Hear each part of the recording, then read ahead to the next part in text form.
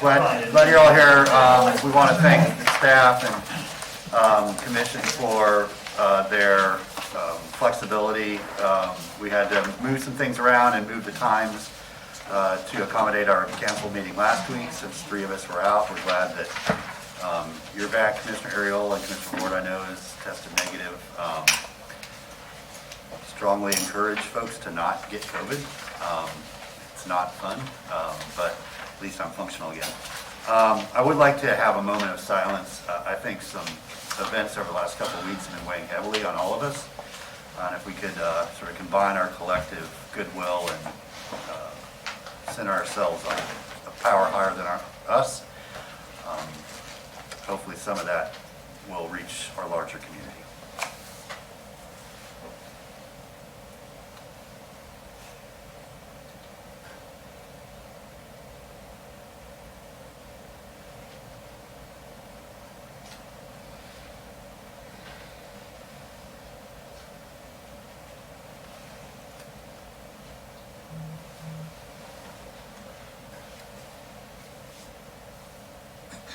Thank you very much. All right, so first order of business today is adoption of the agenda. Go ahead, Commissioner Chestnut. All right, before the agenda is adopted, I have some comments I want to make. Sure.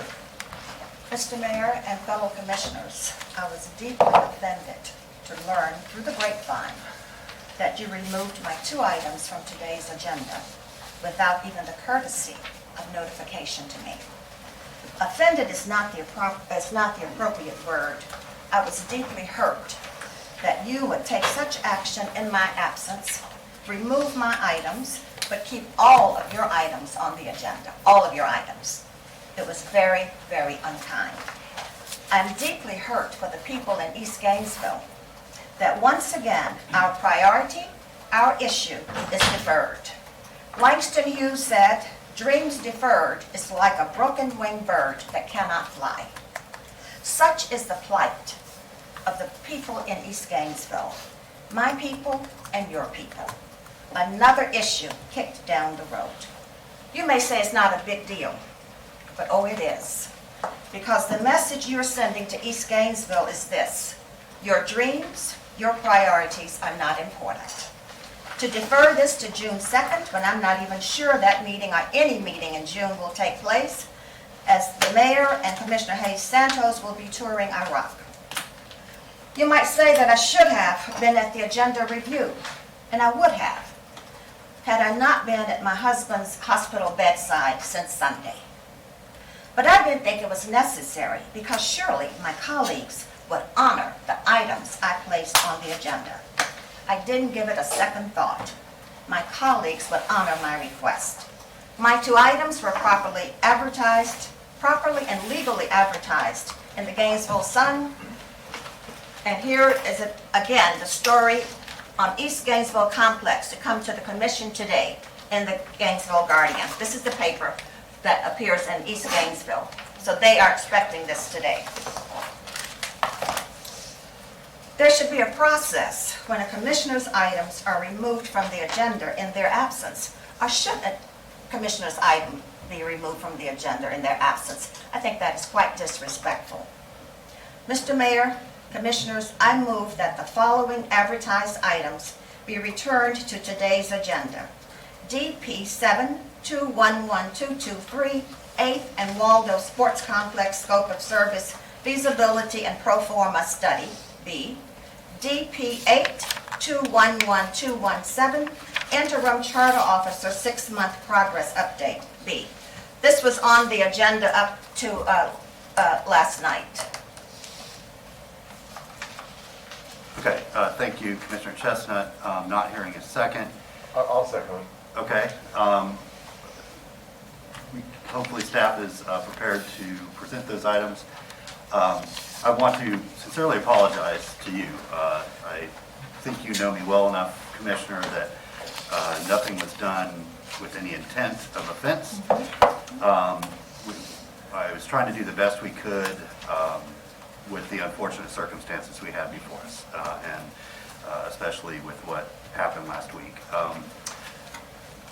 We will have a full complement of commissioners here on the 2nd. Commissioner A. Santos and I will not. We will be here for that meeting. And so the items, I think one reason that it was deemed appropriate to do that is because we would have more time to discuss them and give them their full sort of attention they deserve, as opposed to this meeting, which had a very packed agenda. And we didn't want any of the items to feel like we were forced to rush through them or give them less consideration than they deserve. I'm fine taking both of them up. I also, I understand how you view these as your items, but they're really the commission's items. We've all supported moving forward with these. We've all agreed to, and once they become the body's items, you know, I will tell you that I don't look at anything that we take up as any individual commissioner's issue or item. And so I did not, to be honest with you, think about, you know, whether this was something you placed on or not. I just was trying to get it on an agenda where we could give it the full attention, you know, that it needs. So if the charter officers are prepared to present their 6-month updates, and if the 8th and Waldo presentation is prepared and ready, that's fine with me. That is the motion on the floor to do that. I will say that I will need to leave by 5:30. So if there's still items going on then, I will not be here for that. It is my daughter's graduation this evening, and I will not miss that for any business of the city. I don't blame you. Yeah. So, you know, I think we can just try to be efficient and do as well as we can. I don't know if the city manager will be able to present her 6-month update. She is, as you know. Yeah, go ahead. The charter officers sent those summaries to all of us, I think, on May 19th or before. So we've received the information for all of them to review. I Yes, don't ma'am. think that they had planned to, I put that item, it's under Commissioner Chestnut. I had not planned to have them do any further presentation since we'd received it. Okay, my understanding was they were going to present those to us themselves, and then we could follow up with discussion. If that was not the case, and that was certainly my misunderstanding, I thought they were expected to present those to the commission. Then I suppose it is immaterial if the city manager is here or not.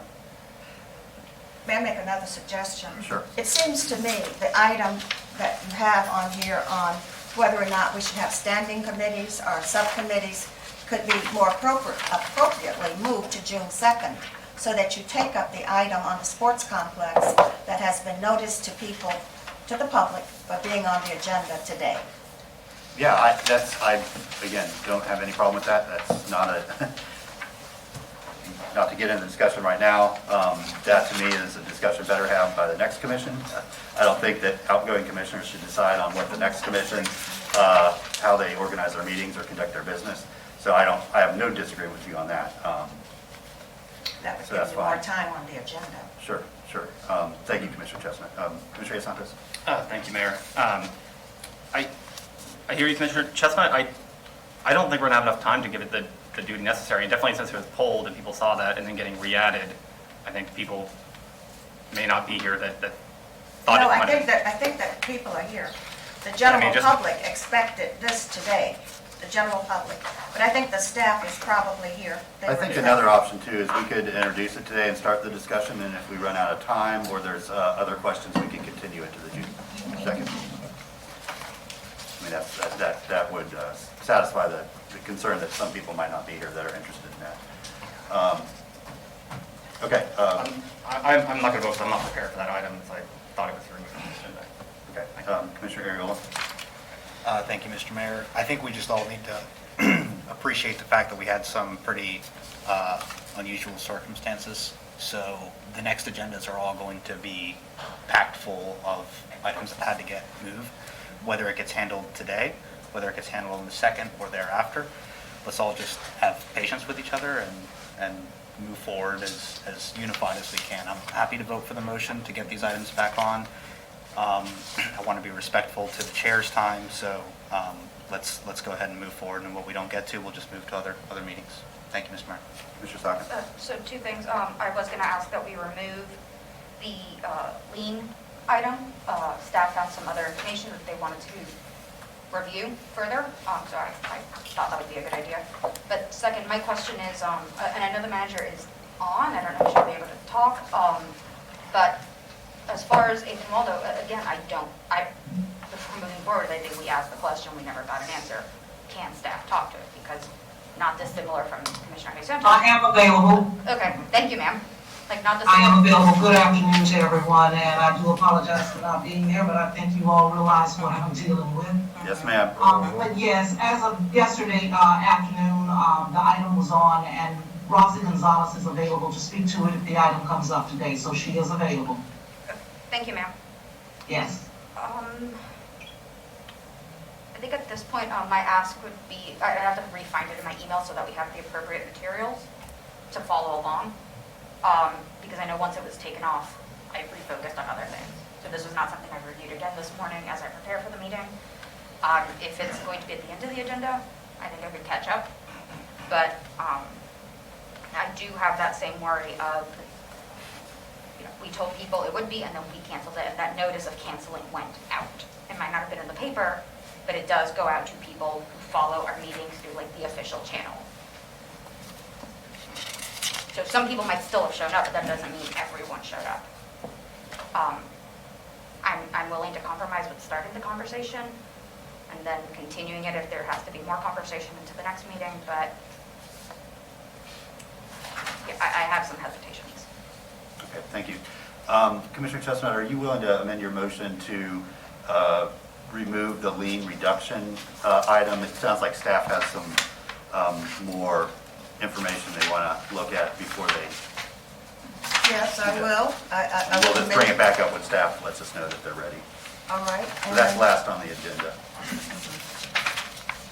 And then we'll add the H.M. Waldo and charter officer evaluation, or not evaluation, but 6-month update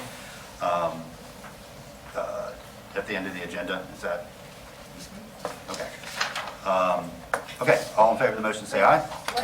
Wait, public comment? Public comments at the end of the agenda? No, I mean, public comment on the agenda. Oh, this is an administrative, yeah, so there's no public comment on it. Oh, that's so nice. That's, when we updated our process, we made that very clear. And that's been our standard. That's not the case for the city commission meetings. It is, yeah, it's been that way for months. No, Yes. on the agenda, people can speak up on the agenda. When there's consent items, yes. Because you have a chance to speak to consent items. That's not my understanding at all. No, it's, I'm letting, yeah, that's been our procedure for Well, what a months now. Nice surprise. Yeah, I'm sorry you're just finding out, but that has been our Yeah, procedure. I am too. I really Okay. am. I think it's indicative of the processes that have just gone down the tubes in this city. Commissioner Chestnut? Yes, Mr. Mayor, I also, in my motion, I'd like to defer subcommittee usage and municipal government to June 2nd. Okay. So that gives us 2 items that are deferred. Commissioner Ward without objection? Okay. All in favor of the motion, say aye. Aye. All opposed? No. No. Okay, the motion passes 4-2 with Kate Santos and Sacco dissent. So we will take up our next item, which is approval of the minutes. So moved. Second. Motion and second to approve the minutes for May 12th. Any comment? All in favor, say aye. Aye. All opposed? Motion passes unanimously. Okay, then our first discussion item today is the Gainesville for All update on the Empowerment Zone Family Learning Center. I believe that we have James Lawrence with us today to make a presentation, and we'll follow that up with some discussion. Mr. Lawrence, we're glad that you're able to be with us today. Good afternoon, everybody. Afternoon. To the mayor, and commissioners, and Madam City Manager. First of all, I just want to thank you all for giving me the opportunity to come before you to talk about a transformative project, a truly transformative project for this community. And because this project really is not just a Gainesville for All project, it's a community project, bringing the community together to deal with a worsening problem in our public education system. And because of that, I'd like to just take a second or two to acknowledge the presence of some very helpful individuals who have been on this journey with us now for quite some time. With us today are Jackie Hodges of the Early Learning Coalition of Alachua County. We have Ellie Chisholm, a member of our strategic planning team, and the former Head Start administrator, Joyce West, leader of our family support team. And last but not least, we have school board member and former president, Dr. Leonetta McNeely, who will have a few comments for you very shortly, if you will permit. You know, there are others too. I can go on and on with the people who are helping us with this project, but I do feel compelled to also mention Marion Ratson, former city attorney, who led negotiations for more than a year on behalf of Gainesville for All with the school district for our project. Also, Dr. Ed Block, a distinguished retired professor from the University of Florida, is leading our fundraising efforts. Rebecca Renique, who is a consultant and will be available if you have some budget questions. So these are, and forgive me, and credit it to my head and not my heart if I did miss some folk. But, you know, I just feel so compelled because this journey has been a difficult one. It has been one that's been, that has really seared in our soul because we feel so passionate about what it is that we're trying to do. Now, I've prepared some comments in my zeal to avoid being too long-winded, because I can get started, and some of you may have heard me on this, because I think I've spoken to each of you individually over the last year about this project and what it is we're trying to do. And the real point here, the significant point is this is an opportunity.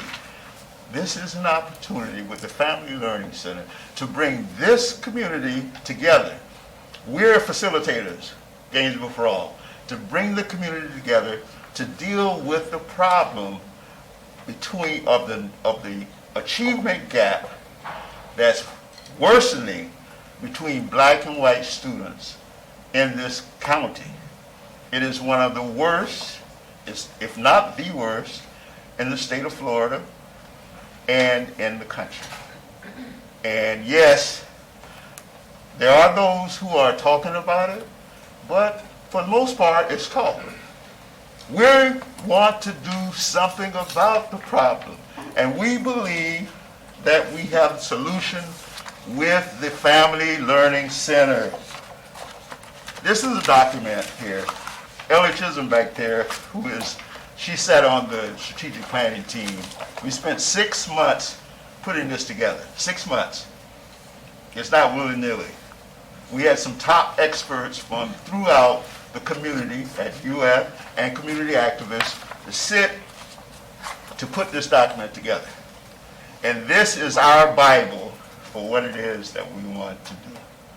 And we believe that the community, and especially the institutions like the city government, needs to get behind us to make this work. It can't work in a piecemeal fashion.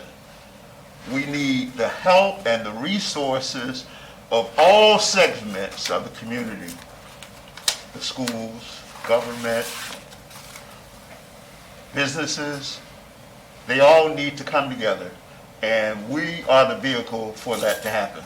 So, I did allude to the fact that we won, and really this was quite a big deal after negotiations that went on.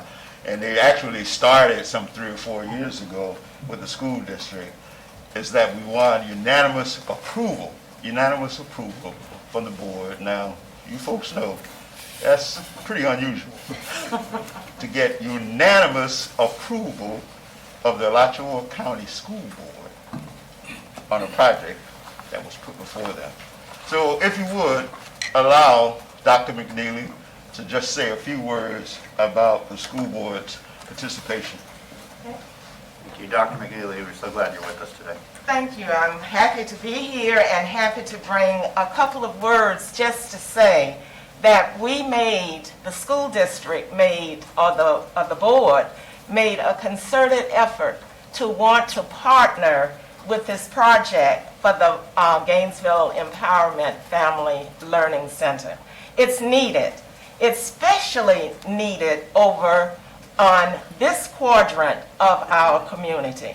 And because we so much know that this is a win-win situation for the families, for the school system, because once this center releases the children, they will have babies up to age 5 participating at the Family Learning Center.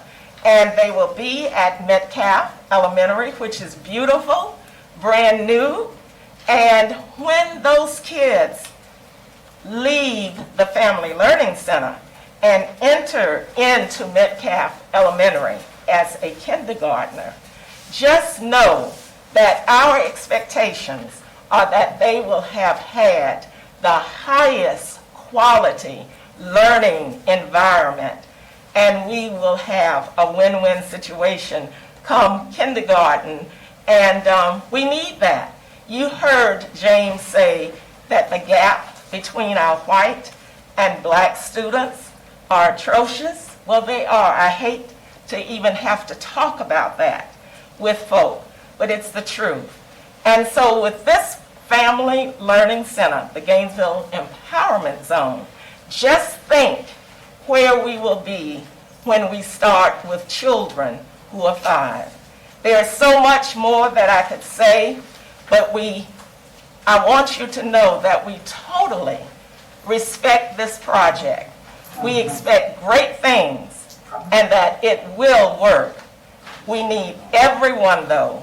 We cannot work in silos, and we need everyone sitting here in this room today to also govern and to see the importance of what this project means for our families and for the children of Alachua County. Thank you so much. Thank you, Dr. McNeely. Thank you, Dr. McNeely. She pretty much summed it up. And I could go on, but I think that we've had the conversations and I've given you details about how it would work. You should have seen copies of our strategic plan. And I can go through some more of the highlights, but I think it's probably best if you have questions. I don't want to prolong this. I know you have other items on the agenda, but this is certainly an important one, and it deserves your attention in a way that I don't believe anything quite like this has ever been before you, because what we're doing here has a great deal of difference from what's being done elsewhere. We're talking about the public school system and redesigning it. This is a demonstration project. We want to demonstrate it can be a template for change, at least in low-income neighborhoods like the one that we're in over at Metcalf. So with that, I guess you're wondering, well, what do you want, Lawrence? We want operation funding so that we can pay our teachers better than what some zookeepers are making who are taking care of kids. I mean, that's a travesty in itself.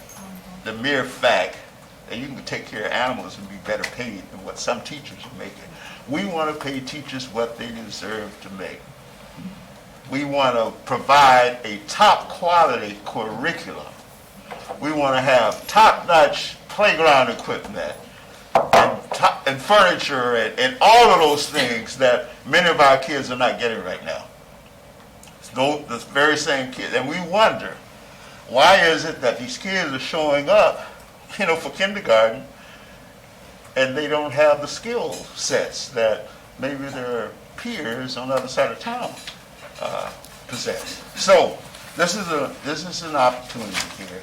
It's an opportunity to really serve those kids and their needs and their parents. And that's why we're calling it a family learning center, because we're going to be working closely with the families as well. We're asking for $500,000. $500,000 to operate this facility, to help us with operations. Now, Jackie Hodges, who's sitting over there, she is signed on to help us with the bulk of our budget, the budget being some $1.2 million at full capacity of 67 kids. Now, we're going to have low ratios of student to teachers. Again, this is a demonstration project. We don't want to demonstrate cramming kids into a classroom. So that costs money. We want to show that it's a wise investment. And for this city that has all the problems that most urban communities have, it's a way forward. It's an investment for the future. So with that, I'll be more than glad to answer any questions that you might have. Thank you, Mr. Thank you Lawrence. for the opportunity. Thank you. Commissioner Chapman? go ahead. Well, he actually answered my question. I heard the presentation, but I wasn't sure if there was an ask. So I got it, 500,000. And I'll be happy to place the motion on the floor. Okay. Yeah, I've got a couple questions, so if you want to But just... at the appropriate time, I'd like to place the motion Absolutely, I'll on the come back floor. to you for that, absolutely. Thank you, Commissioner Chapman. Commissioner Ward? Thank you, Mr. Mayor. So I love what you're working on, and I'm supportive. I would remind everybody that one of the things that we funded about a month ago that should work very well together with this is the grant for Head Start, which is headquartered in the shopping center a block away from Metcalf. So there should be some good synergy there, and I hope that y'all are working together on that. We will be. It's going to be important that synergy take place because we're investing a lot of money. That was for aqua funds. Yes, that was, I've been trying to look it up, but 400. 400 and change in there, yeah. A question that I would have is, the school board's participation is fairly apparent. Is Alachua County participating? And if so, at what level? Well, we currently have a proposal before the Children's Trust, and we have not heard back. As you know, they're in transition. They're stepping back and devising new strategies for moving forward, and we had anticipated getting assistance from them, but with the change that's occurring right now, it's hard to say when, but we do trust that the trust will be supportive of us as we go forward. So I'm glad, I do hope that the Children's Trust will do that, but the Alachua County Commission, I would like to see participate financially as well. Every child that's going to be helped, even if they live inside the city limits of the city of Gainesville, is also a resident of Alachua County. And I'm hopeful that our brothers and sisters across the street will make an effort to fund this as well. So that does not have a bearing on whether or not I'll support this. I do support it, but I hope that this is not only a city of Gainesville. Well, as we said, we're looking for all segments of the community, all segments. That includes the universities, Santa Fe College, it includes the county. For this to work, everybody has to get involved. It's a community project. It's a community project. I agree. Now that you mention it, is at what level are the University of Florida and Santa Fe participating? Well, for one thing, the Anita Zucker Center, they're going to be doing our analytics, tracking our students, helping us with the curricula. We've been in touch with the Lassinger Center. They do professional development. We're working with our staff. So we have already been assured that the dental school wants to work out of our facility and provide care not only to our parents and their families, but to the neighboring residents of the neighborhood. So, no, not from the big office, but various components of the university have been very, very supportive of us. And let me be clear, nor have we asked the president's office for any support, but I am real pleased that the university, many parts of the university have been extremely supportive, even to interns, Gainesville for All. We have 3 UF interns right now. Sometimes it's hard to keep them busy. So as we move forward, assuming that we fund, I am more than happy to when the time is right, to appear before the county commission or any other bodies that you might present to, because I do expect all of those bodies to participate. As a citizen, as a neighbor and who pays taxes to them as well, I would like to see them be a part of this also. So please keep us informed of how we can help advocate Absolutely. with more than just a check. And thank you for that. Thank you. Thank you, Mr. Mayor. Thank you, Mayor. Thank you for being here in the presentation. I think it's a great idea and very much needed. How are $500,000 of operational recurring funding is significant? Our item today, we have a $1.7 million budget deficit coming up in the next budget year. We have a significant problem in this community. No, I understand, but our budget ourselves, Right. to fund the core services we currently are offering right now, we're still at a deficit. And I think we need to, before we as a commission start spending money and promising money, we need to figure out where our budget is, because that's another significant amount. It's not, $5,000 of recurring operational funding is a significant amount of money in our budget. So I think that we have to have a discussion on our budget before we start making promises, because I don't want to make promises that we can't keep when we come down to the end of the day. I think we can talk about this being a budget increment, and then when we get to discussions on increments and we get to the budget, but I don't think we should make a promise here today on that. We have to get a handle of where our budget is. Thank you, Mayor. Thank you.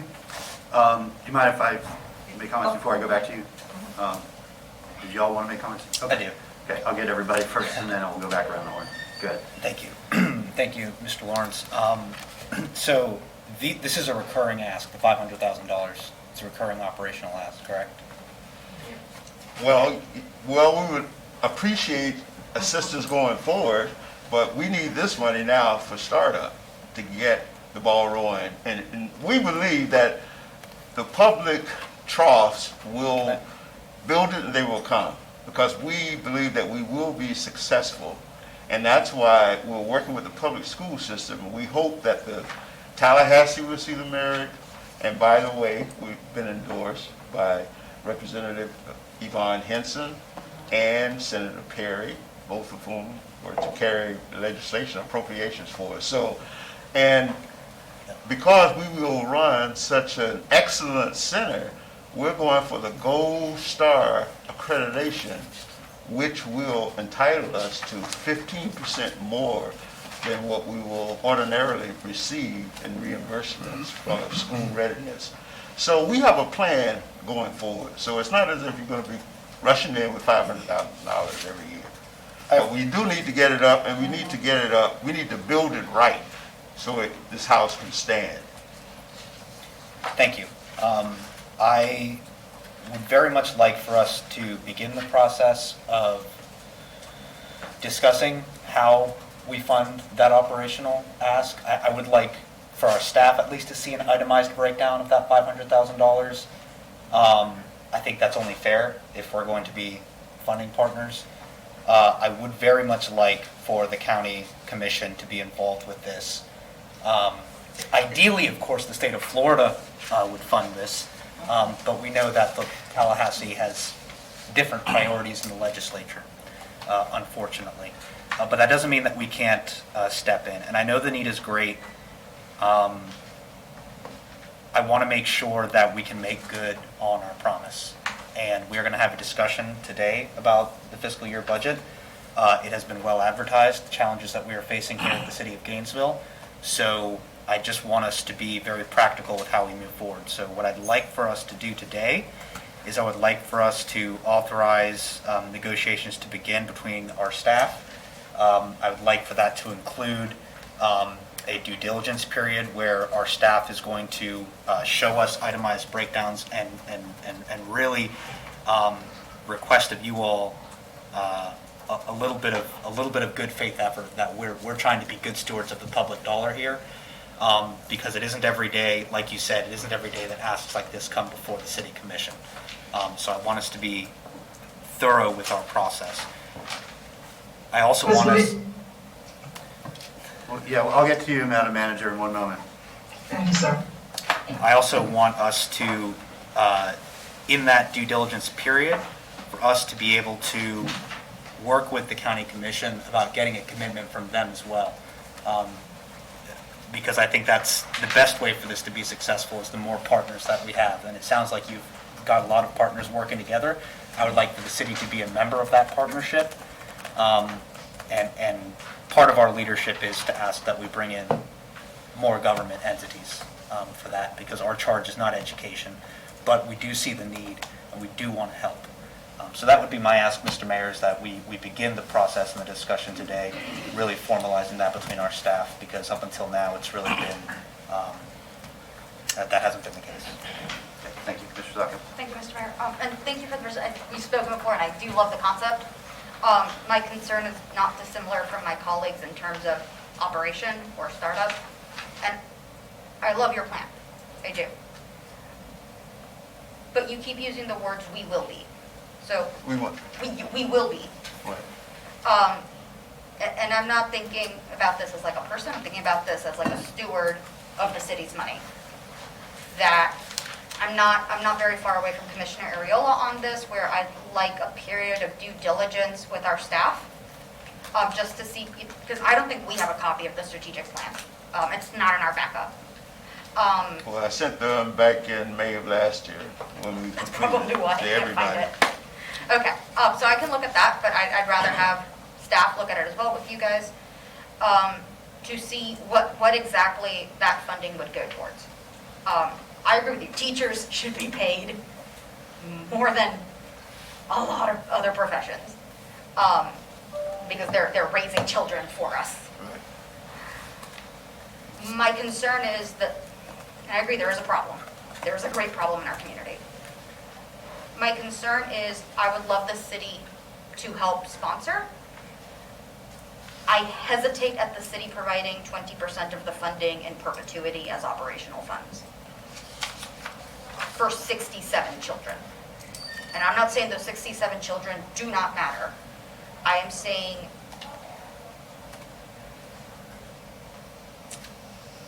we are often faced with budgetary issues, and where we often choose to put our funds is where it is most impactful, where it will impact the most number of people. To me, it seems a little difficult to say for 67 children, we will be setting aside $500,000. We have a lot of programs that come before us, a lot of projects that staff wants us to pursue that for $500,000 could help thousands of people or thousands of children in other capacities. So that's kind of the decision I sit here making, which I do love this, I do, but it's that weighing of scales. So I'd rather, before making any promises, I'd rather have staff sit with y'all and talk about that strategic plan, and kind of look into what that would look as far as partnering with a government agency, because it is not the same as what we look for in a strategic plan and a business plan is not the same as any regular business that's going to fund itself, if that makes sense. We have different parameters, different needs, different metrics that need to be followed. So I would like our staff to make sure that is on course and prepared for before promising any amount of money. and I say this not because of you, but because of other programs that have come before us asking for partnership funding, and they were not up to snuff like by our standards just yet. They weren't ready for that promise of funding. So I'd rather have staff talk to you first, to kind of walk through that process. And I think when it does come to any funding, my preference would be, I want to see everyone, and by everyone I mean like the school board and the county at bare minimum, approve to fund some portion of this, because if you get us to say yes, but the county and the school board don't give you money, what does that mean? Like it doesn't, you can't do anything with that. Or the county says they'll give you money, but nobody else does. What do you do with that? It's just a piece of what you need. So I would need everyone to be in agreement of funding some portion of this, so that the investment is safe, knowing that it has other investors and you have the full funding you need to do this right. Because I want you to do it right. I want the project to succeed. But for me, that kind of be weirdly a standoff of like, they have to agree before I agree. I want it to be a true joint venture, if anything, and not just one-sided funding, if that makes sense. So I will, my preference for the motion is that staff look at it. I don't see it too dissimilar from an unsolicited proposal, and I think we have a process for that that does include staff walk it through to make sure we have all the information we need before making a decision relating to money, especially of this magnitude. Thank you, Mr. Mayor. Okay, thank you. Ms. Lawrence, I have a couple questions from you. We've talked, of course, several times about this privately. Some of these I'm asking probably more for folks that are out there listening and learning about this for the first time. My first question is, what is the mechanism for determining eligibility for the families that will participate in this program? Well, we're using the very standard that's set by the Early Learning Coalition in providing reimbursements for school readiness and those programs and the poverty level. I have a very detailed budget, which I'll be more than glad to leave with everyone, which really outlines what our expenses are, where the money is coming from, and as I said earlier, the bulk of the money would come from the reimbursement levels from the state, the Early Learning Coalition. But if I could, I'd just like to go back to... Okay, I need to get answer to my question first. Okay. Before you go I back. thought I answered your question. I hope that I answered it. Yeah, how do we determine who gets admitted to this program? What is the eligibility requirement? Jackie? Thank you. Aren't you serving 326401? Excuse me? Aren't you serving the zip code 32641? Well, okay, so, hi, I'm Jackie Hodges. I'm the CEO for the Early Learning Coalition. Welcome. The way that we determine eligibility for a family, they have to be under the 150% of the poverty level, at least working 20 hours or going to school full-time, and then they're eligible to receive our services. And so what we will do, we contract with over 130 providers in Alachua County currently. And so we'll add this as one of our contracts. So we'll contract when a family comes in. It's family choice. They don't have to go there. We don't tell them where to go. We ask them what they're looking for. Are you looking for faith-based? Or you want to be close to work? Do you want to be close to home? Those kinds of things. We generate a list, and then we ask the parents to go and view the site. Once they pick the site, they tell us, and then because we're already contracted, then we will start paying the site. And the parent will pay a small parent fee. That just keeps them active and involved in it. Another way that we will get eligibility is through referrals. If the court deems the child needs to go to a preschool during the day, we take those referrals. If DCF deems that, we take those referrals no matter what, whether we have a wait list or not. We are required to do that. Okay, so you serve a larger area than Alachua County, right?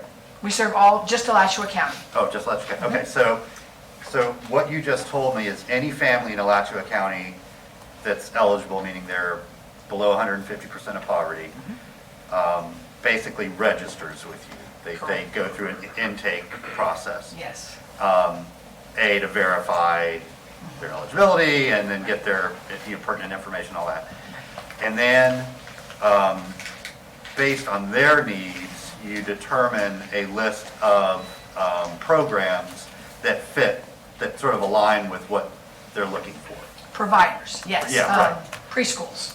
And this would be one of those. This would be one of them, yes. So eligibility to this particular program would not be limited to families that live within Gainesville city limits.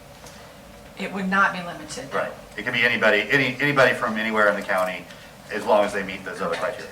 Okay. That's very helpful. Thank you very much. Mr. Lawrence, and we will want to get a look at that detailed budget, but if you can give me some broad strokes of, given this $1.2 million kind of round figure, what other commitments do you already have? It sounds like the school's commitment is the facility, right? The Alachua County Public Schools. Yes, the school. Yeah, They without that, have- we could not be Right. here today. So what else beyond what Alachua County Public Schools has committed in terms of the physical space have you gotten in terms of Well, first of all, dollars? we've raised about $200,000 in the last year, largely without a campaign, unsolicited. We had people who read my column, and they've heard about this effort, knocking on our doors. And one person gave us $40,000, another guy gave us $10,000 in each of the past 2 years. Last year, we won a grant from the Gannett Foundation. They gave us $27,000. We were the only nonprofit in the state of Florida. They liked what we were doing. They got behind us, the only nonprofit that received a reimbursement. So, and out west, the Insight.org in San Francisco gave us $50,000. They liked us so well as terms of what we were doing. It seems like we can do better outside of our community. Let people see the merit of what we're trying to do. This is not just a problem in Gainesville or Alachua County. It's a national problem. And here is an opportunity to show the state and the nation a way forward. It's a transformative project. And yes, it's a heavy lift, but we ought to be willing to try. What we're doing right now is not working. It's getting worse. And we sit around and we debate about, we make comparisons, and well, it's about the willingness as far as I'm concerned. There needs to be a willingness to move forward. Let's do something about this. Let's correct this. Let's make this right. And this is an opportunity to try to make it right. Great. Thank you, Mr. Lawrence. And so what I'm hearing from you is you have received $200,000 in one-time contributions to go towards the startup. I'm not so sure there'll be one time, Do you have commitments that they're recurring? No, we don't Okay. necessarily. So We've right. seen evidence of that. I just don't want to assume anything, right? So you have raised $200,000, you have it, it's yours to use Right, towards we have this. $200,000. You right. may be able to make some of that recurring, but Right. we don't know that yet. And let me say this, we have, which I did allude to, Dr. Ed Block is heading up a campaign that we're launching within the next several weeks. We're doing one-on-one conversations with leading members of this community who have shown an interest in this project. Yeah. So That's fantastic. So we whether can or get not updates on that as it goes. there will be recurring donations, we don't know. Yeah, right, absolutely. Having worked in that area, I'm hopeful for you, but yeah, you can't count the money till it's, until it's in the bank. Right. So you have $200,000 that's there to help you get this thing started up. You have the facility, that commitment's been made Right. from Alachua County Public Schools. Right. My recollection of the conversations I've had with you is that the money you're asking from the city is a one-time commitment to basically help you get it up and running, help you hire an executive director, help you get some other staff on Right. board to help start building out the program. But this ask is not for ongoing, you're asking for money right now to help get it started. The ask is not for recurring Help us funds get in on our future years. feet, yeah. But that's not to say that maybe down the road, we might come back and ask you for assistance. But right now, what we need most is to help us. And by the way, we've already hired our first employee, our ED, Executive Director. Great, well, congratulations on that. I'm real pleased about that. Yeah, and I mean, just, you know, I'm sure you're well aware of this, but this commission cannot promise or dedicate any future commissions or bind any future commissions towards any funding. And so as long as you're aware and everyone at this table is aware that if we choose to use some of our funds, it would be this commission giving money this year to do that, but not necessarily, that doesn't mean it's going to happen in future years. The plan, if I remember correctly, is that you want to start this coming fall. Is that correct? That's the plan. Right.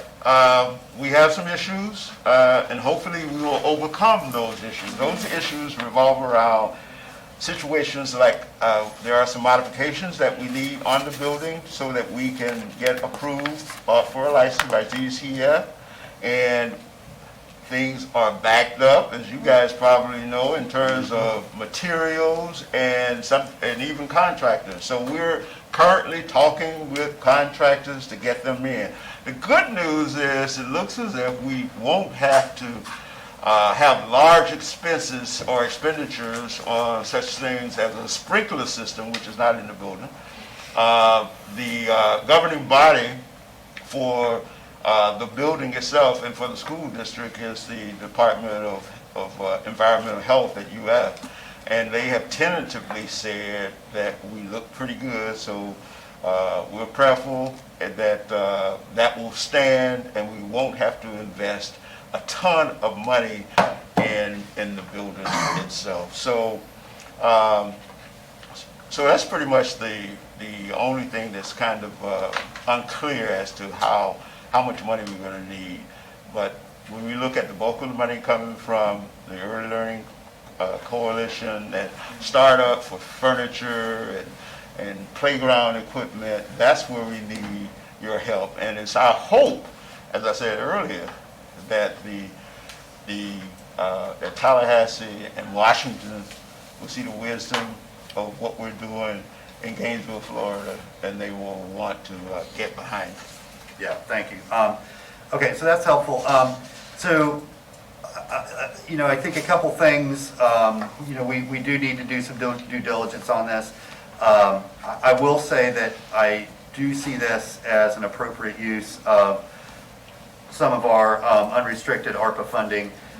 This is clearly a group of families that was disproportionately impacted by COVID.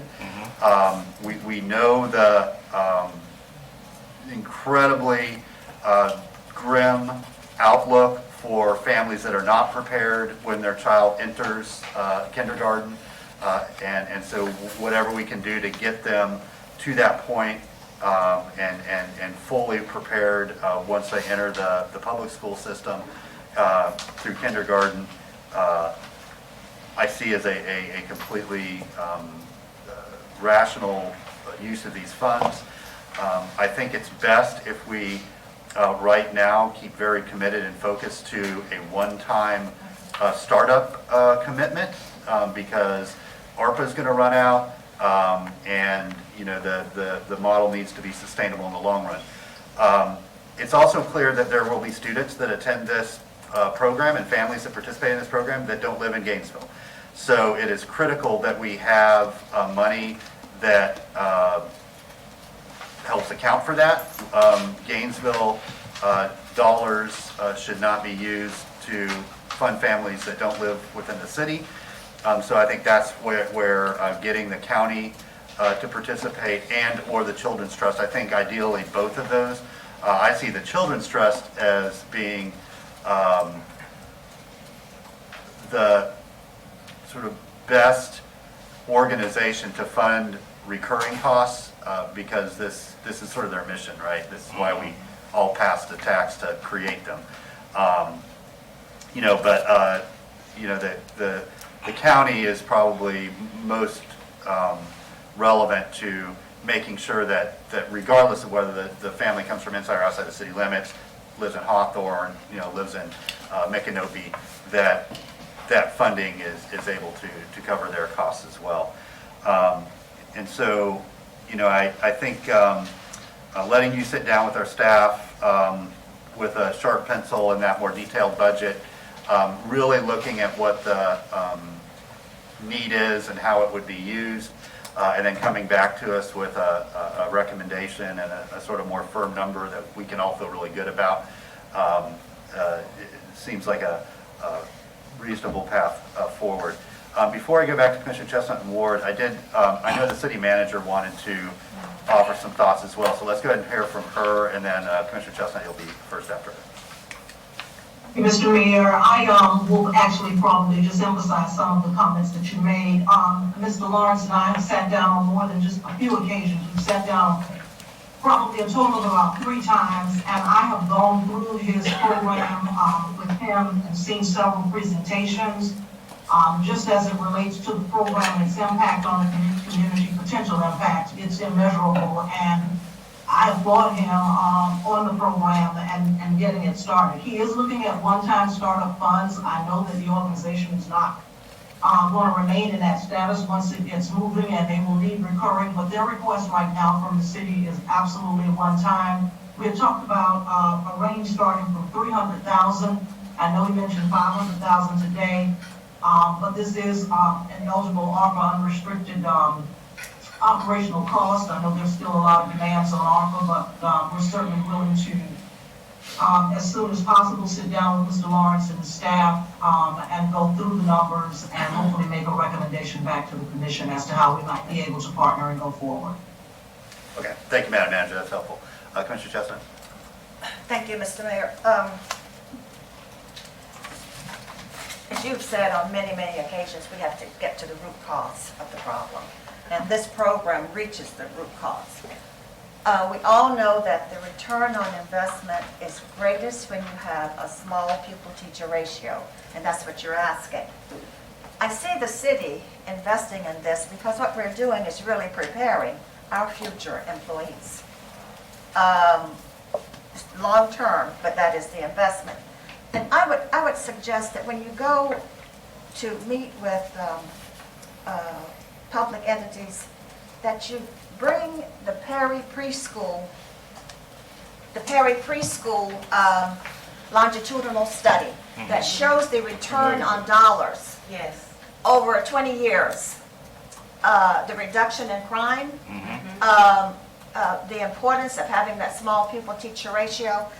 And that is a study that I think if it's possible for you even to get the summary, then I think that every city commissioner needs that document, as it does every county commissioner.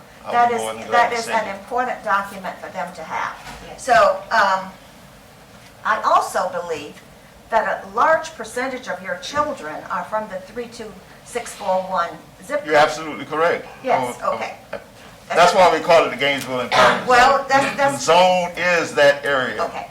that zip code. However, that's a point you need to make very clearly and very strongly, that is 32641, because those are city children. Right. I'm ready to put we'll go to Commissioner Ward, and then I'll be ready to put a motion on the floor. Sure, yeah, sounds good. Thank you, Mr. Mayor. So, yeah, I just wanted to reiterate some of the things that have already been said, that I was thinking about this as ARP funding, not out of general revenue. it's the sort of thing that I think had some addresses been different and some start times been different, might have been able to have been funded through our recent nonprofit funding trench. And I'm hopeful that we can do it in that spirit. I do not see this as a recurring item going forward because it isn't something we can do. I mean, that's just not something that our general fund can handle. Now, that's not to say that you can come back and make other asks in the future of future commissions, but for what we're talking about here, I think this funding is best served from that perspective. It is extremely important to me that Alachua County come to the table as well, because even though they're people who are all going to have a Gainesville address, we're going to be serving some folks who don't have a city of Gainesville address. And I would love to be able for us to serve everybody, but that's why the county exists. The county's the bigger umbrella, we're the smaller umbrella underneath that. So I want to make sure that you all are going to them. I'm happy to go with you for that. We will most certainly go to the county, but I really want to be absolutely clear that our area of concentration is the area around Metcalf School. That's the area that we're targeting. Look at the Beaver report. The Beaver report talked about the zip code. I Yes. totally So understand you, but that's where we're going. But So it's they're really going not to- about the kids from elsewhere around the county. It's really Gainesville, East Gainesville, yes, more East specifically. Gainesville generally includes folks who don't live in the city limits too. So they're going to be. I want those kids to be served. I just want to make sure that it gets billed properly, and properly is across the street. So that I want to make sure that is heard, and that the city of Gainesville is not bearing the entire burden as a government entity for this. That's what I'm trying to make extra super clear. So thank you. Yeah, and they, Ms. Lawrence, just to make sure you know that ask will not be too heavy for them. They got approximately $20 million more than we did in ARPA funding. So they've got room to help a little bit with this very worthwhile and important project. So Commissioner Chestnut, back to you for a motion. Thank you, Mr. Mayor. Move to direct staff to work with Gainesville for All in locating $500,000 in ARPA funding for one-time funding. Let me start it over. Move to direct staff to work with Gainesville for All in locating ARPA funding of $500,000 as a startup commitment for Gainesville for All, for the Gainesville for All program. Gainesville Empowerment Center.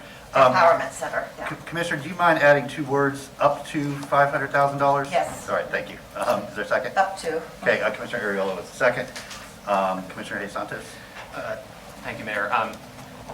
One-time funding, I'm more in favor of. I do think that up to 500,000, but I mean, I need to see a budget and stuff like that before we pick a specific number. So I have some concerns of putting exact dollar amounts in there because I haven't seen where that money would go or what the other partners are. But I think that's very important when it. I mean, the city manager said talking about $300,000 in the discussions. I think we need to be, yeah. So I'll support the motion. Thank you, Mayor. Yeah, we'll expect that to come back from the staff analysis when that gets back to us. Commissioner Ariola? Yeah, I was just going to say that's my expectation, is that another round of conversation and having those itemized breakdowns come back, because this is going to be, I mean, with every ARPA expenditure that we have made, we have had that breakdown. So we're entering now that formally. And I just want to thank you all for all the work that you've done. This is transformative, and it's also new, and so that takes commitment to get it to this stage. So now I'd like for us to be partners, and so let's move forward with this and figure how we go from here. All right, thank you. Ms. Lawrence, appreciate it. We're going to open it up for members of the public that wish to speak to this item. If you'd like to share your thoughts about the Family Empowerment Center, the city's participation, come on forward. You'll have 3 minutes. There's a little clock on the wall here that lets you keep track of time. When the yellow light comes on, there's a minute left. When the red light comes on, your time is expired, and I'll invite the next person to come up and speak. Good Fox, afternoon, Mr. Mayor and Commissioners. I'm glad to see all of you have recovered and doing well and back to taking care of our business. I'm Evelyn Fox, and I'm president of the Alachua County branch of the NAACP, which most of you are members. I support this program. Mr. Lawrence has been working for years, at least 3 or 4 years, and I think it's a wonderful concept. I think it would benefit the children in our community. I went back to when we came before you, maybe 8 years ago, for the system of care, and you all gave us some money. It wasn't quite that much because we didn't ask for it, Commissioner Henson. And that program is still in effect at the Alachua County School Board, and it's a very, very important program. So I'm hoping that you all will, after you get all the numbers and the report from Mr. Lawrence, that you all will please support this program. It's for our children, our future. It's in the east side of Gainesville. You know, we get most time the least amount of money for anything.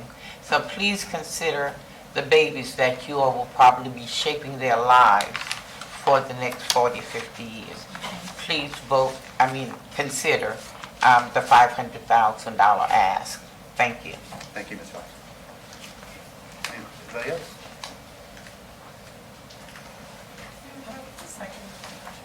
What's that?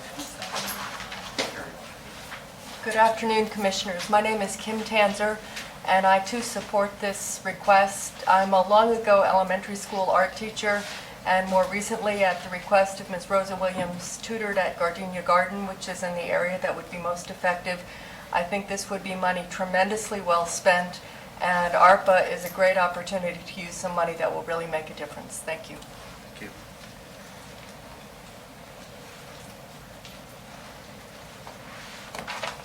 Good afternoon. My name is Ellie Chisholm, retired educator, preschool specialist, and state regional specialist for North Central Florida. I've had a lot of training all over the nation, and that's how we found out about the Perry Preschool Project. As regional specialists, we were required to visit Ypsilanti, Michigan, and also get some training there. And I think it's more than before COVID, I spoke to this subject on return on investment as it relates to the Perry Preschool Project results. And I sent that information to the commissioners at that time. And I just wanted to amen Commissioner Chestnut's comment about it. The return on investment is really, really, really worth the initial investment. They followed those children and families for over 40 years. And I think it was a total of 28 children, 128 children, 64 who received the services, and the 64 who did not. And that showed that, for an example, Commissioner Chestnut mentioned one, home ownership, less incarceration, and if you want me to share that information, or Mr. Lawrence can share that information, it's worth it to our children and families. Even though your mission is not directly education, it's about making the difference in the lives of all children and families in Gainesville. And even though it's only 67 children, we have the results from that Perry Preschool Project data that it does make a difference in terms of return on investment. Thank you. Thank you, Ms. Chisholm.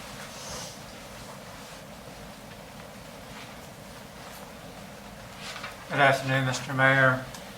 Robert Mounts, my college classmate and former editor at the Alligator, David Lawrence Jr., who went on to be publisher or editor of the Miami Herald and now heads the children's movement of Florida, has been lobbying for just this sort of thing for a number of years, and he would not want me to stay silent and not say anything in support. I came here to talk about another matter, but this is very important, not just in principle, general principle, but for the east side of Gainesville. Please support it. Thank you.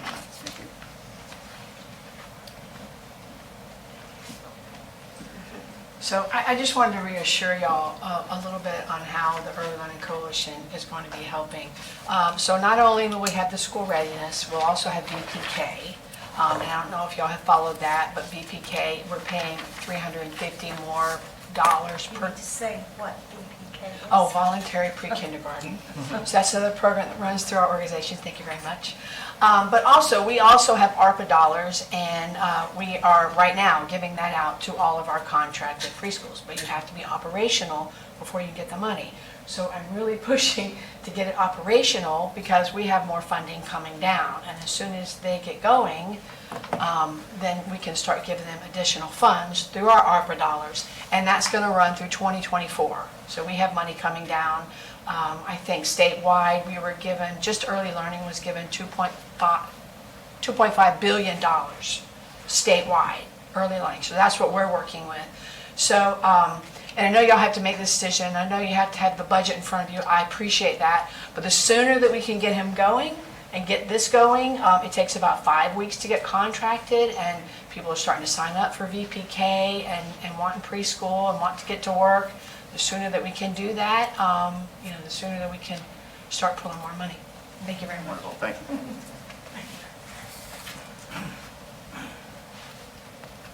I have already spoken today, but I had to come back because each of you know the importance of early learning and the adjustment that must be made. So when Mr. Lawrence comes back to sit with staff, I hope you will not take a long time to make a decision, because children are needed now in our school, in this empowerment zone. I implore you to consider, take on what you know about early learning already. Know what you know and put it in action. Stop thinking and talking. I agree with Commissioner, sitting next to Chestnut Ward. But we do need to involve the county, and I have no problems in doing that and speaking for this project. But please know, do not sit and take forever. We want to start in August, and that's right around the corner. So we need your help now. We need it up to the $500,000. In fact, $500,001 would be more important. Thank you so much. Thank you. Anybody else? Okay, thank you, Ms. Lawrence. Please thank the working group, the committee, on our behalf. I know that this is, you put a lot of time, a lot of energy into this, done a lot of research. So thanks for everything you've done to get it to this point. Our staff will follow up with you directly and get some meetings set so you can have those discussions and it can get back before us as soon as possible. All right, so back to the commission. All in favor of the motion say aye. Aye. All opposed? That motion passes unanimously with Commissioner Duncan Walker absent. All right, thanks y'all, appreciate it. Up next, we have our affordable housing workshop dates, the recommendation that we approve. These are to replace the workshops that were canceled because of COVID. So one to be held on Wednesday, June 1st, and another on Saturday, June 4th, both at Bo Diddley Plaza. Commissioner Chestnut? I just wanted to talk about this, these workshops. Go ahead. Okay. I think that we're going to have additional workshops other than this, because I think what was promised to the public was that we would have workshops for public input on exclusionary and inclusionary housing.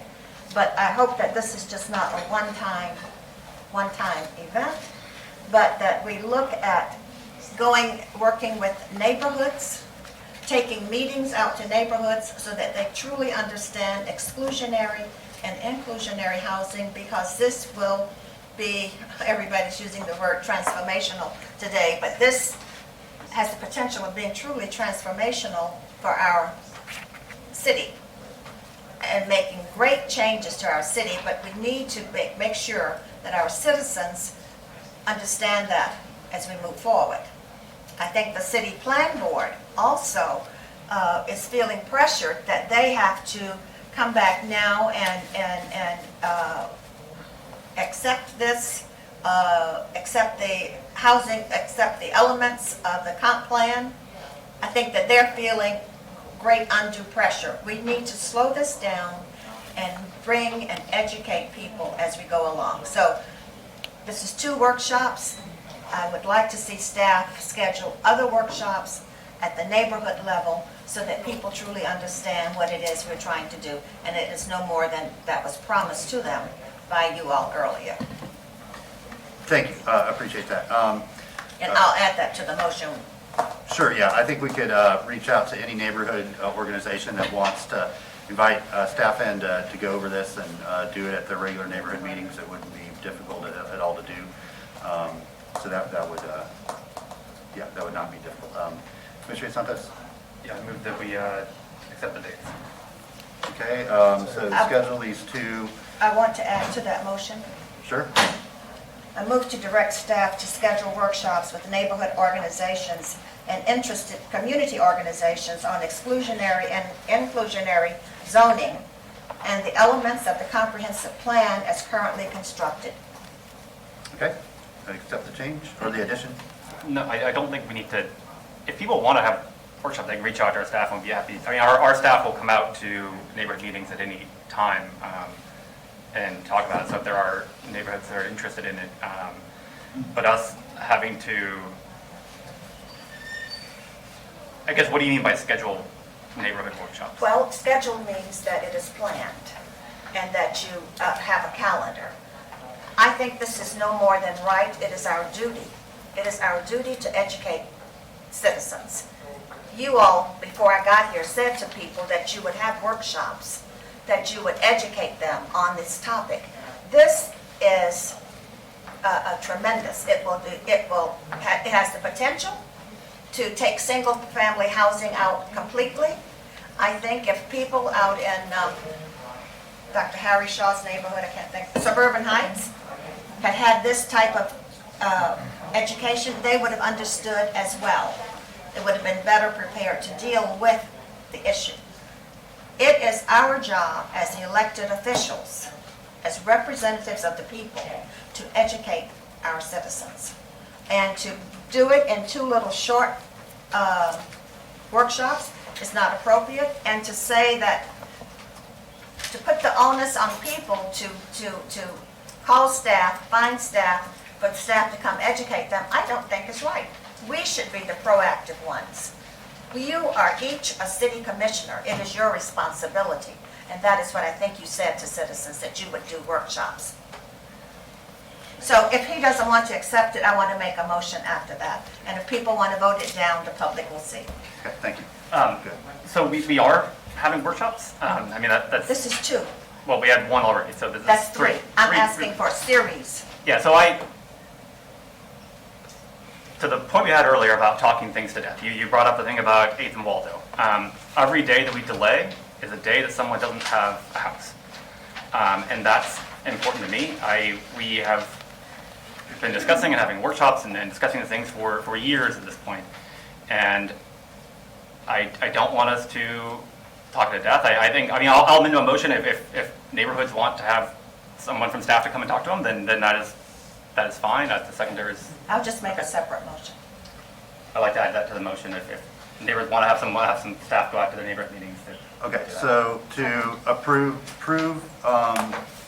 these dates for these community-wide workshops, and to have our staff reach out to the neighborhood organizations and offer to host a workshop with just their neighborhood organization, if they so choose.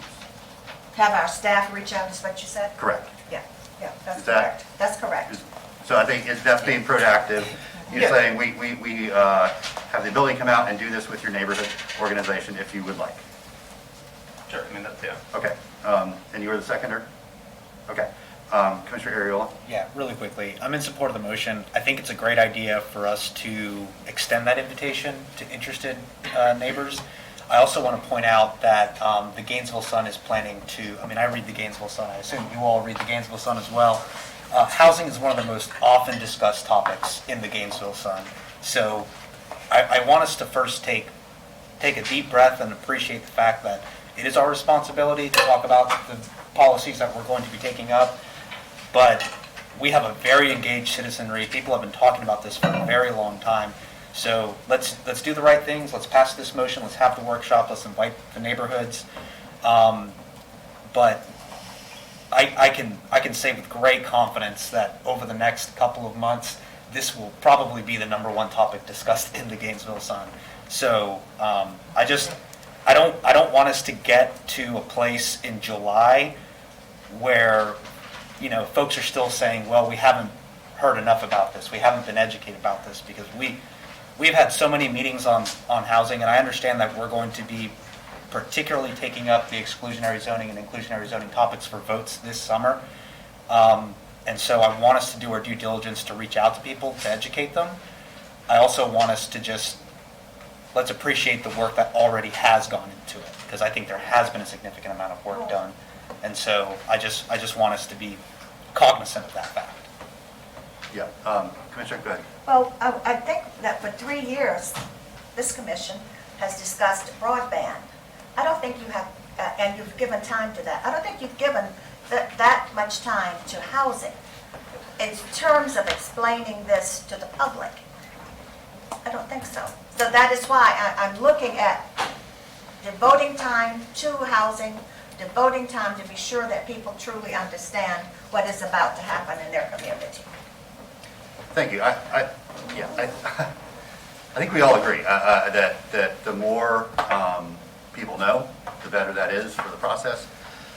We absolutely have been discussing this for years, and we've had hundreds of hours of meetings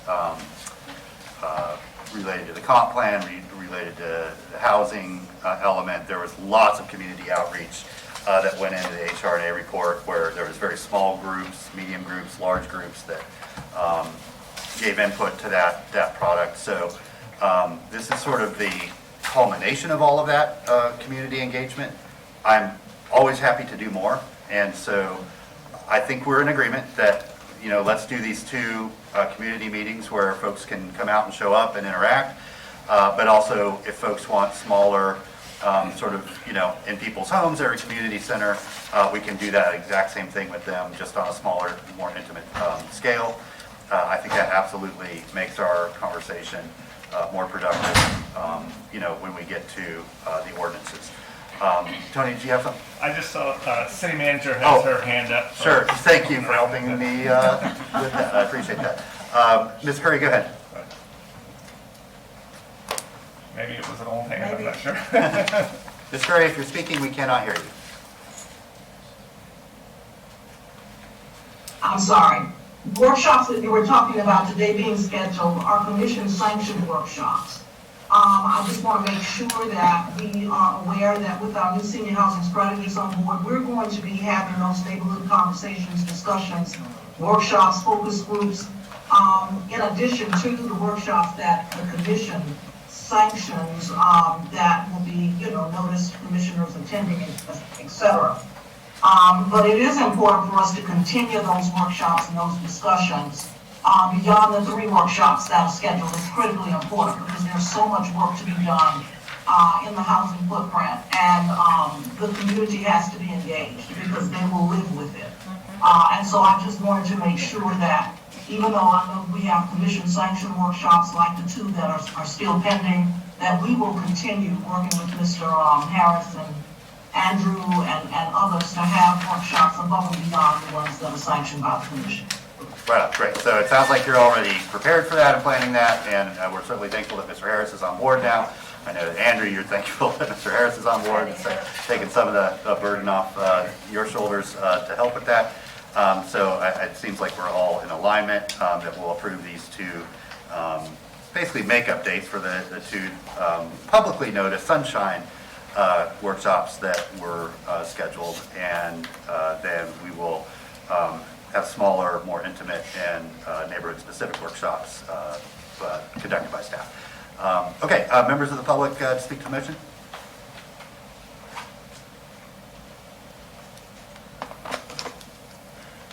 Thank you, Mr. Mayor. When GNV Robert Mounts for Partisan Emeritus of University Park Neighborhood Association, when GNV Rise was tabled on motion of Commissioner Ariola and seconded by Commissioner Hayes Santos 3 years ago, there was also a call for much better community engagement. There had been 4 workshops in that fall of, I think it was 2018, and they covered everything, every housing initiative. And you went there, Andrew Persons was there to explain the GNV Rise initiative, but everybody else was in the room talking about other housing initiatives. Commissioners dropped in, but there was no really direct opportunity to address commissioners with neighborhood concerns. In the years since, I'm not sure that the staff has gotten engagement right. They hired a 6-figure consultant, very nice lady, Ann Wolf, met with a lot of people, but there seems to be an avoidance by commission itself to directly hear from the public. What we have today is 1 workshop dedicated to the rezoning initiative. 1. And that's the one you're talking about to be rescheduled on June 1st.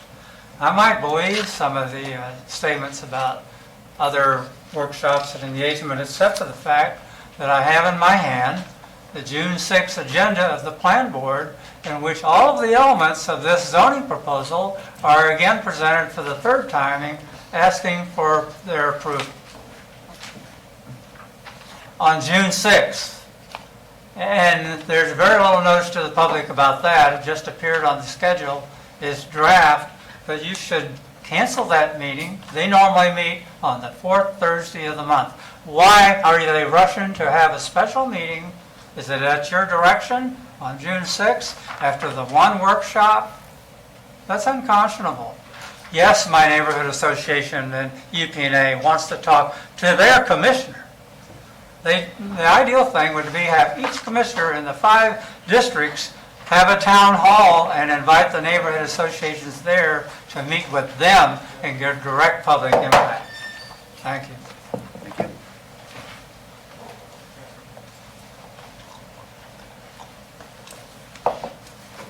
Anna Silva. Well, we're sitting here around a table, everybody's sitting side by side across from each other. People are allowed to come and speak, and yet you're relegating the public to outdoor venues next week, right after the Memorial Day holiday, with no notice. I mean, the notice could only go out after you approve these 2 meetings. In Bo Diddley Plaza in June with unknown weather conditions, to talk about the one thing that this commission has zeroed in on to the exclusion of almost every other housing issue. And that is just not only rude, but it is just a violation of your responsibilities to engage the public. And as far as engagement about this inclusionary, exclusionary zoning, did you know that what is called community engagement involved paying people, a few people chosen, to send out social media posts? Did you bother to read any of the comments from Plan Board members in February saying, you know, this, you can't rezone the whole city without actual people, you know, conversations? This commission has not had a single housing meeting of the commission since July of 2018, the Housing Summit. It's ignored all of the other strategies that were supposed to be the beginning, that summit was supposed to be the beginning of discussing strategies and priorities for housing. You have not had a single meeting, not even since November of last year, when on consent, you approved having a special meeting about the then housing action plan. So to ask the public to, on no notice, to sit outside or walk outside around, I mean, have no idea how this is going to be put forth let's see, next Wednesday after the Memorial Day holiday, and then on Saturday in the morning in June outside. What is the point? It's obviously just a check the box exercise. If you've got, as Mr. Mouth said, you've got a plan board meeting on the whole, on these very detailed zoning issues. And that's all this commission has had. It's said zoning, zoning, zoning, zoning, zoning.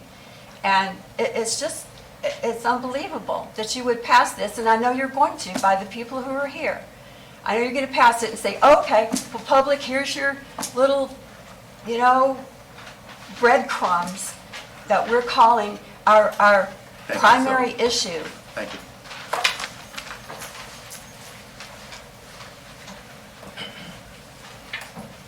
My name is Ron Rawls, pastor of Greater Bethel AME Church. I, on this issue of affordable housing and hearing the conversation that's going on, I have a responsibility as a leader in this community to ensure that I put myself in places to where I hear different voices and I hear conversations that are going on out there. And so what I'm hearing from the dais is that you all feel that you have done an amazing job in making sure that the community has been a part of conversations on affordable housing and what's coming up. I was just paying attention to a conversation on a Facebook page called Gainesville Black Word of Mouth, and was hearing a young lady saying that she lived in the Village Green community, and that a new owner is now taking the rent from $509 to $1,113. And she used words, I'm not an expert in this area, but she used words like market value as the justification for taking what's supposed to be made available or affordable for our community members, justification for taking it up. And looking at over 100 comments and conversations that are going on, there's this confidence that you speak of.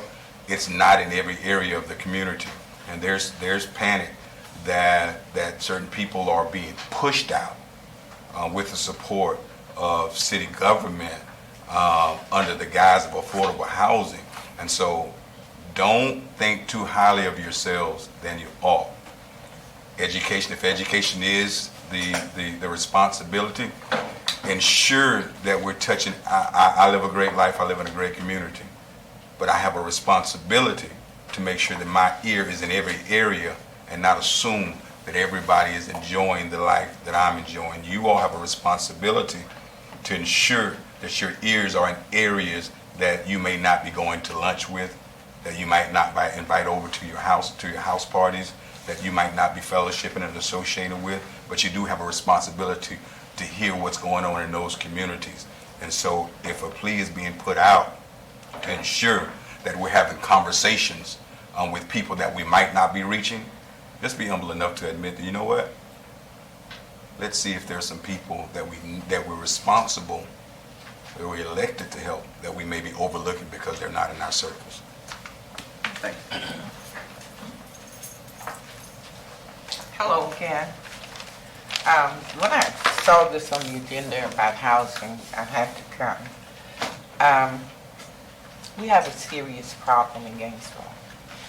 Do you all, commissioners, do you all realize that there are people in our city that's living in the storage sheds as a place of residency? At first time I saw it, I could not believe it. And then they said they rent the storages out for people and they try to put the heater or the air conditioner. We shouldn't do that. We shouldn't do that. I was at a conference in Orlando a few weeks ago, the Democratic Women Club, And Mayor Demings spoke about the fact that they were building 1,000 affordable houses in the city of Orlando. I mentioned it to Commissioner Chestnut that maybe we need to do some research on how it's done. But we have to do something about housing. People cannot afford to pay rent. $15 is what most people make, or some people attend. The lowest rent you could find for a one-bedroom apartment in our city is about $800 to $900, if that. The college students are complaining about the rents. So it's just, I think the first thing on our agenda, we need to focus on housing for the people in Gainesville. We don't need our people living in storage sheds. That is ridiculous. So please don't take long. I think this should be the topic of our conversation with the commissioners for the next 3 or 4 meetings. And we don't need to put it off for a year. People are suffering in Gainesville. Do you realize in those storage sheds, there's no restroom. It's a place to store your goods. But people have buckets and stuff that they take a bath in. They buy ice to keep their stuff cool. Take a tour of some of these storage places and see how many people live in it. That should not be. Now, we've got money from ARCA or whoever. We could do the tiny houses. We could do a small mobile home park. Anything that would put people in a safe, healthy place of living. But we shouldn't have people living the way they are because they can't. People work. These people work and they still can't afford rent. The Gainesville Housing Authority has the Section 8, but they have a waiting list of probably 2,000 or 3,000. That shouldn't be. So please feel the people out there who are less fortunate than we are. Thank you. Thank you, Ms. Bell.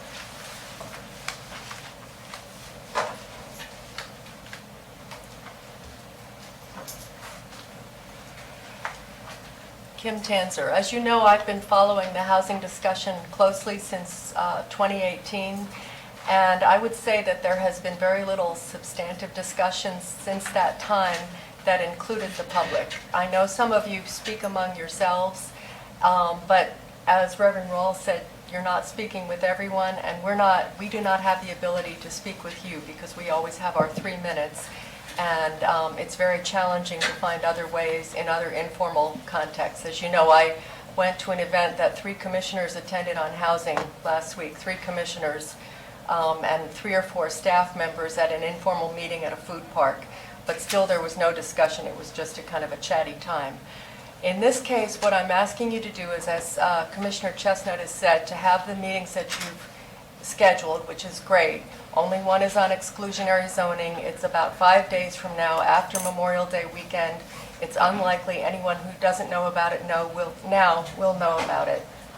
But beyond that, I think it's important that all of you realize that I do read the Gainesville Sun, and this morning I saw that the city of Gainesville has publicly noticed changing single-family zoning land use to neighborhood residential on June 6th. So no matter what happens next Wednesday, for whoever can come, you're still pushing your plan board to amend the zoning the following Monday, 4 or 5 days after that. That is just undemocratic to me. I cannot believe that you're moving forward at this pace with something that will affect 40% of the people who live in this city. I hope you will reflect on your role as citizens, as people who work in a democracy, and as representatives of the people, as other people have said, and slow this down and listen to what we have to say. And I am happy to listen to what you have to say so that you can explain how this would make an impact in Gainesville, because I cannot see it and I've been trying. Thank you. Thank you. Anybody else? Sure, come on up. Just introduce yourself. You have 3 minutes. We have 1 minute left. A little yellow light will come on. Hi, I am Global Chief and Commander. I am sovereign, holder, and due course, Despot, DESPOT. I, Bubala, America, Vladimir, Pan, Cena, Cian, Cyan, Holly Quinn. Okay. I'm gonna read this one first, foremost. A man, Bill, home bomb invader, clean sweep. It has been seen that these calling themselves nobodies and call themselves the state, quote, quote, have been on a crusade to wipe out freedom, life, liberty. They migrate from place to place, space to space, seeking those they consider weak and not able to defend themselves.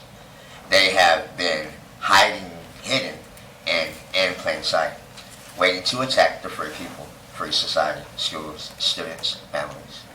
These actions are genocide. Life cannot continue on. All lives matters is saying, so I am giving a global mandate to end their domestic terrorism attacks against all peoples. Apprehend at all costs. They are hereby charged, penalized with treason, and are globally indicted, execute right away. All responding departments and agencies. These orders are non-negotiable. Direct order. I hereby grant authorization, power, and authority. These orders are urgent. Carry them out. Sovereign despot order and of course, people love America, Vladimir Pan, Cian, Cyan, Harlequin. Signed into law May 26, 2022. Last. True reality. Family guided lines, which are laws, written only solely by me, deems treason for anyone that would ever try, that would challenge my law, fighting my law. First real 2 laws ever cause and effect. In other words, don't ever take life, that great holy grail. All life matters. Every life is precious. You tell why. Law. Kitchen. Thank you. Thank you. Anybody else wish to speak? Okay, thank you. So the motion is to approve these 2 publicly noticed workshop dates as well as conduct a series of workshops through neighborhood organizations. It doesn't have to be neighborhood organization, it can be a faith-based organization, anybody that wants to, but we'll put the word out and offer the opportunity, and staff will conduct those. And the plan board is yet another opportunity to have a public discussion about it, to learn more, to share your thoughts and input.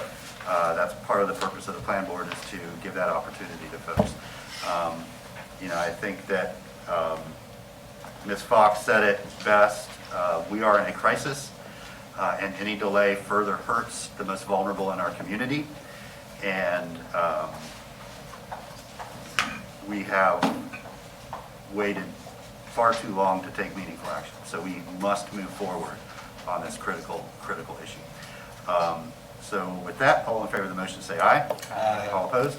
Motion passes with Duncan Walker and Chestnut absent. I'm sorry, give you an update. I just called for the vote. Did you want to vote in favor of the motion to schedule the workshops and have staff reach out to do additional workshops throughout the community?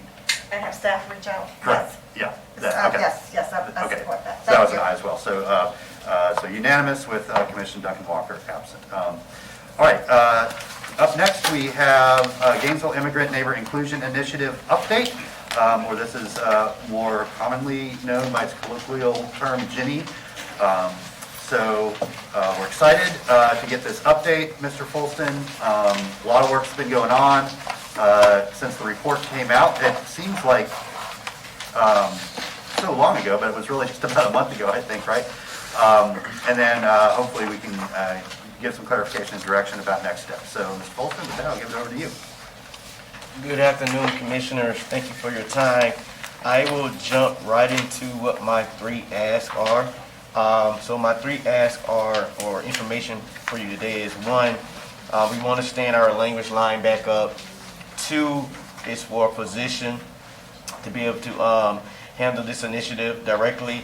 And then 3, I'm going to combine it with everything else that we have on this list. And I'm going to walk through the list Probably one of the bigger asks is that budgetary-wise, we're looking at between from $350,000 up to $500,000. So know that as we look through what the action steps were based on the last motion that the commission did, several things came to light. One is that you guys did want us to do a physical analysis. You will see in the updated agenda item that the completion date that you'll see, that 9/15/22, is really based on your prior motion. So the prior motion, we're still operating up under those 6 months that you gave us in the original motion. And so we're working towards that, and this is our first update back to you guys to make sure that you're aware of when that motion was, what it was, and when we're coming back with these items. So the language line acquisition and training, again, these things are for Spanish only per the motion from the last time. One of the things that I added was number 2 was inclusion and sensitivity training programs for frontline staff. One of the things that was identified when we went to Welcoming America Conference is that we need to make sure that we're providing adequate training for staff that are going to be interacting with immigrants in the community. Because sometimes that first line experience can be detrimental to what it is that we're trying to do long term in terms of being a welcoming city. Number 3 is to get that FTE on the street and start taking it through our formal process. I've already started vetting the job descriptions at hand. We have a couple calls in to a few cities to talk to them about what they're doing with their position, but that's something that I can quickly get accomplished by the end of next week, early the week after that, and get it to HR so it can start going through classification and all those type of systems that it needs to go through in-house. Document translation into Spanish and sign translation. Staff has already started working on these things. Many of our charters have already championed this in their areas, and their staff has already given them back numbers and figures and the documents associated that need to be translated. One of the things is that we want to do, once we have all of that information, we want to get back as a team and go through what those documents are that have been identified. A, to make sure that, hey, we have all of them, or B, to say, you know what, you have 25, let's start with 5 and do the additional 20 per se on an on-demand basis and see what the volume is there. That can help us potentially with our upfront costs with this initiative.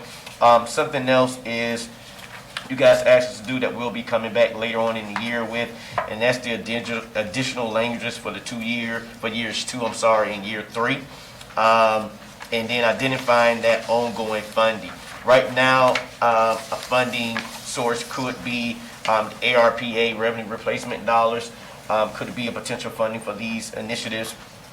As well as we need to be, and we continue to provide or identify, I should say, potential collaborative agencies. One of which you guys mentioned at the last time you had this motion and discussion was reaching out to the county, reaching out to the school board to see where there's some possible synergies and working with them on something long-term or even on a short-term basis. Another thing that we're going to be doing is prioritizing when we come back later on in the year, each component based on the available funding. A lot of these things, the reason why I'm asking for this funding today, I want to go ahead and get started on it so we can get moving. So we're not waiting until September to then complete these things. Some of these things we want to go ahead and start working on these initiatives now and not having to wait on them. So other than that, those are the big things. So again, the big things is start the training on the language line, get us secure a language line that's for the entire city, as well as provide those inclusion and sensitivity training for frontline workers, begin that process, and of course start the process of putting a job description out on the street that we can hire somebody in to help us put feet to this vision of producing this office for the community. So Mayor, unless I have any other questions, that's all. I don't have a long presentation. That is the whole entire presentation. So I give them to you again: language line, position, starting those sensitivity training, finding out that vendor, bringing them in to do trainings for frontline workers first before we roll it out potentially to other parts of the organization, as well as identifying those documents that would need to be translated and securing the necessary money to be able to start those processes now as we move to the 6-month time frame versus waiting to the end of the 6-month time frame. Okay, thank you very much, Ms. Fulton. Mr. Stockton. Thank you, Mr. Colston. In reading the agenda, I realized I might have misspoken. Okay. When I said like 6-month update. It's like, once we have everything rolled out, tell us how it's going. Okay. So that might have just been me. However, I do appreciate that you are going to put the goal is to put the language line back up as soon as possible. Yes. And that's going to be done, now. So, and when it goes through procurement and whatnot, it will be up. So I appreciate that. I think that was the low-hanging fruit of what we could just accomplish now. Yes. As we built up the rest of this. That said, the outline, the timeline you've put up, I think it still keeps us on track to the budget year will start and we will have it all in place. Right. So I think it does help us, we know approximate cost of what it's going to cost to help 10, 15% of our population, which is not an insignificant number of people. So I think that's, an appropriate up to 500, I think that's appropriate to help. I don't know what 15% of 140,000 is, but several thousand people. So I'm fine with that. And I appreciate that you are vetting what the FTE would look like. The goal being you don't have to do it all, and that someone will be able to help along with this and kind of devote themselves fully to this training with the language line. And in my mind, I'm seeing that timeline of we get the language line through procurement, and by then maybe we'll have that FTE as well ready, so they're both ready to go out at the same time. Otherwise, I think this is being done really well. I appreciate how quickly y'all have turned it around. And it's a very long time coming, but I'm incredibly happy with the work that we are pumping out, so that a chunk of our city can be involved. And I know that you mentioned some of our departments do really well, already had some stuff going. And I was thinking about it's not just any one department that we want folks to access, it's everything. Right. And the one that came to mind was GFR does car seat safety lessons. They'll be this is how you actually do it. Here's a car seat, here's how you do it. So that's not being done in Spanish. So it's a lot of things like that aren't being offered equally, and that now we hopefully can, and offer all of those services, all of those benefits to everyone equally without discrimination, even if it's unintended discrimination. So I'm very happy with this. Would you need a motion for us to suggest the 500,000 as the earmark in the budget? Yes, I am. No one else? Okay. Is that the manager? And it's up to. Very important words. I love how we learn quickly. I mean, I will defer to the manager if you're okay with that. Yeah, Madam Manager, go ahead. Yeah, I'd just like to add, because when this item was discussed before, we were talking about the source of funding, and we do have about 2.7 million of ARPA unrestricted monies that have not been allocated. We have a lot earmarked, but about 2.7 that's clear and unallocated, and it's primarily on the unrestricted revenue replacement side. And that is the source of funds that would be open at this particular time with the 350 up to 500,000. I'm assuming that is through October 1, 2022, Mr. Folston. Yes, ma'am. So that would be the source, but it is important to also keep in mind that this is going to be recurring as well, and increased as it assumes a full year's worth of operation. Yeah, understood. Thank you for that clarification, Madam Manager. Mr. Mayor, with that, so thank you, Madam Manager. I understand the cost of it, but it's also the cost of serving 15% of people who contribute tax dollars to our community. I'm sure they contribute more than anything we would be spending on this. No, Commissioner, I'm not debating. No, I know. It's not for you, it's for the record. Okay. But, and I recognize, I think one of the things Mr. Folston suggested is, as we kind of sift through what forms we need, that'll maybe temper some of the cost. And I think going forward, once you've translated a form that never changes, you don't have to translate it again.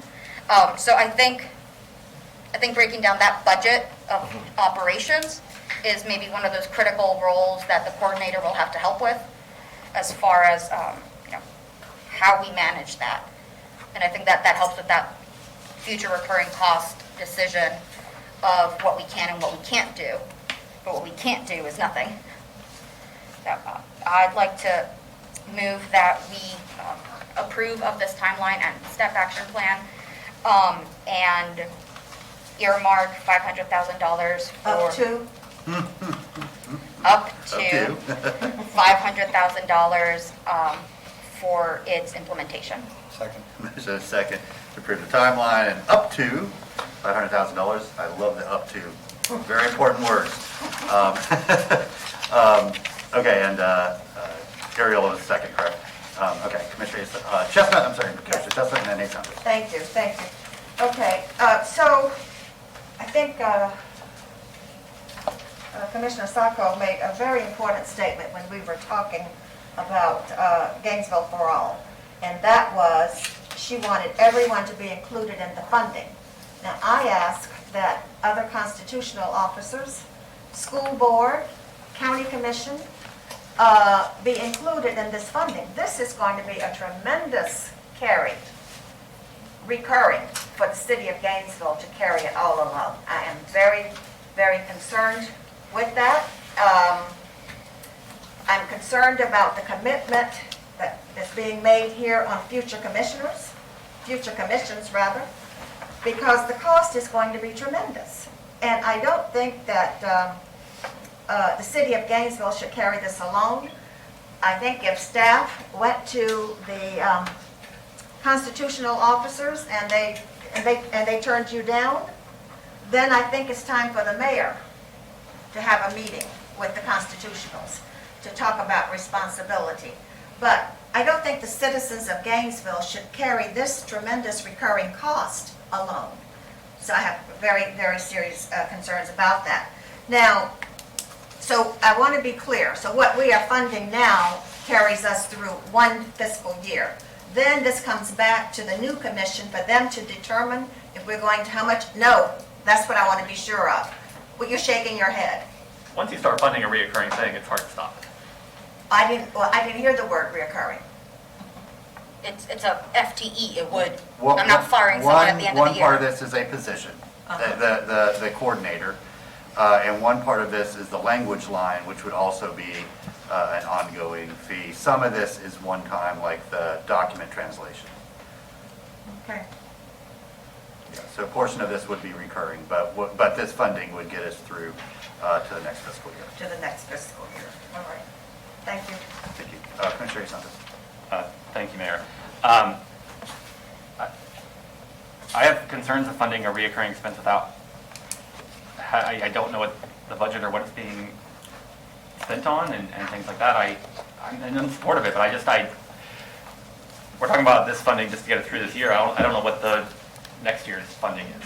And I know I'm recently, we're being in budget hawk, but we have to know kind of what the next year is before we start funding this year, because we're not going to fire people. And language and document translation is not a one-time expense. No. Things change, and it's constantly having to update them and things like that. I think we need it before we start moving forward on this. I think we need to know what the full year cost is, an actual budget breakdown. I'll support us moving. I want to support us moving forward, but I need that information for me to kind of be a good steward of the city dollars. Is to know truly what is it going to cost us to do it. Thank you, Mayor. Thank you. I agree with the commissioners. We are responsible for setting up the next year's budget. I would like for this to be one of those considerations, and we are going to go through that. I hear what we're saying about cost, and I want us. The reason why I'm comfortable with this path forward, I think this is these are good actionable steps that can be achieved this year, and it's good to have someone, an FTE, who's going to be responsible for this, because ultimately the reason why most organizations don't go through with this is because they lose control of the cost, and then they decide to abandon it. We're not there yet. We're just getting started. I think we're looking with clear eyes, and so I think this is a good incremental step. Let's allow that FTE to take charge and really give this commission a I'll use the word conservative look at what the budget is going to take and what our commitments are going to be. One of the good points about that has been made is there are other offices, other government offices, which they provide services that are just as vital as what the city of Gainesville provides, and we do need them aboard. And I'm sure that their first question will be also a fiscal question of what the cost would be. So, we're not going into this, funding with a blank check. I think we're going into this very clear-eyed. We're asking our staff to do very particular, very hard work. We're going to have another staff member added on. And ultimately, I think this is an appropriate first step, because I am cognizant of the cost and what that can balloon to. But as was stated before, if we're being responsible about it, the return is tenfold at the end of the day. So let's just keep eyes on that, and we'll be fine. Thank you. Thank you, Mr. Mayor. So, continuing on the track of involving the other elected officials and the other budgets in the county,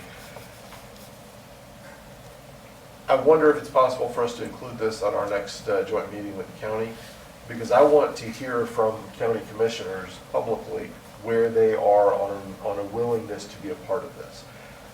I know individually, I'm sure that they would all be willing to do it, but we need to have that conversation. And I'd love to, if that's possible, to also invite the constitutional officers from the county as well, because the things that people are going to come to us with a need for, some of them are city functions specifically, utilities, public safety in some circumstances.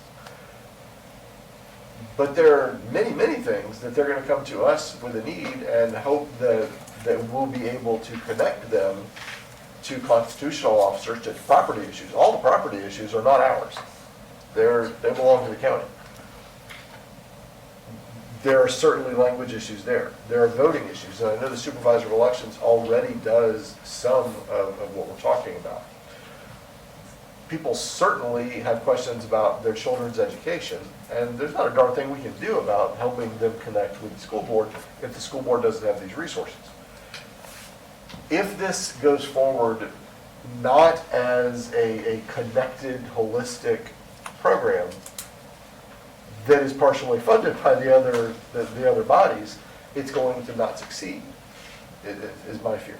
I'm supporting this, but I need to know going forward that the constitutional officers and the school board and the BOCC are aware and willing to be a part of this too, because the very worst thing we could do is to have somebody call us in need and have us tell them, sorry, we don't do that. That's not the result we want. That is a massive failure. So that's what I want us to avoid. So I would love for us to publicly have this discussion with at least the county commission, and preferably the county commission and the school board and the constitutional officers. I know that's a huge lift, I get it. But I think if we don't do that, we're going to be very disappointed in where we end up. So, thank you. Thank you. And in a moment, I'll invite Robin Louie up, because she's been, I think, intimately involved in this, is underselling it. You've been living and breathing this for more than a year. And Chief Inspector Kernick as well, he kind of came on a little bit later, but have been immersed in this effort. And I want to go back to the why for this, because sometimes as we get down to the this phase of very discrete steps, we get lost of or afoul of the why. 15% of the people who live in our city and we call our neighbors were not born in the United States. They were born somewhere else, and they came here. They chose to come here. Some out of duress, some escaping extreme violence and unlivable conditions, some because they had lots of opportunity and this is where they chose to end up. And so they're our neighbors, and they're entitled to every benefit our city offers, regardless of where they came from or how long they've been here. And in order to receive those benefits and to be able to equally contribute to our community, which makes us a better place, a better community, they need to be able to interact and access and engage regardless of their native language or their English speaking capacity. Over time, this will help us become a much stronger organization because we will have more diverse voices, more diverse views. We will be hearing from more people that have more rich life experiences and cultural experiences. And it will not only help us serve them better, but we will become a stronger and more vibrant organization. So that's the why. I get and I agree that we need to scrutinize new elements to our budget. There are many, many things I would cut from our budget to make sure this can happen. Because what we're talking about is being inclusive of an entire group of people who right now is excluded from fully participating in our city. So if that means taking another position from somewhere else, then fine, let's bring that recommendation. I will likely support adding it as an increment, but it needs to happen. Now, the point of the other groups, that's really what I hope, Robin, you can speak to. We're the starting point. We got the grant to do this work, and we did it, and it was hard work, and we got this really phenomenal report with a set of recommendations, which is awesome, because we know what we need to do. I mean, it was very clear and identified what we need to do as a city organization to serve our entire community. There are so many other things that need to happen to be a community that fully serves every neighbor. And so, yes, the school board needs to adopt a significant commitment to this. So parents can interact with their children's teachers and administrators effectively and make sure that their kids are able to learn and are making progress, in alignment with their gifts and abilities. Certainly, whether it's the health department or the court system or the sheriff's department, they all need to be available to offer full access. So the city, in the end, needs to be responsible for what we do as a city, whether it's RTS or GRU or our parks, after and out of school programs. We do not need to be doing what the court system should be doing, or the sheriff should be doing, or the schools. That's not the ask here. It's not. But we can set an example of, look how more inclusive and welcoming our neighbors are with the city because of these efforts and actions that we've taken. And we can sort of be a model for how all those others do it. So we can meet with them, we can put it on a joint meeting. It's really, Robin, another thing I'll ask you to do is just remind me who participated in the Jenny Oversight Committee and where they kind of came from, who they represented throughout the community. Because it was much larger than the city, but ultimately it was us who got the grant and us who is, once again, showing community leadership in implementing these recommendations before any of the other groups. So I'm ready to move on. I'm ready. I support the recommendations, both in the timeline and the funding increment out of ARPA funds, unrestricted ARPA funds, to get these people hired and these processes implemented. And then, I think we can ask the manager to come back with two options. One, what positions and funding would we eliminate in order to make sure that we incorporate this fully, or what would the increment be, and what would that cost us? So I'll go back to Commissioner Chestnut, then Commissioner Sacco, and then Ms. Louie, if you wouldn't mind being prepared to come up and kind of speak to some of those elements that I referred to. I think that'd be really helpful. Commissioner, go ahead. Thank you. Well, your comments are comforting because comforted to hear you say that we would not take on the responsibility of doing what the sheriff should do, or what the property appraiser should do, or the tax collector. But I think that when this first came out, I asked that a conversation be had with them, and I'd like to know the status of that. Where are we with those conversations? Yeah, I think probably Ms. Louie can give us an update on the nature of this. Then that is one. Then the second thing is, so I'm very hesitant to proceed with this recurring without knowing the full picture, the full cost. I think we're saying 300 to 500, up to 500,000 today. But what is the cost next year and the year after? What is projected? I want to see that cost. Thank you. Yeah, I agree, and I know the manager is listening, and so I think when we talk about our budget discussions, that we can get that information back. I certainly would expect it. Thank you. Commissioner Saga? Thank you, Mr. Mayor. Thank you all for your comments. I'm not going to be polite about this. Someone asked us to fund $500,000 for, and I quote, state-of-the-art playgrounds and other things. And we were all ready to jump on board for that and then help fund them in the future when we hadn't seen a financial plan for that. But 15% of the people, and I know they can't vote for you, but 15% of the people who work in this city do not have access to this city. And if that is going to cost up to $500,000, that is the least, the absolute minimum. That's not even a return on investment. That is what they are owed as a bare minimum for the taxes they put into this city, for what they contribute to this community, for what they get for cleaning your food, cleaning your houses, growing your food, raising your children. And to say that people like me need to prove a return on investment and that the cost might be too high, I mean, just tell me to get on a boat and go home.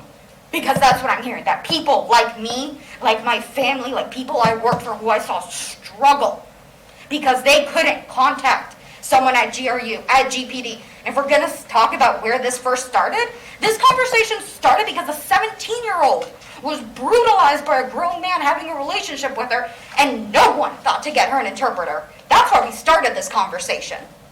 And that was 4 years ago.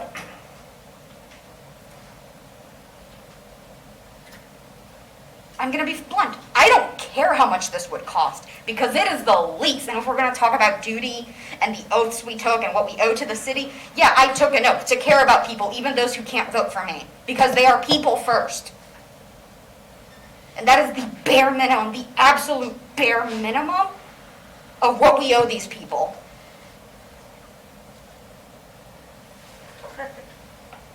Madam, Sure, yeah. a point of clarification. $500,000 for a playground, I'm not sure. You said someone said that? More than twice. Mr. Lawrence said, we're going to have nice playgrounds, nice furniture. That's why we need money.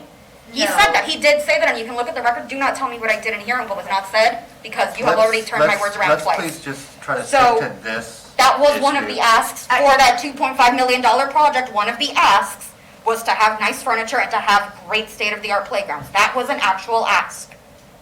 I think what needs to be clear for the record and for the minutes is that Mr. Lawrence's ask was for an educational program. Education, to educate children, Head Start children. That's what he asked for. Now, And we've approved that, We've Commissioners. approved it, yes. We've moved on. We're on this topic, which is an important topic and deserves its own attention. And I'd like to keep us focused on that and keep us positive. We can be constructively critical about funding or future recurring costs or any of that. That's part of our job. But let's try to also keep focused on our issue before us. Commissioner? Thank you, Mayor. My understanding of the GM for All is we did not approve any actual funding. It said to come back with what it is. It's one time versus reoccurring. That's a big thing for me. I support us doing something. I don't know what the cost is next year.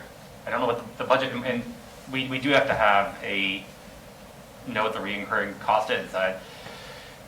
Even if it comes from ARPA dollars, we did some other reoccurring funding out of that, including the homeless outreach and some GBD funding out of that. And there's going to be 2 years from now, a bomb that's going to hit the budget when those dollars, or a year from now, or 2 years from now, when the budget hits the dollars. I just want to see a budget. That's all I want to see is what is it going to cost next year in a reoccurring fashion. That's all I'm asking. I'd like to support it. Once I see that, I most likely will move forward and support it, but I can't in conscience move forward on a project where I don't know what the reoccurring cost is in the next year's budget. Thank you, Mayor. Okay, thank you. It's going to be in the neighborhood of $100,000 for the FTE, and it's going to be, what's the language line, expected recurring costs? Do you have a ballpark? What is it for GPD? Ms. Kernick? Sorry, Chief Inspector Kernick. That's okay. Apologize. No problem. You've gotten lots of promotions since we worked together, and I have trouble keeping up. Mr. Mayor, Commissioners, you can call me Jamie, it's okay. Always the same. So an estimated cost depends on how much the language line is used. So for the Combined Communication Center, using that, and there were close to over 1,000 calls that were received.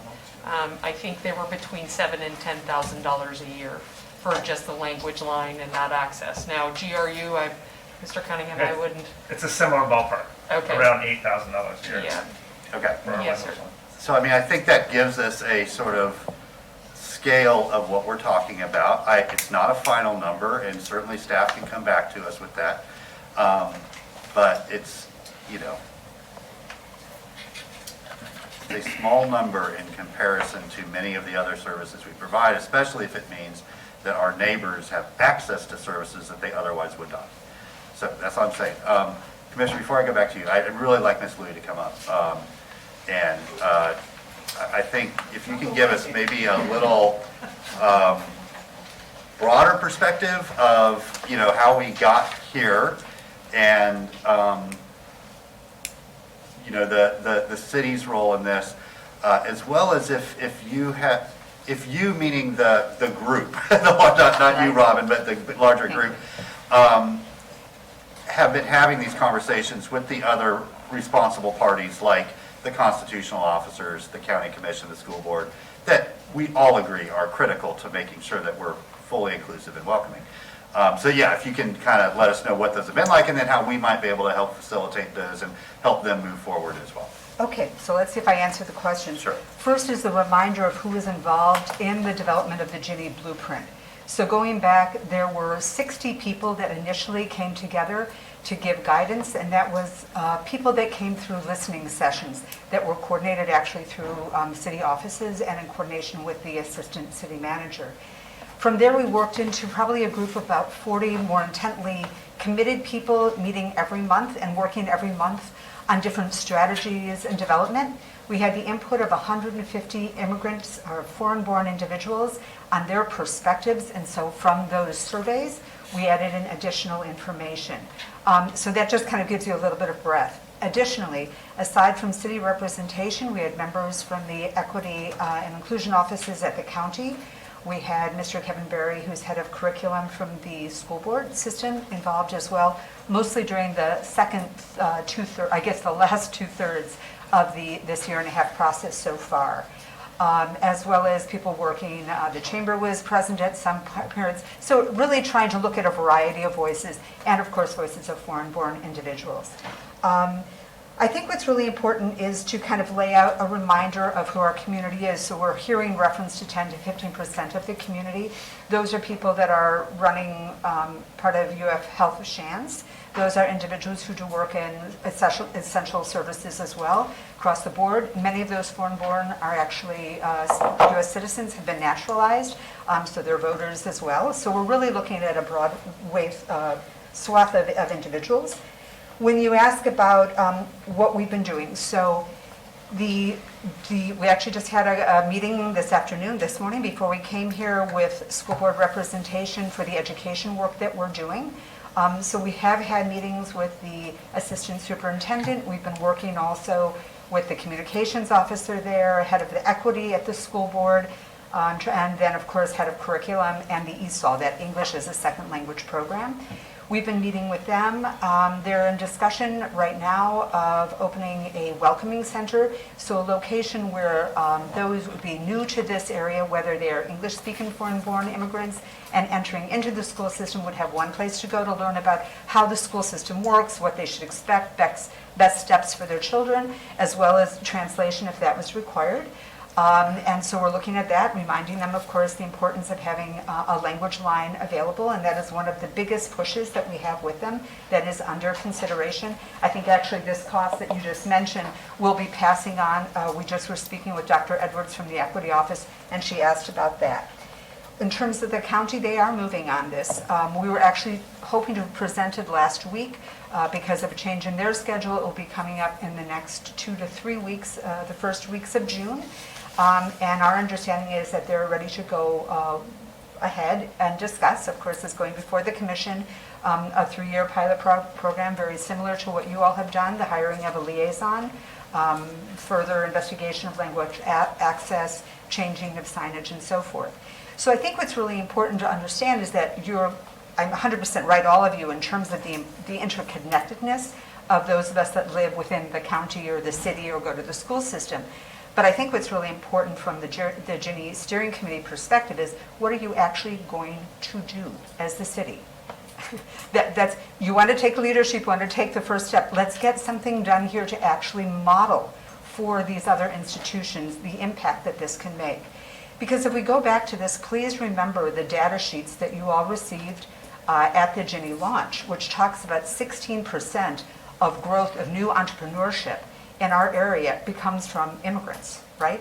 So we have much space for growth, which I think is what you might have been referring to, Mayor, when you're talking about the richness within our community of both economic as well as cultural.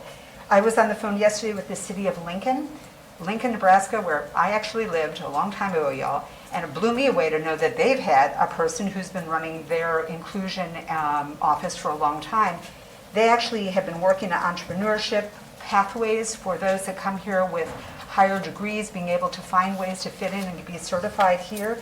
So I think there's many, many opportunities ahead that will help to definitely justify the full-time position that you're all discussing. The last thing I just want to say, and then see what I'm missing in terms of any questions I haven't answered, is I'm not really sure that I'm able to walk away and say what the timeline is for the hiring of the position that has been referred to, or the specific cost breakdowns. I think those are important things. Often immigrants are hit hard in terms of what is their value. I think people would all be willing to know what we're putting into it to really understand that this is a small ask for a big impact within our community, for safety, for a future, especially for our children. So a little bit of clarity on the timeline of this hiring of a person. Please, of course, also remembering that within the steering committee, there are those that have expertise in sensitivity training and things like that. If they can be of any guidance, we are here to serve you.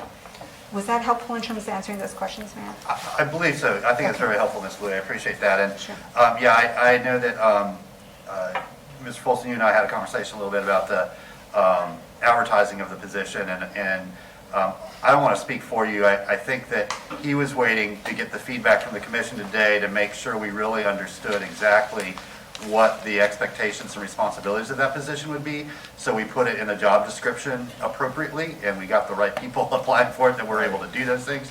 So can you talk a little bit about what else you might need before we advertise that and get it out on the street, as we say? As you guys know, also be aware that this is a new position for the city of Gainesville, so comp and class would have to weigh in on it. And there's a whole process that we take positions through when we're creating a new position, and this would be a new created FTE for the city of Gainesville. So it has to go through that complete vetting process, and then we have to advertise and get it on the streets. You're correct, Mayor. One of the impetus was today was to say, hey, listen, We want this to come back because it felt like you guys wanted to come back sooner than the 6 months that you originally stated in the motion, which is fine, but we needed dollars allocated to make that happen, number one.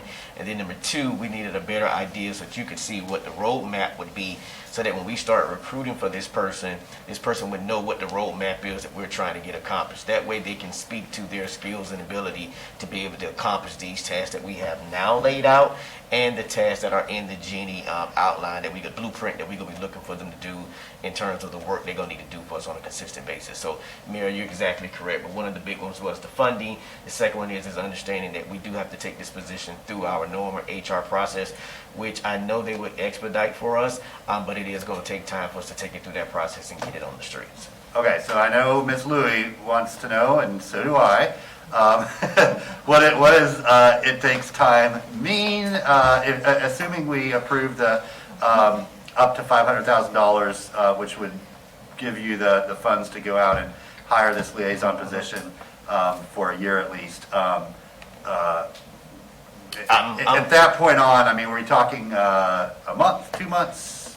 I'm saying if you guys approve the money today, by the time we vetted the job description, get it to HR, and it goes through the HR process, I'm hopeful that we can get a position on the street by the end of July and start that position to be advertised for at least a minimum of 30 days, and then start that interview process and bring that person on board. Okay. So I'm hopeful that we can have somebody in-house on board by the time we come back in September. By the end of summer. That is very ambitious for us at the City of Gainesville. I will candidly tell you that I have positions now on the street that is taking longer to do, but I want to let you know that we do want to try to make it a priority because I know it's a priority for the commission. Absolutely, and there's also other things that we can do internally to make sure that that person has a soft landing as they come in, and that some things are already sort of in place and they're administering them rather than sort of creating them from scratch. So, and again, we know what those recommendations are from the Jenny report. So, okay, that's helpful. I know what you did was dangerous, Soraya, because now we're going to say if they're not working for the city by September 1st, we're going to say, well, you told us September 1st, Correct. but we understand that that's a, Correct. you know, Ambitious. ideally, if we Yes. can get moving forward and things happen in an expedited fashion, that's what we can realistically expect. But, you know, things happen. And if I could add, Mayor, I'll add a comment. She made a very good comment about the cost, and you guys have as well. I guess that's the reason why the 6 months was there, because you guys did ask us to come back with a physical analysis, and we're going to come back with that physical analysis, but that physical analysis won't come back until September. The reason why I'm asking for these dollars now is for the position primarily, is to get the position going. Because you did ask for that physical analysis. We're going to bring that physical analysis back so you'll see the full cost of it, but it's scheduled to come back in September. Thank you. And I'm going to ask you, Madam Manager, and Ms. Fiore is in here. I know that you have other places, the places you'll go. It's graduation time. But, you know, I would like two options. I would like, you know, just a straight increment. We're going to add a position, and this is what's going to cost. And also an option of, you know, where we would account for that in existing funds, meaning we're going to delete a position or, you know, take the money from some other program that's not, you know, performing where we think it should, or we just don't see it as much of a priority as this. So, you know, one, no additional funds needed. The other, additional funds that would have to be approved by the commission.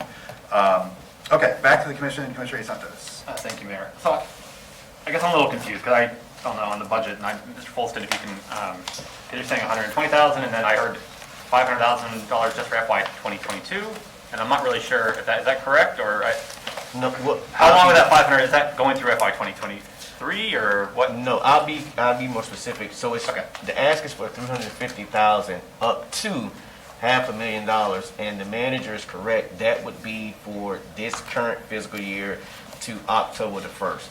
I do not anticipate us spending all of that money. I really don't. But that's to start getting these things moving from language translation, all those low-hanging fruits, language line, language translation, the positions, getting those things in the hopper and getting those things accomplished and done. When we come back with the physical analysis, it's going to really highlight what is it going to take on an annual basis cost in terms of a year one, a year two, and that goes back to what you guys asked us to do in the original motion. So that's way more money than we need, because I mean, if the position doesn't come on board until September 1st, it's 4 Correct. months. Correct. You know, and even the language line, we know it's not gonna be, you know, it's not gonna be 10x what it is now. Correct. So, I mean, you know, I think we could modify the motion to say up to $250,000, that gets us up and going. And probably a lot of that will be rollover, which will help us with FY '23. But we'll also have a more, we'll have a budgeted number by that time. Right. The because- reason why too is that, just keep in mind, language translation is costly and it's by the word.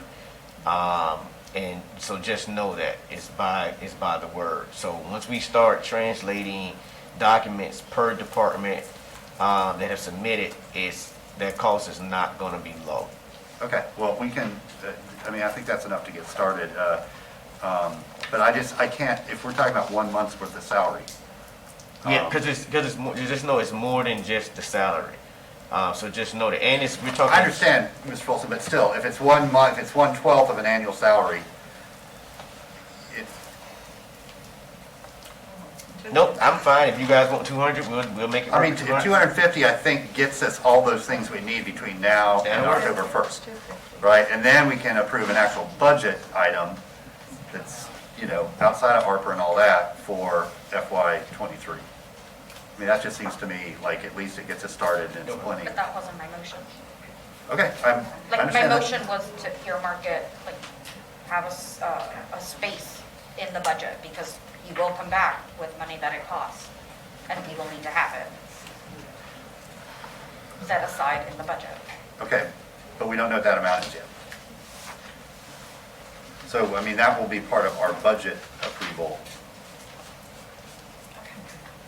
You know, which to me is separate from there's two things to me. And I know it's not your motion, so we can see if it passes or not, but there's the get it up and running money that we want to unencumber right now. You know, and that gets us language line access, that gets us document translation started, and it puts some money aside for some position of the liaison position. And I'm happy to add that, so long as we don't lose sight that the second part. Right, that there is going to be a budget increment or budget fiscal analysis that comes back that will be part of our budget approval for next year. Yes. That will be the more recurring, sort of permanent funding portion. And as I asked, without objection, that we can look at both an increment and a reallocation of existing funds for that. So is that? I'm happy to add the current funding to get us to the end of the year. To get us started. Okay. Everybody clear on that? Go ahead. Is it 250,000 or, I just don't see how we can spend $500,000. We can't. We shouldn't budget that high because it takes away from spending that money on other things. Right? We're missing a piece here.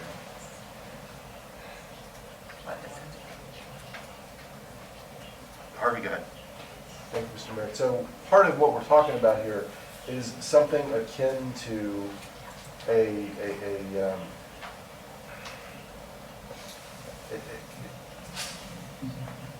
it's not recurring, it's money that needs to be spent up front, whether that happens by the end of this year or into next year.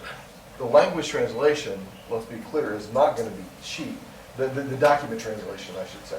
That is going to cost us some money, and that's almost like a capital expense. It's not just a one-time thing, but the bulk of it is a one-time expense that is not going to be completed this summer.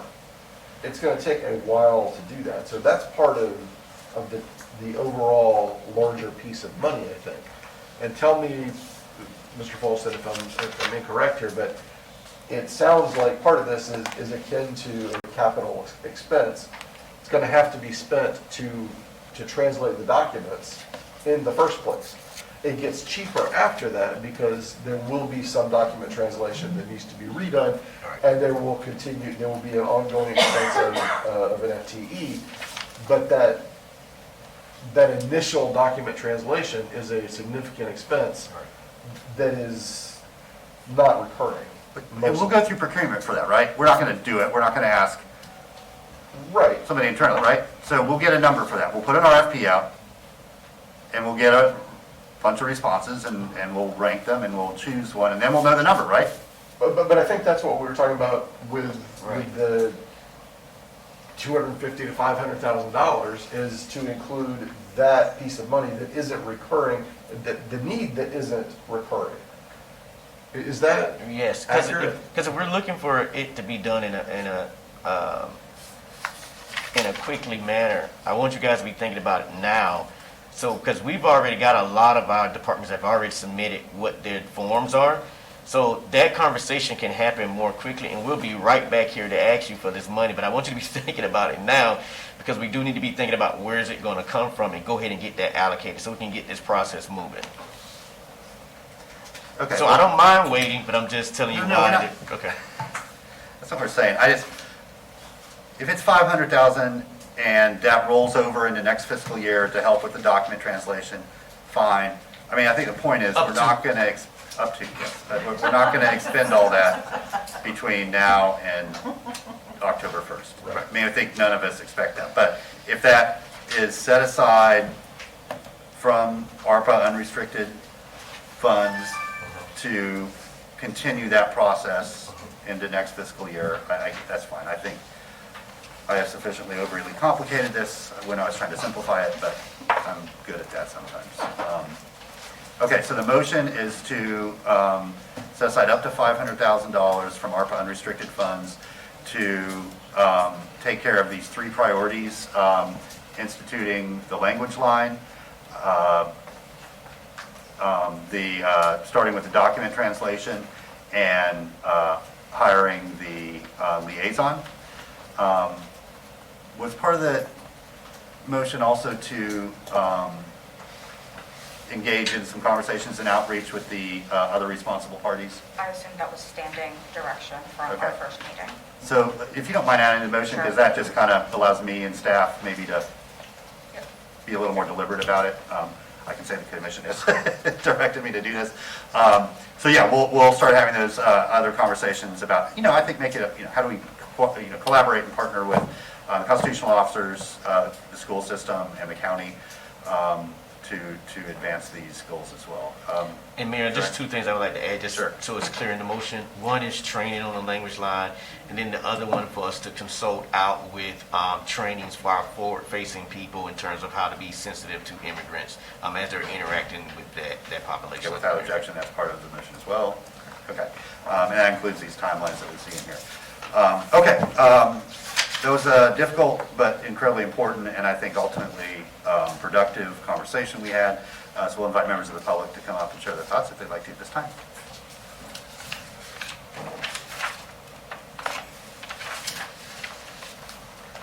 Welcome. Hello, everyone. Veronica Robledo. I'm on the Ginny Steering Committee, and I support this motion. One thing, though, I'd like to comment is that moving forward, the more specificity on the budget items that we can have publicly known, the better, because I can just anticipate some pushback from the public about money spent, which, there's always going to be concern about that. So I think it's important the devil's in the details. So the language line, I wasn't completely clear, but I think I understand that that's something that doesn't need to wait for the position, the FTA, to get up and running. And then, of course, agree with the Equity Office about training. A lot of places and institutions have language lines, but sometimes the frontline workers aren't even aware that they exist, and so they're worth nothing if there's no training on the language line. In addition, looking at a firm for sensitivity training, or I prefer to call it cultural awareness, I think is something that we don't need to wait on that FTE as well. So I know this has been a bit of a sticky process, but I appreciate all the work and time on this, and I support the motion. Thank you. Thanks.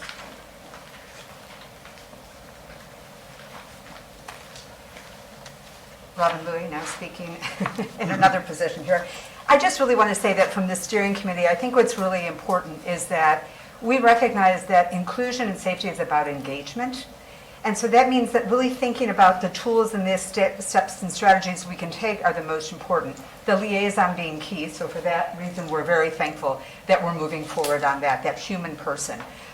The language line for interpretation, I really appreciate, Commissioner Ward, your comments about like this capital cost.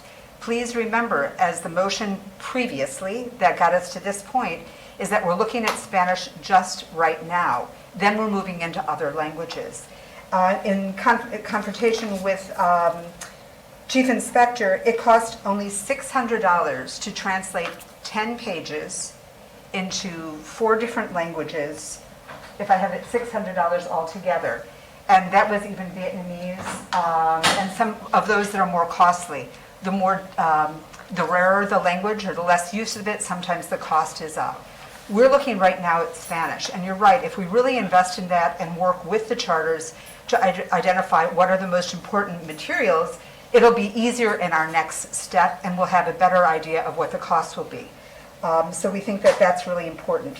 The other is that it's a smaller piece that was within the original motion, and that is about ambassadors. And it's important to not put that too far to the end of engaging individuals who are from immigrant communities that are going to be that support system for the liaison that will be hired. Because the liaison is not the person who should be checking off if Mary took the language line training. I assume that would go through personnel.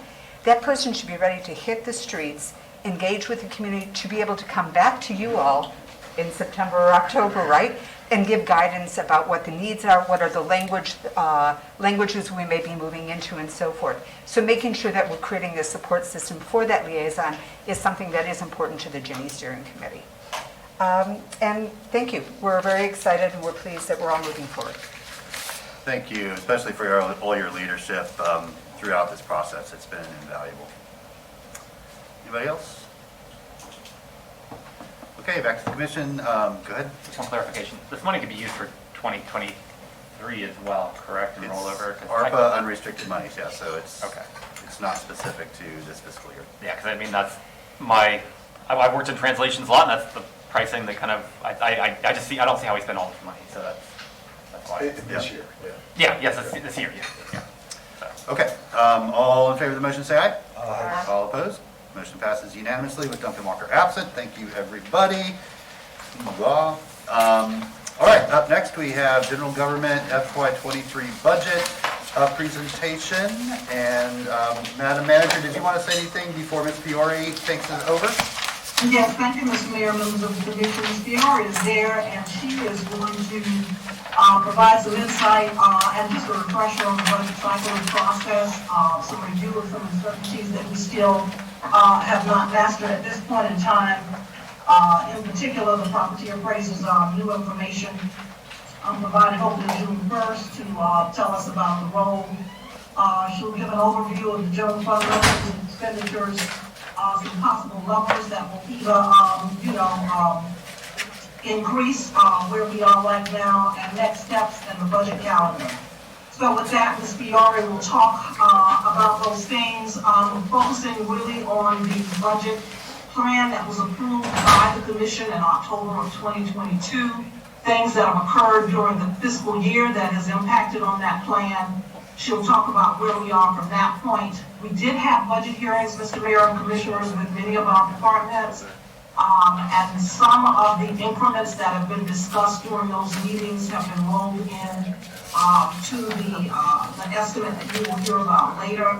In particular, our police department, that budget has some concerns that has caused me to want to just basically go back and build that budget from scratch, so I know exactly where we're starting from with the salary and fringe budget and their operating budget, so we're more on top of recurring costs in the police department. So that is one departmental number that is not fully fleshed out here, but it will be when we come back to the commission.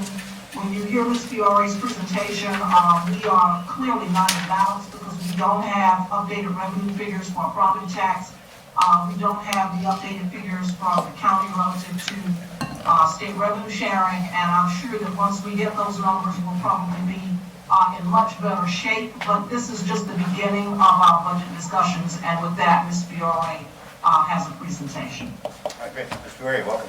Well, thank you. Karen Fiore, Budget Manager. So I'm going to say next slide, unfortunately, throughout this presentation because I don't have a clicker. So that's going to be annoying.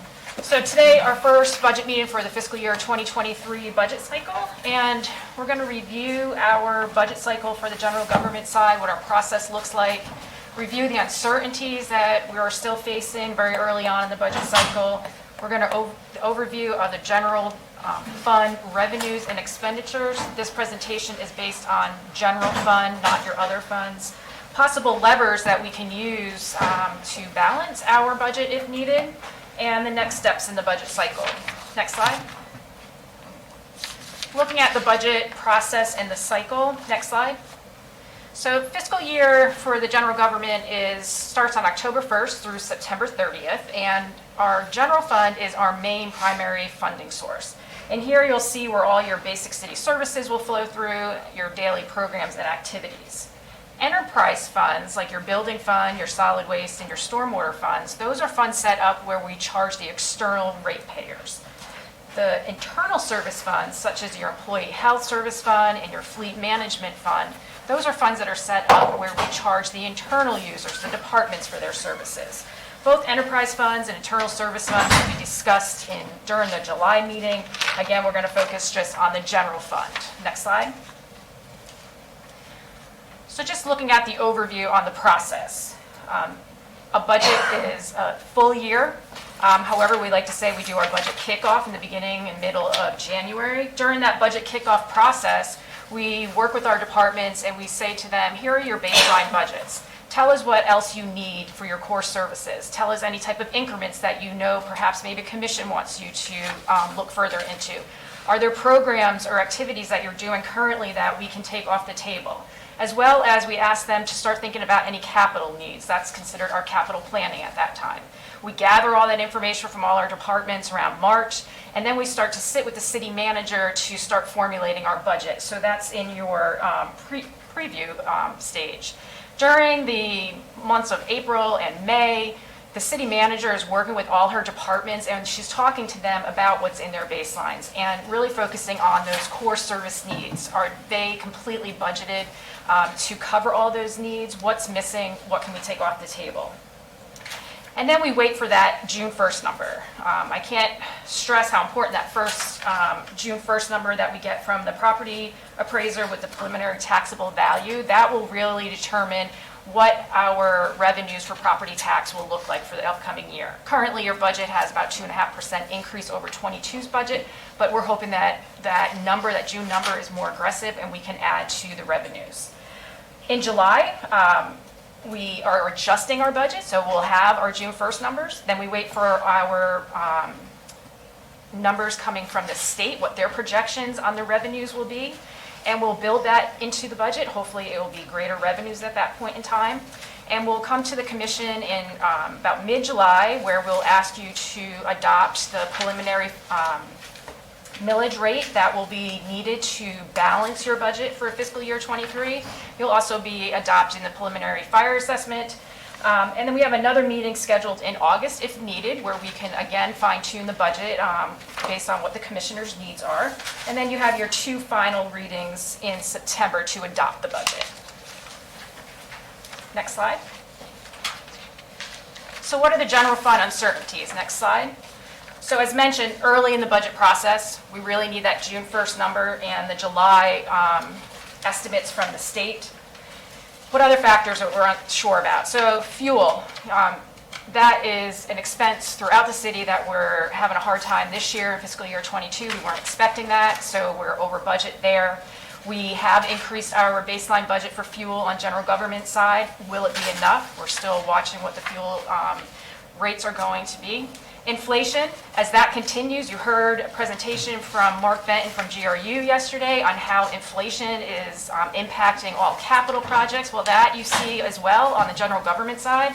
Not only just your capital, but Think about your pool chemicals, that increase there alone has a huge spike due to inflation. This is an employee market. What are we going to do to be able to fill all of our vacancies within the city?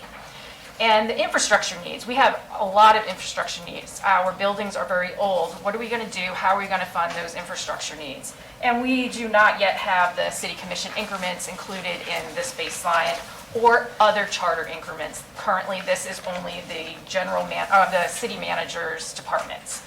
Next slide. A review of revenues and expenditures. Next slide. As the manager mentioned last September, when you adopted the fiscal year 22's budget, the commission also approved a 23 plan. In that plan, revenues were $145 million and expenditures $144 million, resulting in a surplus a little over $1 million. Next slide. The assumptions in that approved plan included 2.5% increase for property tax, and this is over 22's adopted budget, so that provided a little additional $1 million, not a little, additional $1 million for 23. Your local option gas tax, we had an increase of 2% over 22 for $4,700. Your utility tax, a 3% increase, which provided $467,000 additional revenue. This is based on GRU rates. Then business tax and fire assessment, we had a very conservative 1% increase for these two revenue sources, which resulted in a little over $100,000. State revenue sharing, 2% increase over 22 adopted, provided $93,000. Your half-cent sales tax and other intergovernmental revenue sources, a conservative 1%, which was about $111,000 in additional revenues. You see a large jump under your fee for services of $5.5 million, which equals $854,000. So here on this line item, you have any kind of contract changes that we're already in negotiations with at the time, as well as your indirect costing allocation. So the other funds that are contributing to the general fund for indirect cost, that went up by $854,000. That's based on payroll actuals. Communication service tax, the 2% decrease, which was about $73,000, and the general fund transfer decrease of $2 million was built into your fiscal year 23 approved plan. Next slide. On the expenditure side, the plan included an increase of 2% for the health insurance, as well as 2.5% increase for merit increases across the board. This resulted in an additional $3.7 million in additional expenditures over the 22 adopted. That 3.7 also included 3.5 additional firefighters that were approved in the plan, and they were associated with the Community Resource Paramedic Program. On the debt service, there was almost a 3% increase in our debt that the general fund is responsible for. And that was $392,000 increase, and this was due to the new POB as well as your FY21 revenue note. Operations and capital, here you see a decrease of 8.1%, which is $4.1 million. And the reason for this is that 22 adopted budget included a lot of one-time increments. So your 23 plan removed all those one-time increments. Those one-time increments included such items as your Vision Zero, your streetlight study, and your document management, to name a few. Next slide. So what's happened since the approval of the plan? A lot's happened in fiscal year 22 already. You've had charters that have added FTEs to their departments. You've had contract changes. We've had to look at all our revenues to make sure that that plan was in line with the true collection of our 22 revenues. And you had operational increases. So the revised plan brings the revenues down a little bit by $25,000 for $145 million, and the expenditures, we have an increase to $146 million, which was a $1.3 million increase. Next slide. So on the revenues, what got adjusted? Your state revenue sharing, your half-cent sales tax, and your mobile home collections are now based on looking at fiscal year 22 actual collections, and we grew that at 2%. This provided an additional $1.2 million over your approved plan. Transfers, we have the correction on our debt schedule, which provided 20,000 additional revenue. Your miscellaneous revenues, here you see an increase of $150,000. Some was fine tuning our revenues in this category, but the large chunk of this was moving revenue sources between different ledgers. So when we moved into our new ERP system, Workday, the revenue categories, the ledgers were different from our legacy. So this is simply just moving these buckets into the right ledgers. Hazmat gross receipts, looking at this revenue source, fiscal year 21 collection was very low, and 22 has not come in very strong either, so we reduced our budget here by $40,000. The utility tax, still based on GRU's rates, however, looking at fiscal year 22 collections, we're reducing this by about $75,000. Other charges for services, this category has the ledger adjustment, like I mentioned earlier, and you also have contract adjustments here. When we had the fiscal year 23 plan approved, the SRO contract has since been adjusted. You had some schools that closed, therefore reducing that contract. So that was a reduction of $507,000. And then we're constantly truing up our indirect allocation. These are the transfers from other funds to the general fund, so a reduction of $802,000 here. So your total revenue adjustments went down by $25,000 compared to your approved plan. Next slide. On the expenditure side, we did have the 2% for health insurance included already in the plan. However, it's looking more like we needed a full 5% increase for our health insurance. Pension contribution rate changes, and then we had quite a bit of salary adjustments. As mentioned, there were charters that had brought on additional FTEs. Vacancies were higher than what we had in our budget, so greater than our budget. So that had an impact. As well as, I already said that, hiring over the budget, sorry about that. So the total adjustment there was $905,000 additional expenditures. On the operations side, we had the fuel increase, so we increased our fuel by $381,000. Remember, we're just talking about the general fund here. Increased in operation adjustment of $242,000. So some of the adjustments you see here are the split services between GRU and GG for the governmental affairs and community relationship position. So that had additional operating expenditures that we are now responsible for on the general government side, as well as you have a few months of service from GRU where they're helping out our financial service department, as well as the external auditors helping out on our financial service audit, department built in there. And then we had a reduction in our fleet variable and fixed by $230,000. And that's based on the fleet schedule that we get from our fleet department. So that total adjustment was an additional $393,000. And then we had a debt adjustment of $56,000. So total additional expenditures over the baseline was $1.3 million. Next slide.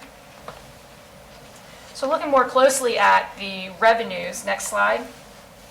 If you look at by category, you'll see that property tax is our largest revenue stream. This is 30% of the total revenues within the general fund.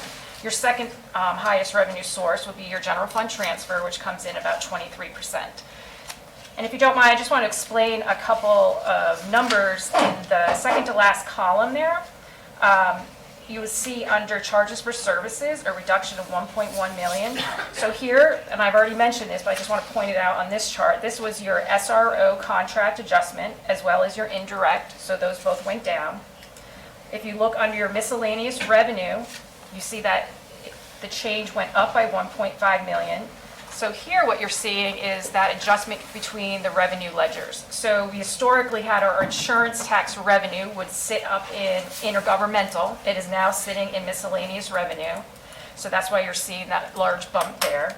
And then if you went back up to intergovernmental, one might say, well, then why am I not seeing such a large jump there? And the reason is the state revenue sharing increase and the half-cent sales tax. So that is why you're not seeing that large decrease there, because we had additional revenue we added, as mentioned in the earlier slides. Next slide. So this slide is general revenue trend since 2014. There's a couple things to note here. Between 14 And 16, it was rather flat. And then you see a slight bump in fiscal year 17's revenues.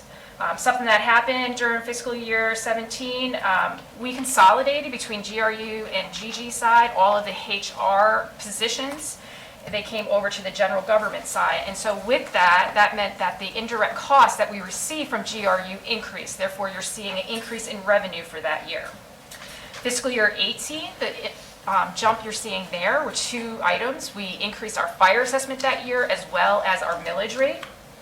We increased our fire assessment and millage again in fiscal year 20, and then the millage in fiscal year 22, we had an increase.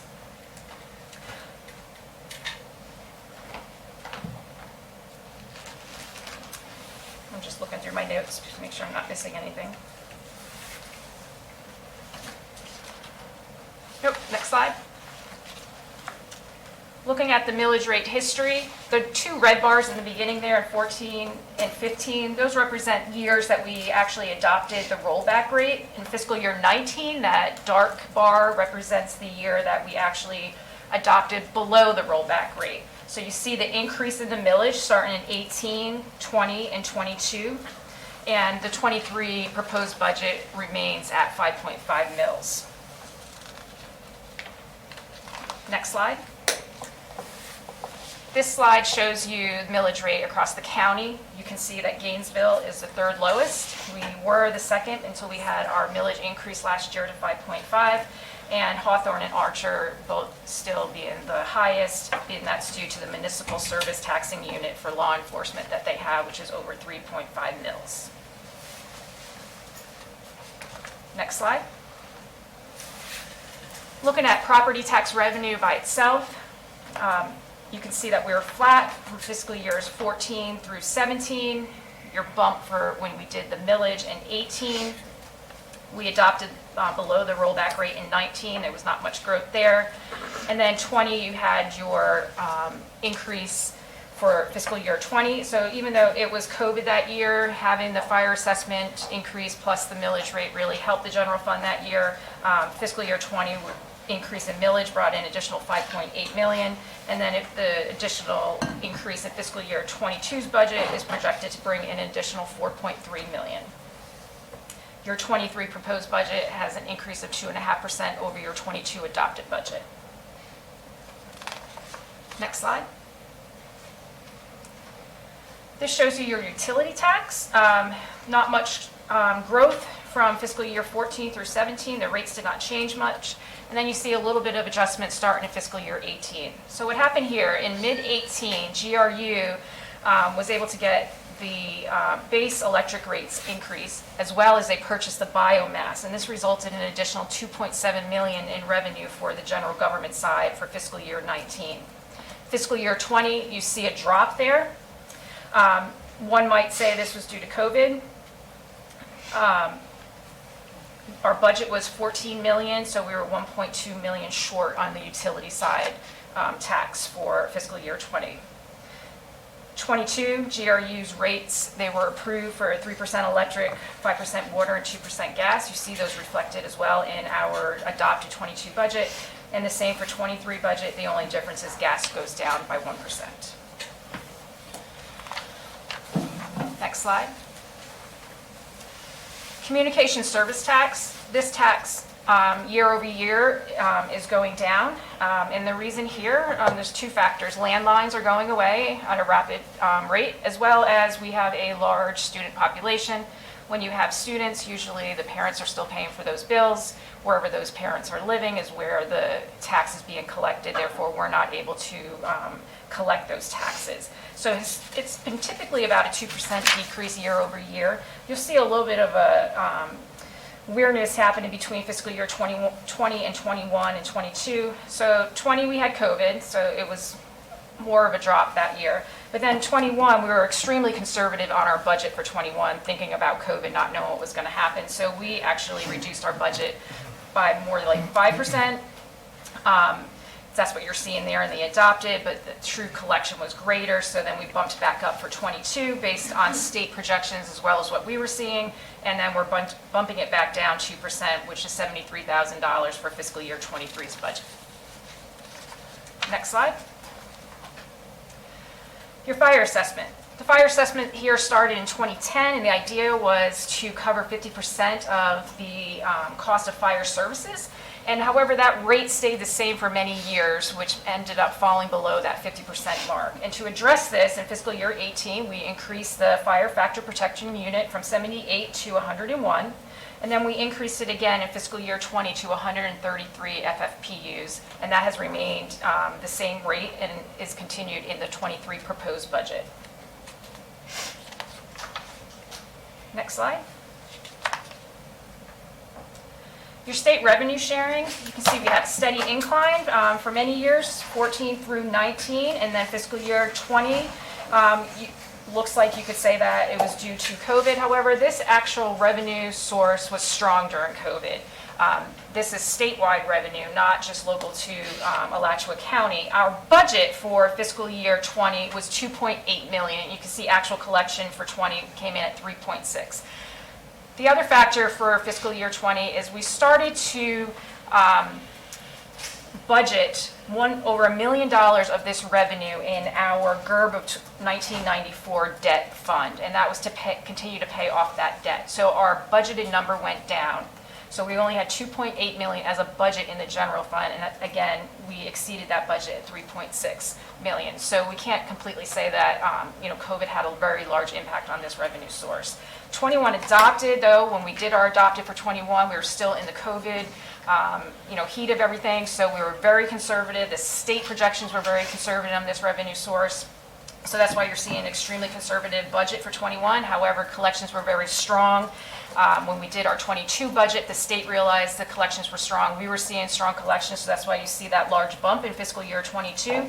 And now looking at our revenues currently, as I mentioned, reviewing 22 actual collections, and we grew that at 2%. We have an additional bump in 23 proposed budget up to $5.3 million. And hopefully the state projections will be in line with what we have here.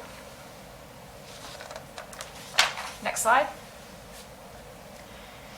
Your half-cent sales tax, this is actually tax collected here within the county. Again, we had a nice growth between 14 and 19. And here you can definitely say that we had an impact of COVID for fiscal year 20. Our budget was $8 million. We only collected 7.6. There was a hit of $467,000. Very conservative for our 21 budget cycle. Same as the state revenue sharing, but collection was extremely strong in this revenue stream. So state projections for 22 were very high, as well as our projections, and we continued looking at 22 and grew them at 2% for fiscal year 23. Next slide. Utility transfer, this is your GFT.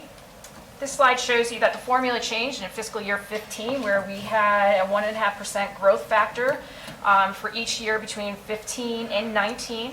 And then during the budget cycle, Commission for fiscal year 20 chose to keep the GFT flat for that year. And then we came back in 21, and they continued to keep that flat for 21. And then, as you all know, in 22, you adopted to reduce the GFT by $2 million through 2027. Just to make note, for 23, your GFT transfer will be actually less than your 15 transfer of $34.3 million. If you'll pause, please. Thank you, Mayor. When was the last time that GFT was as low as now? I know nothing on here, but going back further, do you know? No, but I can get you the numbers. Thank you. Yep. Will you also, while you're doing that, let us know what percentage of total revenue that is of GRU? Yes. Thanks.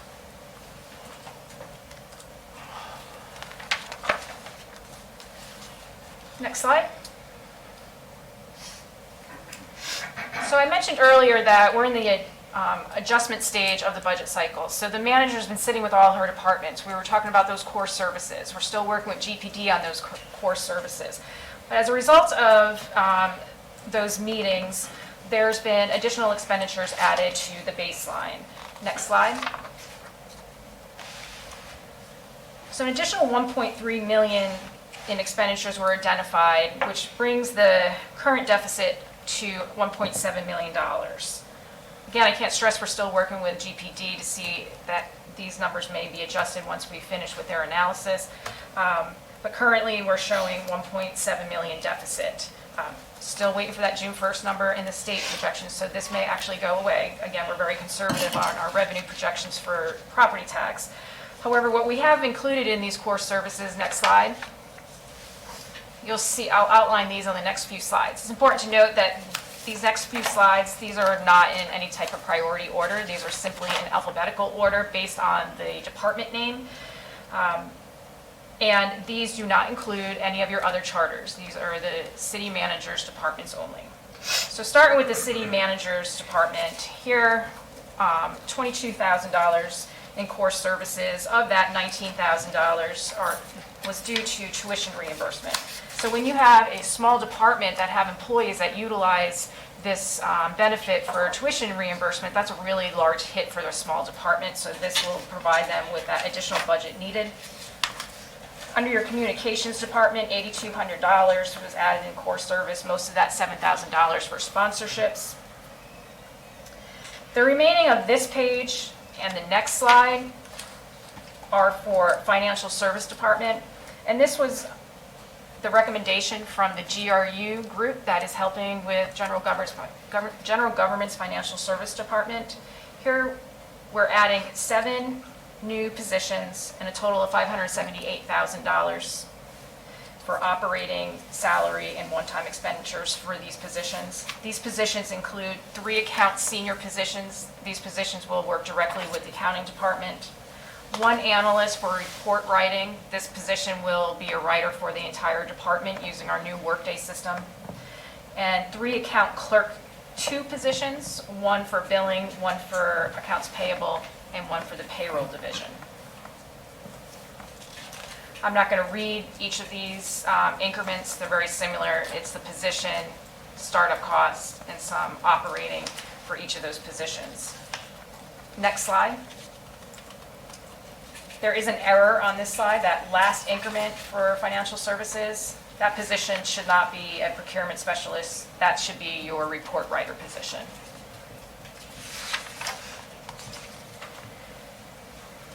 Fire services, increase of almost $54,000, and this includes $25,000 recurring for the health call service agreement. So this was originally funded using ARPA funds, and now we're transitioning this back to the general fund, and this is for patient care reporting, so that would allow them to continue this. $18,000 for the increase in the GRU Ethernet contract, and then $10,000 for required training for the district chiefs. Under the Parks Division, here we have a $147,000 increase, which includes 2 FTEs. $30,000 of this was a transition of the Boulder Springs facility operating from GRU over to general government that was approved by commission early in May. And the 2 positions will be to support Sweetwater Wetlands Park, a very active park that is requiring additional staffing. Public Works, $735,000 recurring. This too was approved on 5/5 by commission, and here's the transfer of the lighting asset from general government over to GRU. $430,000 of this is due to the rate increase, and $300,000 is the actual asset transfer. Strategy Planning and Innovation has a $110,000 placeholder, and this is to address Workday additional implementation costs. We're still working on what this true number may look like, but this is a placeholder at this point. And then $7,000 for the continued use of the UF research tool for the Florida Lambda rail use. My glasses keep fogging up, sorry. Sustainable development. This is tied to the rental housing program that was approved to come in-house by commission earlier in May. So here what you have is actually $420,000 that was released in budget. And the reason for that is the contract. So we removed the contract, which is $687,000 budget, and then we're adding $266,000 for the positions and some operating. And that will fund 5 positions for housing rental inspection, again, bringing that in-house per commission direction. Your transportation and mobility, $103,000, which includes 1.5 FTEs. The first FTE is for a GIS system specialist, and this was approved during the GPC meeting on 2/24 for the department to bring forward during the budget process. And the other position is a part-time program coordinator for micromobility. This position has a revenue stream in the general fund to cover these expenditures. So total 1.3 million in additional expenditures for a total of 15.5 additional FTEs. Yeah, thanks. If you don't mind pausing for a second, Ms. Fiore. Ms. Curry, we had a brief conversation about the Workday implementation and some concerns you had about the sort of magnitude of that number. It seems to me like 110,000 is probably not in the ballpark of what you're thinking we might need. Do you have a more current estimate there? You're absolutely correct, Mr. Mayor. We're still actually working with the steering committee, but I guess just some brief historical, that system, ERP system, was about $8 to $9 million to implement. And the issues that we have identified is going to require a third party, and the cost could be anywhere from $2 to $2.5, $3 million to actually fix Workday. It is a critical system that impacts our HR and finance system. It has other support systems attached to it, but primarily HR and finance. It is a challenge as we speak, particularly in finance as it relates to just closing out 21. But to fix Workday, we're in the range of $2.5 to $3 million. So the 110 was very early on. That number will definitely change. Okay, thanks. And that's mainly about data migration? Yes, it is. That's a big part of it. Yeah, okay, thank you. I didn't want anybody at the table to come back and get some sticker shock at a later time. Better to rip the Band-Aid off early.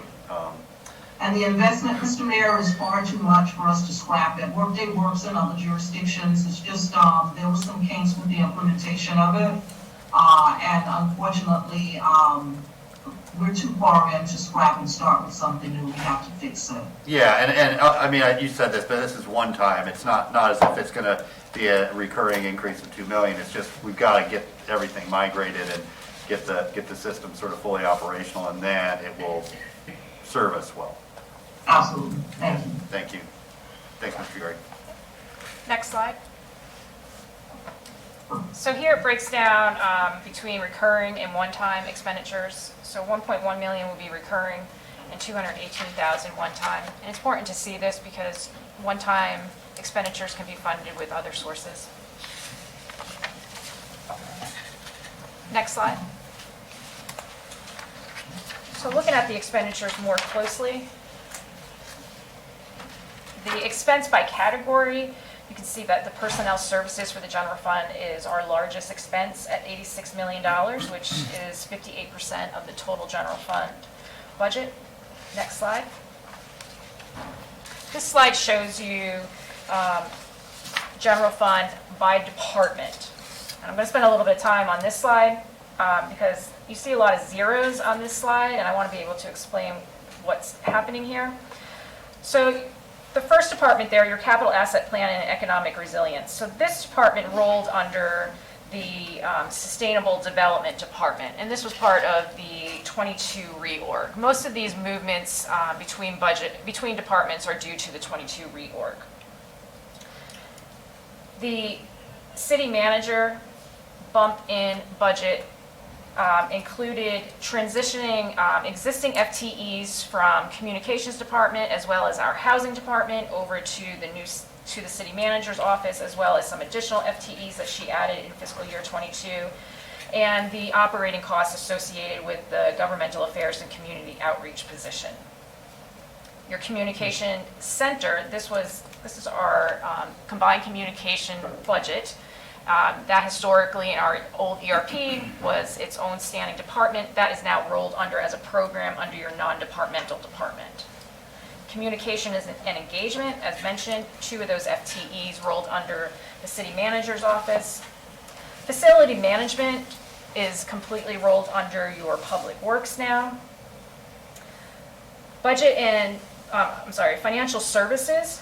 So the changes you're seeing here are all those increases in the baseline for core services that I mentioned. And then we also moved my division, the budget department, out of finance, and that is now housed under strategy, planning, and innovation. Fire rescue, I wanted to point out here, you see a decrease. We are not taking budget away necessarily from the fire department. We're shifting the budget associated with the fire assessment to do the whole fire assessment out of fire and over to my division under budget. So we just simply moved all that budget over to the budget office, which is now under SPI. Housing and community development, that was 2 FTEs that rolled under to the city manager. Police, can't stress enough, working still on their core services. That way you don't see much happening as far as changes for police. Public works and facilities management. Again, facilities moved under public works, but you have 2 other items here. You have the light asset that we just talked about with GRU, so that was a large bump. And then you also have the Alachua County streetlight contract that was historically budgeted under non-departmental, has moved out under Public Works, and they're the ones that administer that contract, so that's why you're finding it under there now. So that was just over $1 million transition there.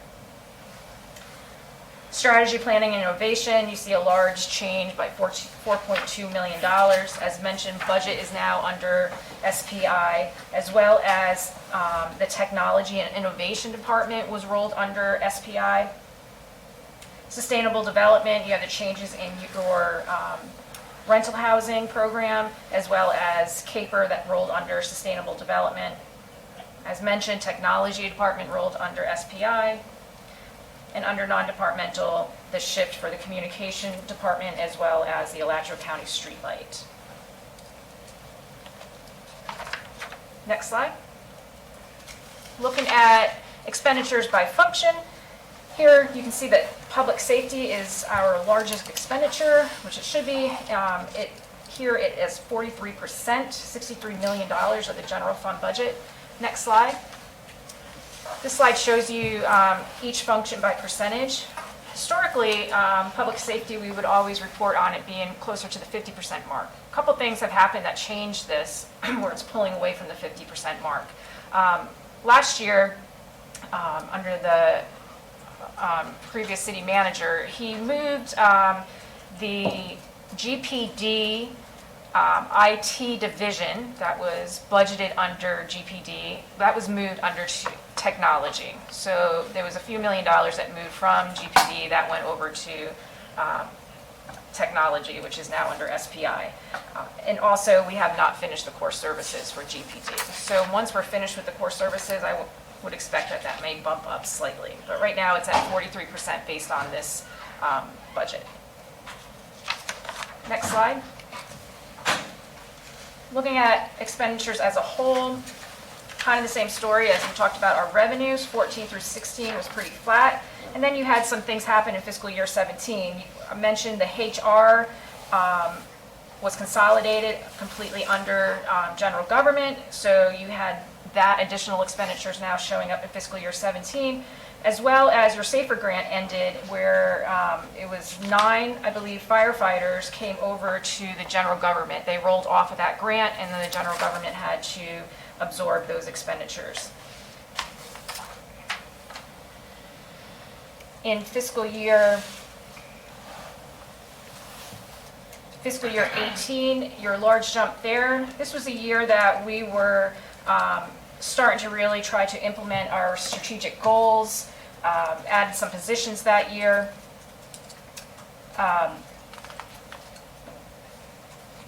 And then in fiscal year 20, that's where you have your millage increase in your fire. And we spent a lot of time and resources on what we were calling fixing our house. So you'll find in that year, we actually added quite a few positions, and I'll explain that on the next slide, specifically with PRCA.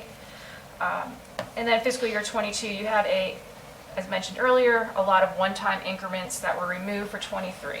So there's a very small increase for 23 includes your core service adjustments. Next slide. Looking at wages and benefits, Here, in fiscal year 17, again, the HR and the SAFER grant transition, so that had a bump. And then fiscal year 18, here we took 5 of the IT positions that were budgeted over on the general GRU side, and we transitioned them back over to the general government side to work specifically on general government software. So that started in fiscal year 18. In fiscal year 20, again, fixing the house was our theme during that budget cycle, and that year we added 23, just in the Parks Department alone, new FTEs. That was termination of the prison labor contract, correct? Say that Mainly. again? That was mainly due to the termination of the prison labor contract? That was some of Is that it. your Roxy's back there Yeah. nodding her head? Yeah. It was some of it, yep. That was about 20 positions, I think. But we also had, we were not funding the parks, think about Depot Park and all Oh, right, those yeah. correctly, and at the time, the leadership wanted to fully fund those parks, and so that was part of those increases. Yeah, I think CRA was Yeah. covering some of the recurring sort of personnel They did, costs. yes, Yeah. they covered it for We quite some put time. it into permanent Peter. Okay. Yep. And then we kept continuing to climb here on wages. So what was happening? So you have, we focused on living wage, trying to get that up. We also had our union contracts change with quite a bit of bumps over the last few years. Charter officers started to include additional FTEs each year. We had the total rewards implementation. So those all together accounts for the spike you see for the last few years. And then again, in fiscal year 23, the additional 15.5 positions are included here.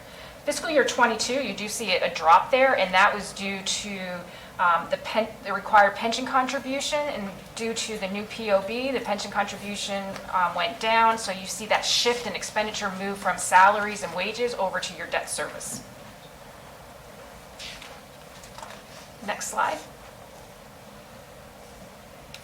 Utility expenditures. Here, we talked about what happened in fiscal year 18 with biomass, so the revenues there for 18 and 19 were good.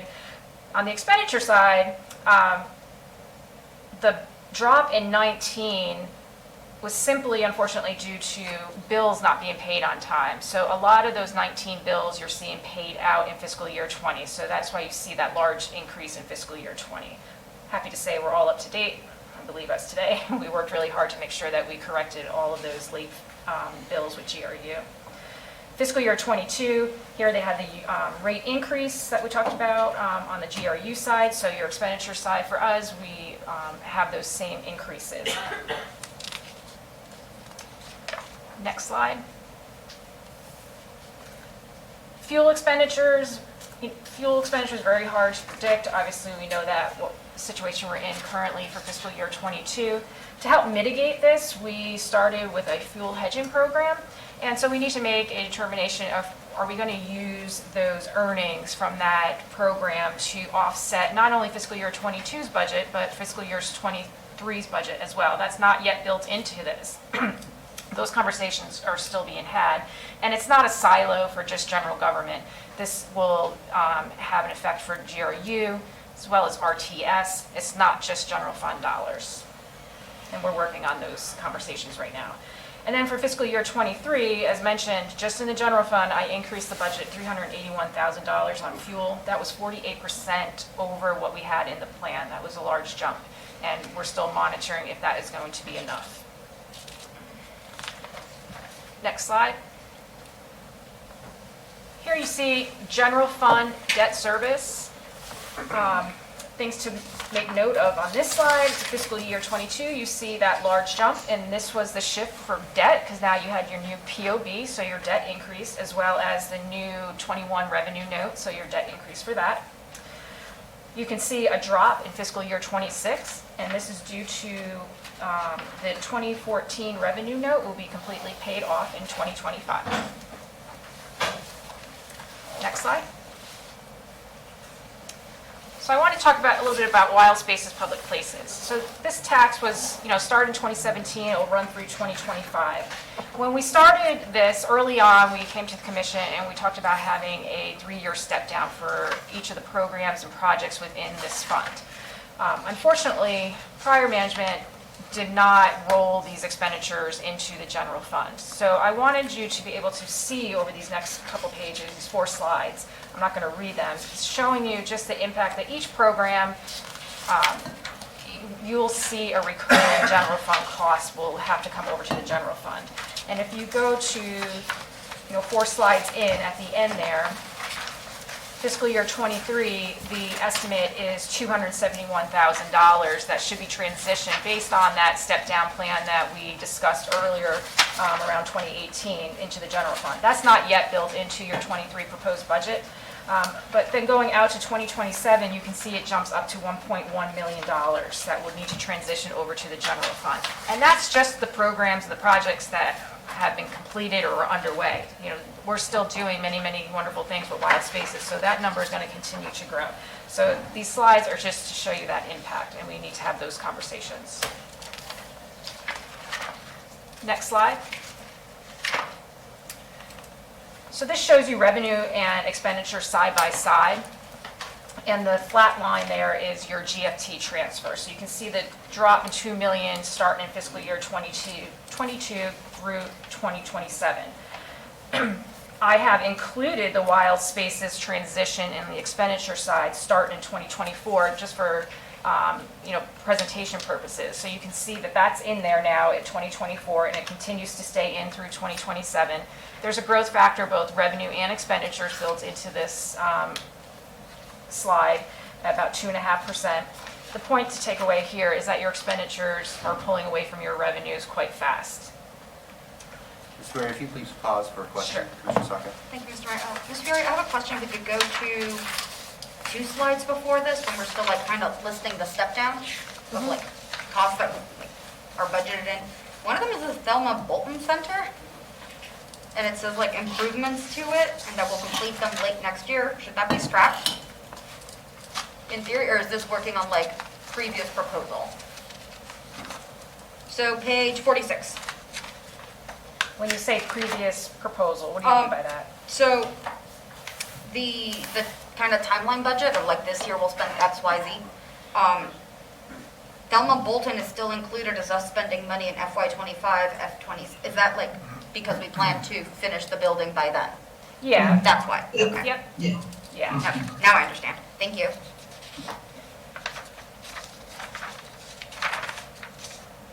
So if you go to the next slide. So you've seen this slide already, talking about the uncertainties, stressing that June 1st and the state projections. But if those 2 projections don't come in strong enough, we need to start thinking about what are the possible levers to balance our general fund budget. Next slide. So some of those possible levers, which we used some of it already today, would be the use of the ARPA revenue loss source. That would be a good source for one-time expenditures, not recurring, as we talked about earlier today. Your fuel hedging funds, do we use the revenue sitting in that fund to help mitigate the additional expenditures for all of our funds?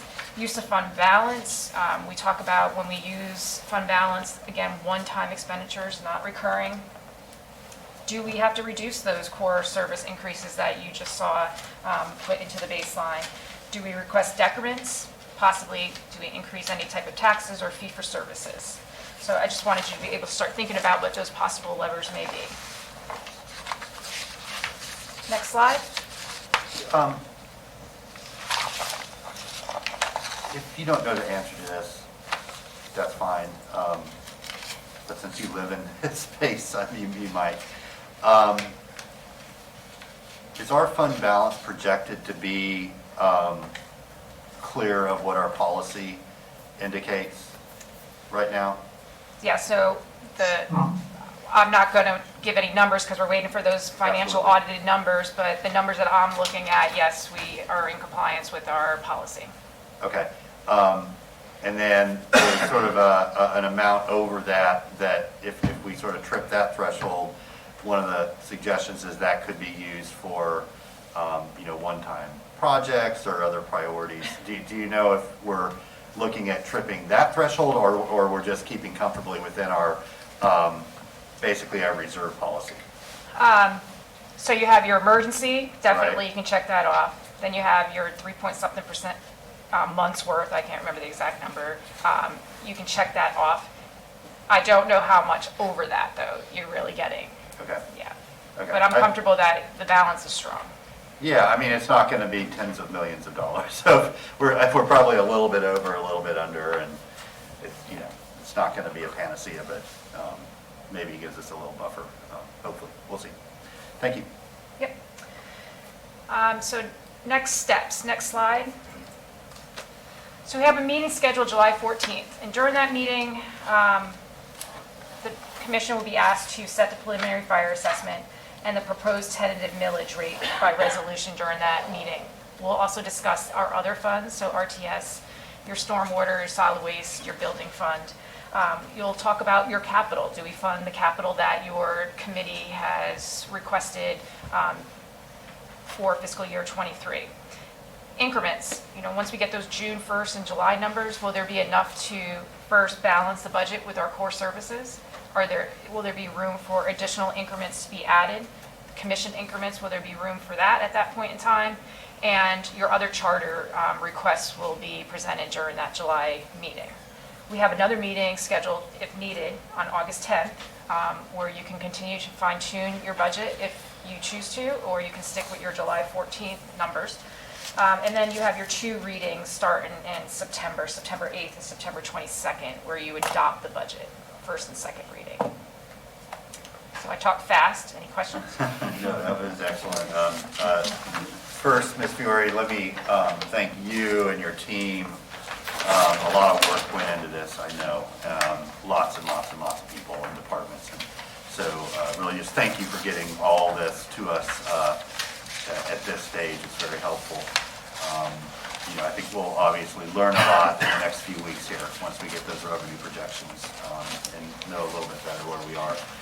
But we clearly have some tough decisions to make to get this thing balanced. So, we're fully aware of that now if we weren't before. Commissioners, questions or comments at this time? Okay, just a lot of information to take in. And, yeah, start bracing ourselves, right, for the decisions to come in July. And I hope, I really, look at, things happen and whatever. We might have a different attitude, in 2 months' time. But this is the second year of a 2-year budget. I think we've all gone in saying we're going to keep any amendments or changes minimal. We have had the good fortune of the American Rescue Plan funds to be able to help us with some of these temporary things. And so, Madam Jury, you're not on mute. She's talking to her sister. I bet she's talking to her sister. That has been incredibly helpful, mainly for our neighbors. I mean, we've been able to do a lot of things that we otherwise wouldn't be able to that have helped a lot of people, and will continue to through '24. So, I think we're in a good place. But yeah, until we get those final revenue numbers, we're not going to quite know for sure. So keep an eye out on your email, because you'll be the first to receive that email from the property appraiser. Yes. So make sure you forward that to me. Yes, we'll do, absolutely. Okay, we'd love to invite any members of the public up that wish to speak. There's no action being taken right now, but if you have anything you want to share, happy to hear from you. Okay, well, thank you then, Ms. Fiore, appreciate your time. And we will then move on to the next item, which is the municipal general obligation housing bond.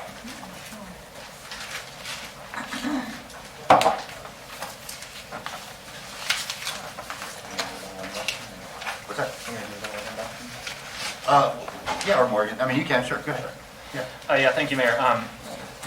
So I think this research was originally done by Commissioner Johnson when she was working on it. And the thought is for us to consider doing a general obligation bond, and general obligation bond it goes to our property taxes, or she'll explain what they are. But I just think that looking at in the forward, we have a wild space of public places, but that infrastructure portion of the tax is split up into a lot of different things, from fire stations and roads and all these different things. I think having a dedicated source of funding that goes towards affordable housing means there's no fights, we know we're gonna be able to have that money to spend on it, and we can make with $50 million or even $30 million, we can make a significant impact in creating housing. And as we'll see in the thing, cities all over the country do general obligation bonds, something we don't do often here, but and they also do multiple taxes on the same ballot as well. Thank you, Mayor. Thank you. Morgan, welcome. Yes, hi, Mayor and Commissioners. I'm Morgan Spicer, the Interim Policy Oversight Administrator, and so I'll be discussing some of the research that we conducted. I will note, like Commissioner Hayes Santos mentioned, this research was originally done for Commissioner Johnson, so first report was mid-2019, the follow-up was early 2020, so the reports don't have updates beyond that. I do have a couple updates for you, but the reports are from earlier in 2020. You can go to the next slide, please. And of course, as always, this is just reminding you how we got here in the process. Phase 1 resulted in our reports, and then we're currently in Phase 2, which is GPC consideration. Next slide, please. So these are just what we'll be discussing today, like we've sort of mentioned, and you can go to the next slide. So first, what is a housing bond? Housing bonds are debt securities that are issued by state or local governments to raise money for affordable housing development and related programming.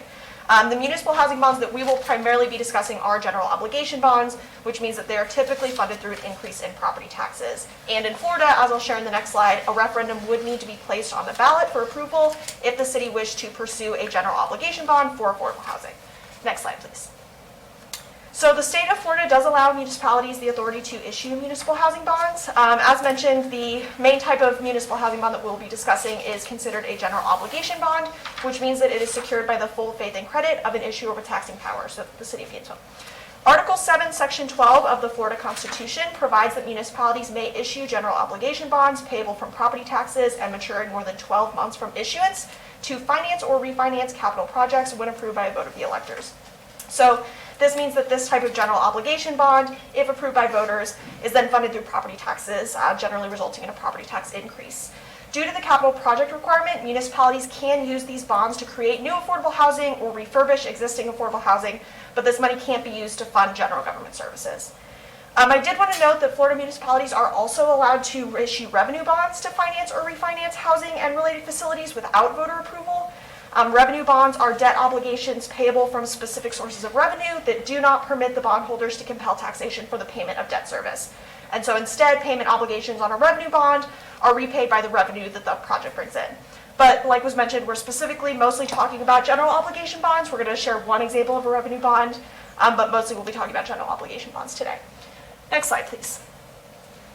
So these are just some of the examples that we've pulled from our report of cities that have issued general obligation bonds, the exception being Charleston, South Carolina, which did issue a revenue bond. Next slide, please. So first up, we have Durham, North Carolina. In November of 2019, the voters in Durham passed a housing bond issue, which authorized the city to issue up to $95 million in bonds to fund affordable housing development projects. This required an estimated additional property tax of $16 per $100,000 in assessed property value for 20 years. The city has estimated that the average additional property tax required to repay these bonds will be about $37 a year, and revenue from this bond issue goes to the Durham Affordable Housing Bond Investment Plan. Their specific goals are to build 1,600 new affordable housing units and preserve 800 affordable rental units, move 1,700 homeless individuals into permanent housing, provide 400 affordable homeownership opportunities for first-time home buyers, and help 3,000 low-income renters remain in or improve their apartments. And Durham did create an Affordable Housing Implementation Committee to oversee this. They did begin allocating funding in July of 2021, specifically working on an outdated public housing complex, replacing it with mixed-use housing. San Francisco also passed a housing bond in 2019. They established a $600 million housing bond, and they estimate that 2,800 units of affordable housing would be constructed within 4 years of the beginning of that funding allocation. The bond is issued through a property tax increase, and based on the city controller's estimates of the cost to fund the bond, the highest estimated annual property tax increase for the owner of a $600,000 home would be about $103. And then San Francisco did release a report at the end of 2021 detailing the status of their projects, and they did include the development of several low and middle income housing developments, with the largest allocation being for the redevelopment of the city's largest public housing community, Sunnydale, into mixed-use development. Next slide, please. Emeryville, California passed a $50 million bond to provide affordable housing in 2018, and they focused on the building of affordable housing, preventing the displacements of vulnerable populations, and helping low and middle income households purchase homes and stay in their community. This bond will be repaid with an increase to the property tax equating to 49 cents per $1,000 assessed value. Chapel Hill, North Carolina approved a $10 million bond in 2018 to build and preserve more than 700 affordable apartments and homes. The bond will be repaid with an increase to the property tax equating to 10 cents per $1,000 assessed property value. They recently allocated about $5 million of that funding for the development of 275 affordable housing units, and then they're currently accepting applications to use the rest of the funding. Next slide, please. Charlotte, North Carolina approved a $50 million bond in 2018 to support an affordable housing trust fund with the goals of expanding rental housing, to support low-income housing tax credits, funding strategic land buys, creating mixed income housing, establishing a fund and tax relief program to preserve existing housing, and then also ensuring that publicly funded developments would set aside 20% of their units for families earning 30% of the area median income or less. In the last few months, the City Council did approve the allocation of about $10 million from the bond issuance to be used to finance several affordable housing projects with the goal of creating about 600 new units. Austin, Texas approved a $250 million bond in 2018, where $100 million would go to the Austin Housing Finance Corporation to buy land for affordable housing development. About $49 million will go to rental housing assistance. About $28 million will go to build houses for residents below a specified area median income. And then about $28 million will go to a home repair program. The bond will be repaid with an increase to the property tax, equating to 20 cents per $1,000 assessed value. And there also have recently been discussions in Austin to place an additional $500 million bond on the 2022 ballot. And then Charleston, South Carolina is that unique example that I talked about, and that their bond was not funded through an increase in property taxes. Instead, their bond was a revenue bond to create affordable housing through new construction or rehabilitation, but it was going to be repaid with rent revenue from those new homes rather than a property tax increase. This funding source did result in the issuance of the bond being delayed for several years, as they needed constructed, rent-generating units to pay the debt service, but couldn't build them without the debt. Applications for this bond funding have been sent out and received by the City of Charleston, but there have not been significant updates as to the results of that application process. Next slide, please. So Miami is an example of a Florida city that issued a housing bond. In 2017, voters approved the Miami Forever Bond, of which $100 million was designated for affordable housing. The bond will be repaid with proceeds from the property tax, but at the same time that this Miami Forever Bond was placed on the ballot, they also lowered the overall property tax rate in the city. So there was no net increase in property taxes after this referendum passed. The city created a bond oversight board to oversee the allocation of funding, and in 2019, they officially designated $7 million to go towards a couple of affordable housing projects in the city. And then they also released an affordable housing master plan in 2020, which outlined how the remaining $90 million allocated from this bond will be administered by a quasi-independent financial corporation to help leverage the funds. In Los Angeles in 2016, they approved a $1.2 billion bond to provide permanent supportive housing for the chronically homeless, in addition to emergency shelters and affordable housing for low-income households. They projected that the bond funding would produce about 1,000 units per year for 10 years, excuse me. And the bond will be repaid with an increase to the property tax, equating to about 10 cents per $1,000 assessed value. However, despite being approved in 2016, the first project funded by this bond didn't open until January of 2020, and as of 2022, about 14% of the proposed projects have been built, and the city has sold about half of the bonds issued. And then our last example is Portland, Oregon, which approved a $258 million bond in 2016 to create 1,300 units of affordable housing by 2023. The bond will be repaid with an increase to the property tax, equating to 42 cents per $1,000 assessed property value. However, this bond has had a little bit of controversy. A report by the Portland City Auditor in December of 2019 stated that Portland leaders had not delivered on promises made to voters regarding the affordable housing, and that they had lacked kind of consistent monitoring of the commitments that they had laid out. And so in response to this, the city did establish some volunteer oversight committees. And since this time, 2 apartment buildings that were funded through the housing bond have opened, and 6 more are set to open through 2022. Next slide, please. And then just in closing, some kind of advantages and disadvantages to these general obligation bonds. So, of course, the advantage is fairly clear in that it provides a dedicated funding source to implement affordable housing priorities. However, this, again, would require taxpayer contribution, generally in the form of increased property taxes. And as you can see, some cities have had difficulty allocating funding from the housing bond towards projects. And so while the housing bond provides the source of funding, the municipality would still need to have established goals and strategies to make sure that this housing bond is successful, the work is successful. And then next slide. And then just closing out with the phases of the policy process, which I don't think need repeated, but I'm happy to if anyone wants me to. All right, thank you, Ms. Vice, I appreciate that update. Back to Commissioner Santos and then Commissioner Chestnut. Thank you, Mayor, and thank you for discussing this, or presenting it. One thing, the general obligation bonds show up as like a separate line item. So people, I think that's my understanding of how they've kind of worked in the past, I believe, of how they on the property tax bill. If we did $50 million, it could result in, if we financed that to build more homes and kind of did mortgages and kind of leveraged it the best way we could, we could build up close to 1,250 homes. That would be able to cut the GHA waiting list in half and be a significant impact to creating affordable housing in our community. I know there's been some concerns of where kind of our audited books are and things like that. We don't actually go out for a bond issuance until after the voters approve it, and then we start that whole process. So it would be next year before we would have to have everything in line and actually go out for bond issuance if the voters approved it. I know there's been other concerns I've heard about. We have the wild spaces, public places, infrastructure sales tax, and how this might interfere with that. Our city voters in the past, and every time the city has supported an initiative in my lifetime, the city voters have voted for it. It may have lost countywide, but in the city voters understand the need to fund city priorities.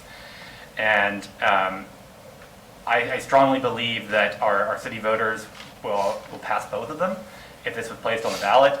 And on ballots across the country, there are multiple general obligation bonds and sales taxes, multiple things on there. It's not kind of it's very common to have multiple things on there in terms of bond issuances and things like that, so it's in that sense.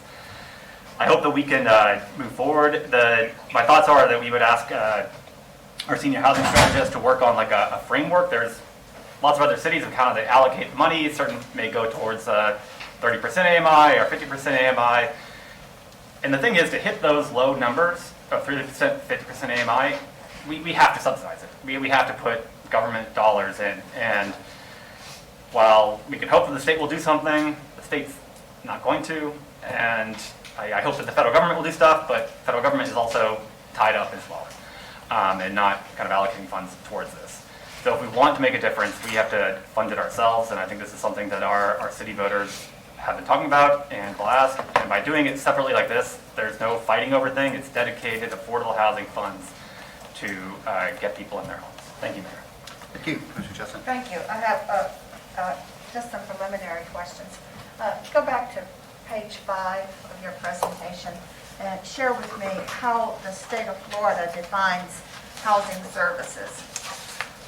So for general obligation bonds, I don't believe that they do define housing services. I believe that they just say that it needs to be a capital project.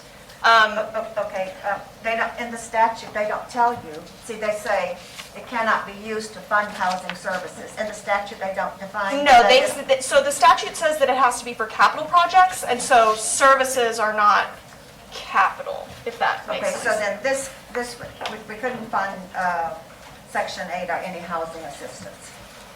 I believe not, but I would not want to make that final determination. Okay, then my next question is, how many initiatives in Alachua County are on the tax roll now, on your tax bill, that are paid by property taxes? I do not know the answer to that. Does anyone in the room know that? Zero. The library was the last one to pay off theirs, and that was done, I think, 2 years ago. It was when I was on the library board. It was the last time there was a general obligation bond. Okay. But the 1 mil for schools is No, on there. that one, yeah, sorry, the school has a couple of those mills. I think I meant general obligation kind of. Just the 1 mil, the other is a sales tax for the schools, and then you've got the wild spaces sales tax. So those are, so the only property millage tax. is the 1 mil for schools. 1 mil. Okay, all right. And you're looking at this, thank you for those responses, thank you. You're looking at this to be on the November ballot? Is that- Yeah, yes, that's correct, yeah. Okay, well, I have some concern with that. While you say that the city voters would pass this, I think it would be to the detriment of the county voters. I'll tell you why. Because when people see lots of taxes on a bill, on a ballot, they tend to start and then they don't support it. They don't support it. I'm afraid that this would sink the wild spaces and public places initiative on the ballot. And I think it would sink it, and that would be totally unfair to people in the county, to the 7 municipalities that are depending on wild spaces and public places funding. I'm not sure that there's even any space on the ballot to add another tax initiative. I think the ballot is pretty full. So, you know, maybe this is something we could look at. The next commission could look at it next year if they're so inclined, but it's not something that I would support at this point. Thank you. Thank you. Yeah, Dave? Thank you. Appreciate you bringing this back to the commission. I vaguely recall the first discussion we had on it, so this was good to get the research in front of us again. I would really like us to explore this because the Wild Spaces Public Place Infrastructure Tax has one glaring omission, and it's not because of the county commission, it's because of Florida law, which is that the proceeds from that tax that would go towards affordable housing can only be used on purchases of land for affordable housing. It can't actually construct affordable housing. I think, and I don't think I'm wrong about this, one of the major reasons why this tax is being put together is to include that portion of buying land for affordable housing. Wild Spaces Public Places is popular on its own. The infrastructure needs are well documented. Folks want to see that. But those aren't the highest priorities. The highest priority has been the housing.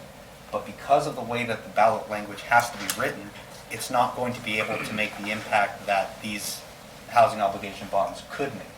And in fact, I actually think the opposite. I think that when voters see that language and say this can be used for the purchase of land for affordable housing, but not actually used for construction of affordable housing, when voters then see next housing obligation bonds to construct the affordable housing, they're going to see them as complements to one another.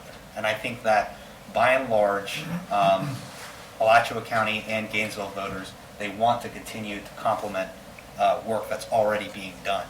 So I have the opinion that I think that by including this, we will be increasing both chances because we're going to be able to deliver more for voters' priorities. And right now, housing is one of the top priorities.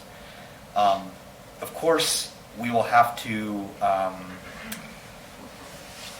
be very, very judicious with the details. I would want to discuss more, I'm hesitant to talk about having a separate authority over these boards. I don't think that's the right way to go. I think if the taxing institution, if the government's going to institute that tax, we should be responsible for the disposition of those funds. Having an oversight board is okay, similar to what we do for wild spaces, just to ensure that the citizens get oversight over that. But looking at what other cities have done, there is a lot of promise in this, and I have, over the last few years, come to believe that the only way we can make a serious, lasting, direct investment is with dedicated funding that is produced by the government. So, short of the Build Back Better plan passing through the Senate and all of that HUD money flowing nationally, this is probably the most impactful thing that we can count on. Because as you said, the state of Florida has different priorities. So I very much like it. The timetable is very quick, so we would have to probably get a resolution in front of us. It'd probably have to be before recess. July, I think we have to recess. After recess? I think we have to have I believe it's sometime in August that we have to have stuff to the supervisor, I have to pass it by August 18th or 15th, something like that. Okay. Well, Mr. Mayor, I'm sorry to interrupt, but I just wanted to make sure Mr. Mark Fitness on the line. We put a timeline together just in preparation for any discussion around that. He's Sure. prepared to go through it if you'd like. Yeah, let's go ahead and share that. That's important information. Thank you. Okay, yeah, this timeline was constructed in conjunction with General Government's financial advisor, PFM. What it calls for is in May and June is to identify the projects to be financed and start the prep of the resolution that authorizes the referendum, including, discussion of specific ballot language. In July, the City Commission would be asked to approve and adopt that resolution, with close to final ballot language. In August, we notify the county of our intent to place this on the ballot, officially notify them. In October through early November, we would publish the required 5 notices of the bond referendum. They need to be published 5, 4, 3, 2, and 1 week prior to the referendum itself. On November 7th, the clerk would publish the ballot and the final notice of the referendum with a vote on November 8th, and then on the 11th, the canvassing process. So it is a very tight timeline.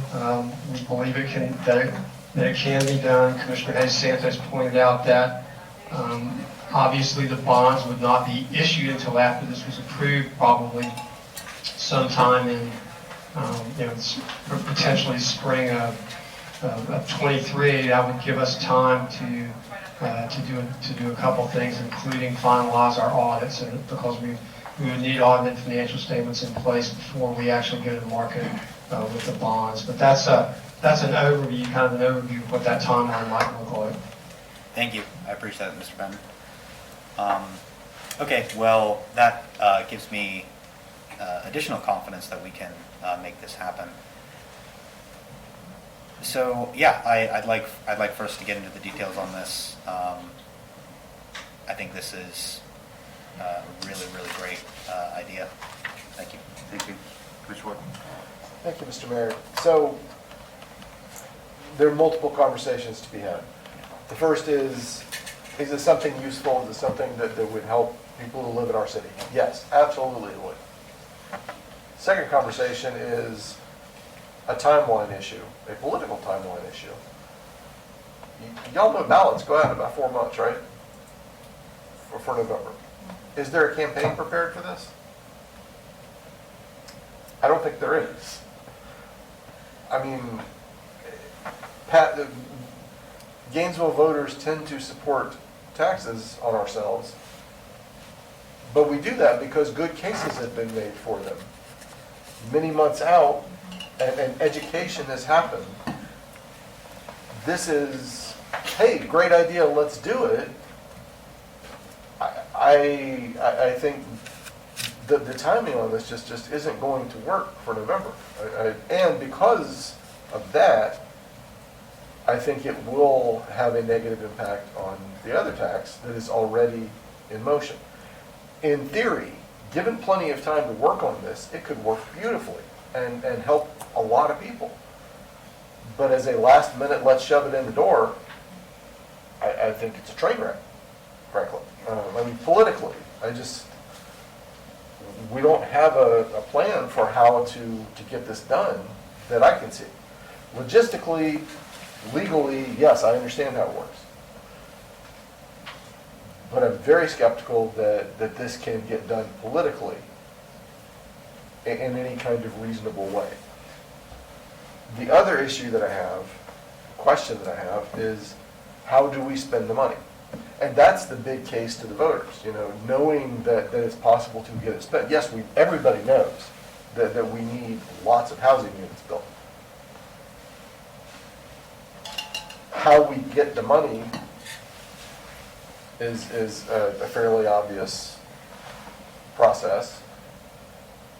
The need is obvious, but how that money gets spent, particularly in the environment that we can see for the next couple of years here, where it's hard to buy building materials, much less get people on site to swing hammers.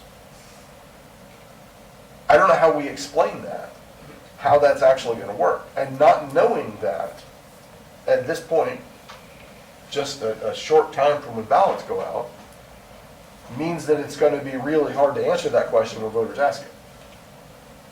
I don't know the details of this, and that means it's really hard for any of us to go into the community and knock on doors and say, you should spend $75, $100, $150 on your tax bill to do this. Because we can't answer the questions about how it's specifically going to work. Not how we collect the money, but how we spend the money. And I think that puts us in a really difficult position. 6 months ago, this might have been a really good conversation to have. Today, I don't know how we do it. Thank you, Mr. Mayor. Thank you, Mr. Mayor. So I really like the idea, and I'd be interested in doing it. I do have one question. Either Ms. Spicer, question, you might have like better answers on it. For the places that have done this and have built out housing, or I guess even older cases, once the funding to build is spent, how do these locations maintain those properties? Because what I'm thinking is U.S. government in the 70s saying, yeah, let's build housing, and never maintained it. So how have these places kind of figured that out? These are all relatively new. I mean, the latest one was 2016, so I don't really know that any of them have handled that problem yet that I've come across. I'm happy to look into it, but I don't have an answer from any of the case studies that I looked at. If you could, and my concern is in the statute, because it says create, and I want to interpret that as like you can purchase and then make it affordable, as opposed to purely building. I want to believe that. But then also, where is the money to, maintain 1,200 units is not an insignificant amount of money to maintain. And if we can't use a tax or a bond or anything, that comes out of the general fund. So I don't know if there are older bonds that cities have done, like I'm not happy so to look recent, into it. to see like what happened after. Thank you. So I am concerned about putting it in November. I'm concerned because, while I love the idea, we don't have much of a plan. So the amount of money, the research of how much it would cost the individual taxpayer, essentially to build that campaign of, not even a campaign to sell it, a campaign of just knowing the facts. We don't have that yet, to my knowledge, because staff hasn't produced that yet. So if somebody just asked me, well, how much is this going to cost me? I wouldn't even have an idea. I wouldn't know. I see Mr. Harris. Yeah, Mr. Harris, you want to add to the conversation? Yeah, from a practitioner standpoint, oftentimes to sustain these projects, it relies on the rental income. So if you're funding a multifamily development, oftentimes this money is seed money to be leveraged and then for sustainability through the rent revenues. Got it. I don't know why I didn't think of it. Okay, thank you, sir. Oh, no problem. So that answers that. But the other concern is, like, I still wouldn't know how to even answer questions. Nobody here would. What I would really love to do is work on it with y'all and then continue work, and we could have something ready by January to then prepare to put in 22 would be my preference. I know that this is important to you. 24. 24. What is time? Time is relevant. All relevant, relative. That. What is English? Like work out what we want to see done and have it ready for the next commission. And I know that's hard because we can't like obligate anyone to do anything. But I don't think anyone who's currently running is anti-housing. In so many words, I will. But that does lead me to my other concern. My other concern, and it is a concern we have seen time and again, where would you propose we put this? Which is why I say like creating could be purchase, because it is a fact that when multifamily developments have been proposed, yelling has ensued, and then some of those projects just don't get made. So I don't want us to tax people to have this pot of money And then we have torches and pitchforks if we try to build somewhere that's, essentially not in my backyard. So I want to know that plan. Like, do we plan to build it? Do we plan to buy it and convert? Do we plan? And we don't have that yet. And I would love to have staff figure that out so that when we put it on a ballot, we can tell people what it's for. So if we're going to purchase, it's like, no, we won't build a 10-story building behind your park. Fine.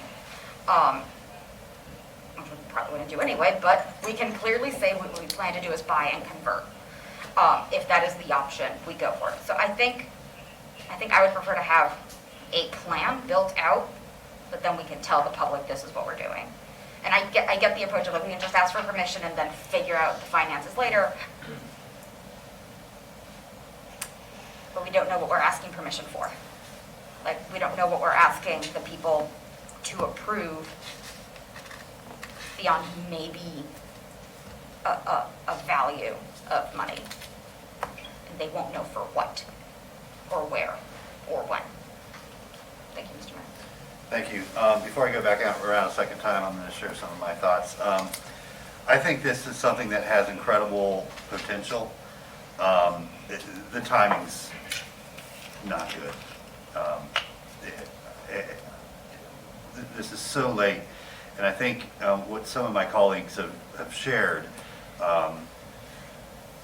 is that, so if I'm, Mr. Voter that's deciding on this, and I'm someone who believes strongly that we need significantly more housing. We need it, all different types of housing, all throughout our city.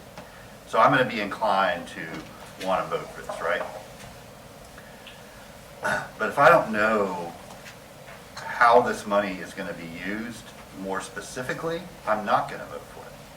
Because what I don't want is a bunch of projects in areas of existing high poverty, right? I'm going to want to know that this is going to distribute affordable housing in high opportunity neighborhoods evenly throughout our city. And to know that, there's got to be a plan in place that we can look at. There's got to be a map. A lot of this, too, depends on whether we move forward and pass our changes to the code for exclusionary and inclusionary zoning. If we're now able to build gentle density, if we can put 2, 3, and 4 family homes on vacant lots or on lots of condemned properties, then that's a much different story than sort of being forced to build multifamily, which just gives us much fewer opportunities and doesn't get at that there are areas of our city that have next to no affordable housing options at all. And so to me, part of the commitment to this would be that we change that. And so let me skip to the end of my thoughts, because I think that's the point, is that I think that this is a significant solution to a challenge that we have. I think the right time to put it on the ballot is in 2 years. And I would love to be part of a campaign that helps educate the public on how this will impact them, how it will create new opportunity for our residents, how this will allow for a funding source that otherwise does not exist. I mean, I think there is an incredible story to tell here.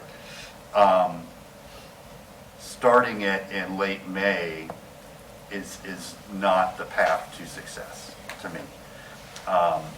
And so I would love for this commission to give direction to our housing strategist to start looking at what we could put a number 30 to 50 million, we could say a 30 million and a 50 or 25 and 50, whatever.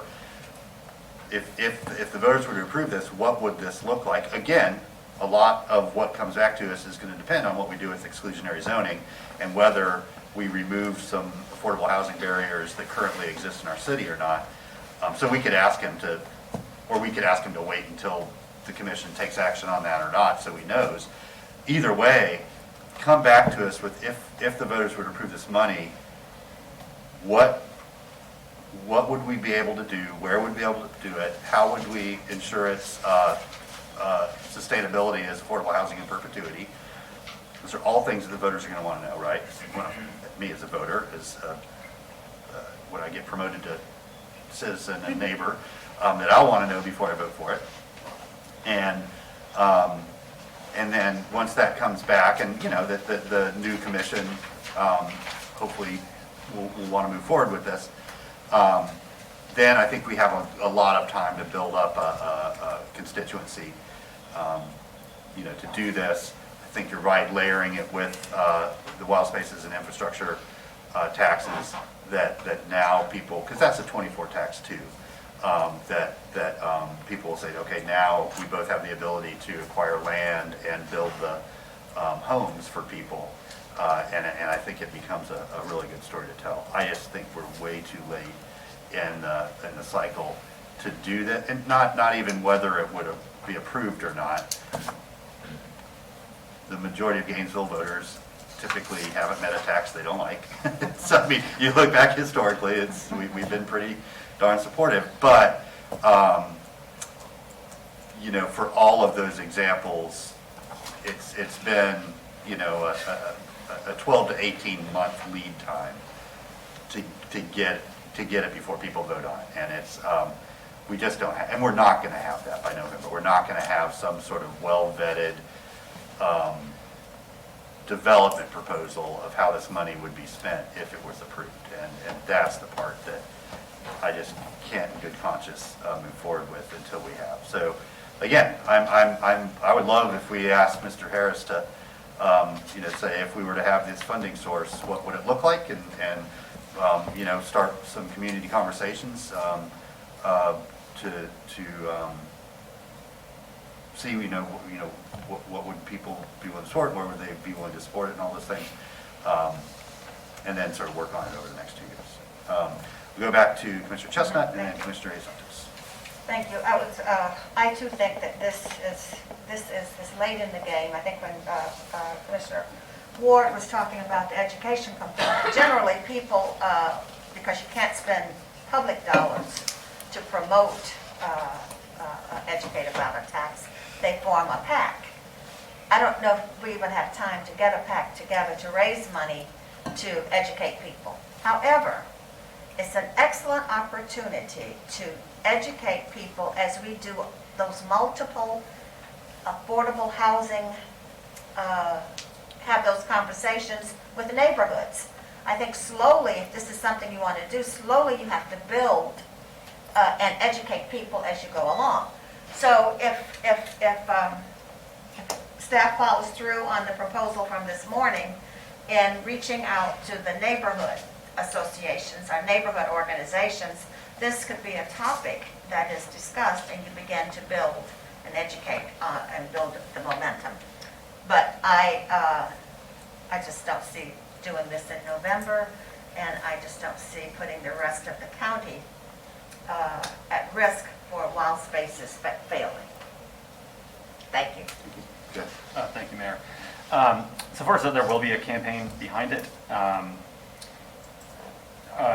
Secondly, so that's what actually my request is, for the staff to come back with the framework, how it would be spent and things like that. That's what's needed as the next step. It's not to move forward on it, just to bring that back and see what it would look like. As for like maps and where these things are, these types of bonds don't do that because of the nature of real estate and just it's changing. I was just talking to your so usually they're just like, this is in this bucket we're going to spend so many $1 million in preservation, and this is what the uses of that are, and then so many million will go into, we're focusing on 30% AMI or whatever they might be, all these different buckets, and you have those buckets, and then when you when it passes, then you can actually go down and start spending that money, because you can't, unless you have that money, you can't really spend it in real estate and in construction. So that's where it's not, you don't usually see very hyper-specific frameworks. It's usually kind of broad things and buckets, and then as they move forward, the commissions at those times then pick projects which move forward. And some of it's like, I mean, giving a grant to the Greensville Housing Authority, and here's the money, here's the down payment, go build some stuff. Or with other ones. I don't know if the city should be the one building it, and I think that helps with the long-term nature of supporting. I think my thoughts was more of this kind of, this is going to be grant funding, here, you're going to do this, you are signing an agreement, this is going to be for the life of the project, is affordable housing, and meet all these parameters. And that way that we are not creating a whole new infrastructure inside the city, but we're leveraging the resources, the community resources that we have here.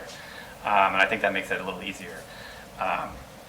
So I guess I'll move the recommendation that I had, that we'd ask for the framework to come back to the commission on a $50 million bond, and have that come back, I don't know if we can do it within 30 days or right after recess. But it's mainly just like, there's just housing buckets. It's not too hard to come back with those, what other cities have done. So can you clarify framework? Where, out of $50 million, how much would go into each budget bucket? Proposal for how much would go into preservation, how much would go into building housing and things like that. What are the different buckets, and how much of that money would go into each one? And then, yes. So like what kind of housing, who would? Not what kind of housing, I think that starts to get into too specific and hard. We don't know exactly what we can build. It's saying we're going to build this, we're going to build housing. So $35 million is going towards build housing, and $15 million goes towards preservation. Here is what, under that home building, is what we would do. Land cost, building, other things like that. That home preservation could be like, we're going to go and purchase already houses. So one of the aspects that we're running into is the issue with a lot of our multifamily affordable housing projects that are running, their subsidies are running out, and those are most likely going to go to market. So purchasing those could be one of the preservation ones as well. So you leave these kind of things open, and then you see after it passes, and we have the money, and we say, okay, well, you're running out in next year, we should try to buy that property. And so that's what, in essence, it's a broad framework of buckets of where the money would go. It's what most cities have done in this area. Okay, yeah, so you can just give me a nod, Mr. Harris, if that will suffice. But is this something you'd be able to look to other communities that had passed these and kind of use those as a template for how it might look here, but then make it more specific to Gainesville? I can give you a nod, but if you let me approach. That's fine, yeah, no, if it's more than a nod's answer, that's great. So, yes, Mr. Mayor, we can look into whether the cities have utilized their funding around. I share some of the same concerns that it sounds like multiple commissioners and you share, that if we bring back a proposal, is it enough time to create synergy among the voters? And what it looks like a plan just kind of being thrown together, or is there enough time to build that campaign around it? So again, I can definitely look at what other cities have done, but I would be concerned that if we did this, how would the voters respond to such a tight turnaround? Yeah, and I appreciate you offering that opinion, but really what we need from you is, what if this were approved, okay, how would it be used and implemented? I mean, that's the sort of okay, objective okay, framework and criteria. Go ahead, Madam Manager. Thank you, Mr. Mayor. I'm sorry for butting in. I'm not there, so it's kind of hard to try to figure out how to fit in. But clearly, work can be done. It's a matter of time. It's a matter of bodies and energy. And I think we have a lot of it. I may not at this point in time in particular, but it is going to take some time to do this, and it will also have to be serious time engaging the community, the neighbors. As I stated earlier, housing is a very, very important topic. It's being discussed by everybody around the country. And I would not, as manager, want to take it lightly and not do the right community engagement around a $30 to $50 million bond issue for different types of housing development around the city. I think it's great. I think we need the pot of money. There's no question about it. I do think that time is our challenge right now in terms of doing a quality job of building a plan around it. I don't think that it would probably take a lot of time to build a plan. There are programs around the country that we could pull from and we could put a frame together. But I do think that we have to seriously engage the community before just rolling out with something like this. Okay, thank you, Madam Manager. Adrian, you good? Yes, thank you, Did Mayor. you make a motion? Yes, Mayor. Was there a second? Okay, thank you. Go ahead, Dave. So here's some examples of what could be buckets: construction, acquisition, improvement, rehabilitation, preservation, repair of affordable housing, and we can specify low and middle income households. I think the opportunity, the potential is greater than the drawbacks. I would be concerned about talking about 24 because this commission can't commit the next commission to making decisions in 24. So that would be my number one concern about waiting. I also want to point out the Wild Spaces Public Places campaign also has not fully, it's a historic tax. First Alachua Forever, then Wild Spaces Public Places, and now it's this iteration. So they too still have to get that campaign launched off the ground. Now they've had a little bit more time to talk about it, but in terms of a political campaign, it has not begun in earnest. So we're really getting started at the same time. Housing is, our largest meetings are always housing meetings. I don't know how some people lose sight of that, but they always are. And so I think that issues have tipping points where everyone is talking about them. We have so many thousands and thousands of people moving to Gainesville.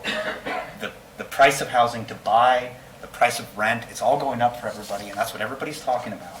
So I think that the opportunity is really here right now for us to make a strong case that this is the year we can do something about it. And I think this, if we were to have the conversation in a month, I would agree it's too late. But I think that because we're having the discussion right now, we haven't even had the qualifying period for the ballot yet. So we're not even sure who's going to be on the ballot in terms of candidates. So I think this is actually the perfect time to have this discussion. It might seem like it's happening quickly, but that's because this research was conducted in 2019. But housing obligation bonds have a much longer history than that.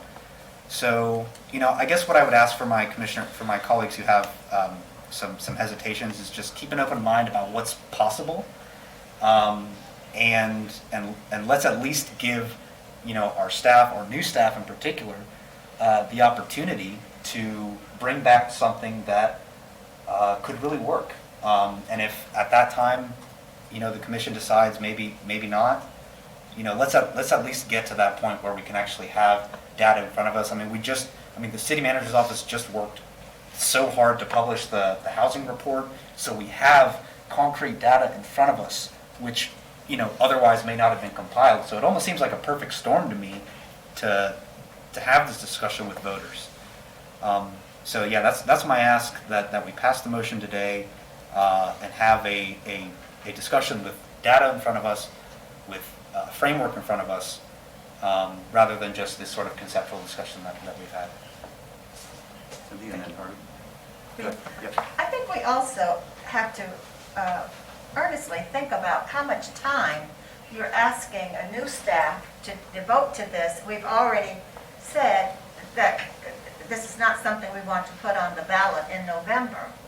But you're taking away new staff's time, housing staff, who's supposed to be working on affordable housing, to come up with, to delve into this for something that we are not, I don't think you have the votes to put it on the ballot. Now, maybe it's something that the next commission wants to study or look at putting on the ballot. As I said, it would be a good tool to discuss affordable housing as we meet with neighborhood associations or organizations, but to divert time from affordable housing now, from concrete things we need to be getting done, I think is just not wise. Thank you. Harvey? Thank you. Thank you, Mr. Mayor. So, as I sit here and think about it, the thing that I would really like to see, not in a month, but in enough time to really flesh it out, is what would we do if we had $20 million, if we had $30 million, if we had $50 million, how would we spend that? Not conceptual buckets, but with $20 million, we could work with this organization, and this organization that exist, and others that might exist, to actually save this many affordable units and create this many units, and not exactly on a map, but where might they exist within our city? Just generally. How would we put something like that together? If we had 30, if we had $50 million, what would that look like? What kind of resources, people resources, would that take within our organization? Because big news, we don't have enough people in our organization right now to pull that off. We just don't. I would love to see, though, a document that we could work with that answers to the document we got a month or so ago about what the need is right now and what the current resources are, that goes to that next step and says, here's what we could do with these pots of money, so that we can dream big about what's possible and communicate those dreams to our 140,000 neighbors, and then turn that into, okay, how would we get this money? I would always rather work back from what do we want to happen, and then how we pay for it, instead of, we're going to go create some money, and then what do we do with it? Because that's a much harder thing to answer for on the doorsteps, I think.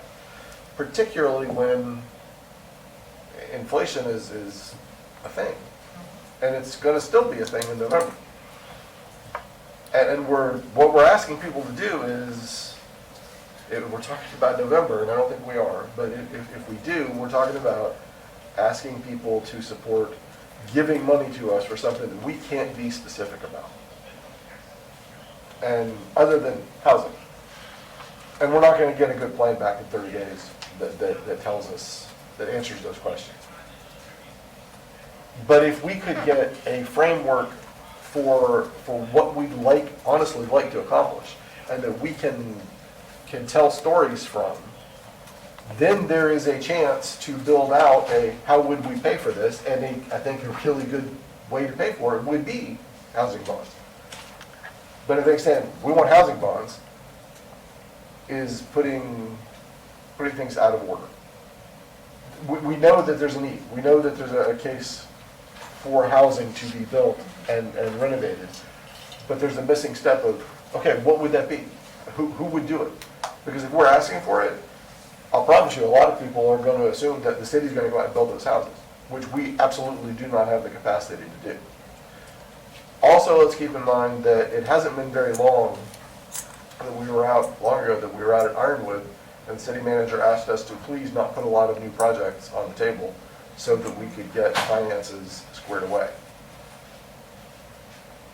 I have a whole list of things I'd love for us to consider that would be exceptionally beneficial to people who live here, but we all nodded our heads and said, yes ma'am, we're going to give you space to make sure you can do this.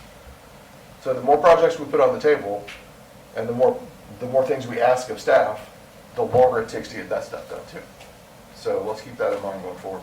I would love to have a framework though, not as it relates to a tax, but as it relates to what could we do? What could we honestly accomplish with several different levels of money? And then go back and figure out how to get that money. Thank you. Thank you, Mayor. So the $50 million, it's not going to solve the whole issue. And so that's the thing. It's like that's why this is a dollar amount that I think will work, that could pass, and then we could fund. working backwards, it starts to, there are limitations on what a tax can do. So if we know what that is, then we can use it to find it. I think that these taxes usually aren't that complicated because it is just buckets. I think we're expecting more than what other cities do for these of creating kind of all of these different things. That's not what they do. It's usually just buckets. I mean, similar to the wild spaces, it's buckets. We do have a list of different projects, but it's buckets of money that can be spent. By having this, I think I guess to Commissioner Ariola's point of just bringing this back and then seeing what it's like, a framework, these are usually a couple pages in other cities. They're not super in-depth things. It's not a whole lot. It's looking at other places to do and then bring it here, but they're not massive white papers and things like that around them. So I think we can ask them to bring it back, and I think that's something that's doable. And 2 years is a long time. That's 2 years more of people not having a house. And we're talking about the crisis we're in, talking about inflation. Inflation is going up, so the quicker we can build, then the cheaper that housing is to build as well. So, yeah, thank you, Mayor. Hopefully we can move forward on the motion and at least get that framework back. It's not a super in-depth thing, but I think it will give us an ability to make a decision. Thank you, Mayor. All right, thank you. So the motion is to ask, we said the housing strategist, but we'll just ask staff to come back with a sort of broad framework of how an affordable housing increment could be utilized to address our housing needs in July. So with that, we'll open up to anybody from the public that wishes to speak to this issue.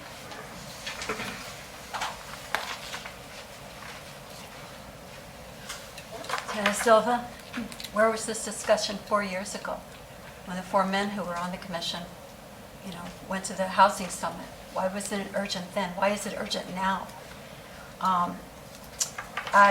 I would ask instead that you do an assessment of where did the CARES money go? Where is the ARPA money going? Those are millions of dollars. I know millions went to UF. I've seen $1.4 million of CARES money that didn't go to anybody except, dinners for GPD, night shift, and sanitizing a building and so forth. The budget that you just saw, general fund, CARES, ARPA, GCRA, incentives, consultants, all of that. Where was the urgency when you were figuring out expenditures for all of those things? GCRA, the consultant said, that was the number one thing people wanted when the CRA became a city department. Housing. GCRA is going to downtown. Incentives are going to Lot 10 for $1 million for something vague, someday maybe, when you're already not compelling people who get the incentives to comply with the criteria for the the incentives. The initiatives, there is no plan, as has been said before. And I hope you will listen to your colleagues who are saying, we have to, have a strategy here. You can't just throw in random ideas. Oh, it's more money for housing. Well, as has been said before, affordable housing is just another buzzword. Already some of the proposals that we have going don't even touch 50%, 60% of the area median income. The LEAP Plus program at $1.9 million. The handout, ARPA, $1 million for housing, but that's it. Do I still have time? Okay. About 32 seconds. Okay. So how do you define affordable? What are the strategies? That was my whole point in the beginning, is why doesn't the city commission have, more meetings with the public, listen to the advisory boards and all of that, and strategize? That was the whole point of July 2018, is to begin to strategize where the need is. The current data are not available. We know there's been horrendous blows to people's housing. Thank you, Ms. Phillip.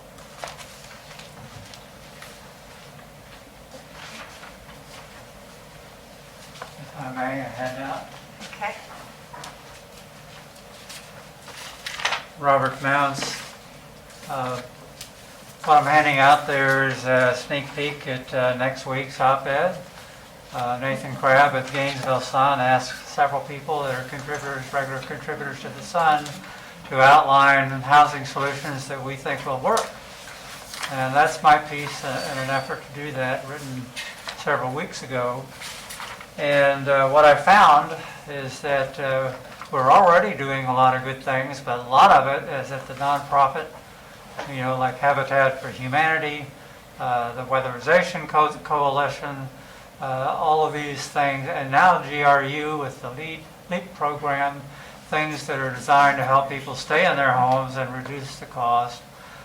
And leading really with John DeCarmine's effort at Grace Marketplace to get homeless people into housing within 60 days.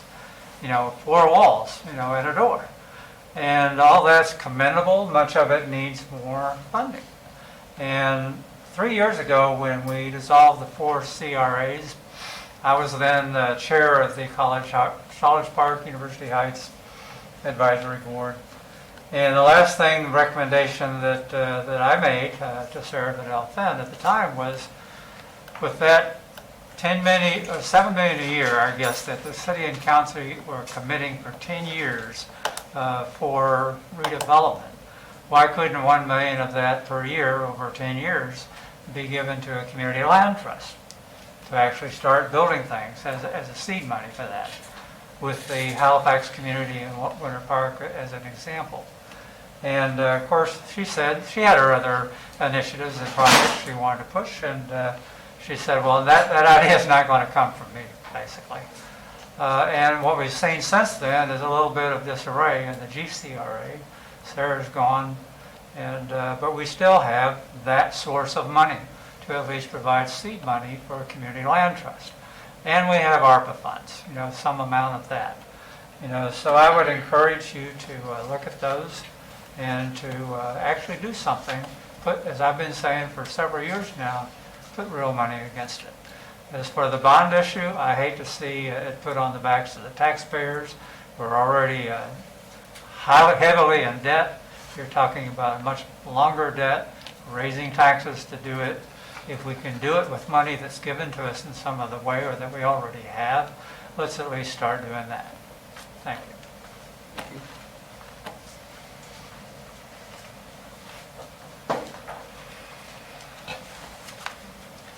Kim Tanzer. It sounds like you will not pass this motion, and I think that's a very good thing. I think that those of you who have spoken about the need for established goals and strategies, echoing Ms. Spicer's research, are making a wise decision. Many of us who look at taxes, and I probably voted for all of them, don't see those taxes as just buckets of this, buckets of that, and a 3-page summary. We believe that our city officials and our city staff have developed comprehensive plans that are then summarized. It's a very different thing. We have just hired a housing strategist who will be able to do that for us, but he's been on the job for a few weeks. It's very complicated, and not every city is like every other city. Gainesville has unique problems and challenges unlike other places, so it has to be tailored toward Gainesville. I support having that plan, and I would be willing to work on it, as I'm sure others would be, on a citizens advisory committee, as I volunteered before. We do not yet know how many people need homes to buy or to rent. We don't know what the price points are. That data is not available. Some data is available. There's a 17% vacancy rate in Gainesville in rental housing as compared to 7% nationally, 6 or 7% nationally. That's from your report that you published several weeks ago. We need to get data, and we need to have it available and think about how to proceed. I think that it is naive to expect that you could give people on the Gainesville Housing Authority wait list money for a down payment. Most of the people on that wait list are so severely challenged economically, they are not likely to become home buyers. I think it indicates that you don't understand the depth of our problem. We're looking at 30% of average area median income on that list. It's a different population largely, but we don't even know. I would say also that we have a lot of money in the budget, and you notice that our budget has increased nearly 40% in the last 6 years when most of you came into office. That's various taxes that residents are paying. I think it's unreasonable to expect them to keep paying even more, and I don't think they will support it if it goes on, if it's poorly considered. And finally, I'd remind you that there is $7 million plus in the current budget, according to the affordable housing presentation we just heard, of which more than $3 million in this year's budget is going to Heartwood for 34 or 38 houses. That's nearly $100,000 subsidy per house in the affordable housing budget for the city. So I think it's important to look at the money that you have and how it's being spent, and perhaps reconsider that as a first step. Thank you. Anybody else? All right, thank you for sharing your thoughts. Back to the commission, Commissioner Infante. Thank you, Mayor. I just want to clarify for Ms. Tanzer, because I think she misunderstood what I was saying. Ms. Tanzer, I wasn't saying to give money to, you don't have to get up, but it wasn't saying to give money to individuals on Gainesville Housing Authority list. It was to give, they need 20%, 25%, the Gainesville Housing Authority to get a mortgage to build. We would grant Gainesville Housing Authority money, they would build the project, and then they would put their people on the waiting list into the rental units there. It's not that we would go out and give individuals on that list. And that's where it would be. It would be affecting those people who are the lowest income, because those are the ones who don't work well in the market, because they need to have much more subsidized housing being built for them. Thank you, Mayor. Thank you, Commissioner Sacco. Commissioner Santos, would you, so I do want to get this framework. I am interested in seeing this. I do want to know the information. My concern is the time, and I know you want that time so that it can't get in November. I'm going to tell you now, I'm not going to vote to put it in November, but I do want to see this work, like, starting. If you are comfortable moving, like, when staff brings it back, I happily vote for it, because I do want to see that work product, but I don't want to, flood Mr. Harris. So I do want to see this information, but I'm hesitant about the time. July is a decent amount of time away when we come back from our break. And to it's like 45 days, but yeah, and have to come back with a framework. It's not the complete thing, but to have it come back, I'd like to vote on that. I see you, Ms. Curry. And I think, Mr. Harris can bring us back what he has. It doesn't mean it's the final report, or it doesn't mean there's a lot more work that can or should be done. It can be a sort of way station along the way. I'm going to say that I like information. I do think that ultimately this can be a significant part of our overall affordable housing strategy. So I want to continue to learn more and find out how it can be used. Unless I'm just blown away by what I see in July, I'm highly unlikely to vote to put it on the November ballot. But that doesn't mean that we should just not go any further, to me. I think that it's helpful for us and anybody else that's really invested in solutions to affordable housing. That's great information for them as well. Ms. Curry? Now, again, Mr. Mayor, thank you so much for acknowledging me.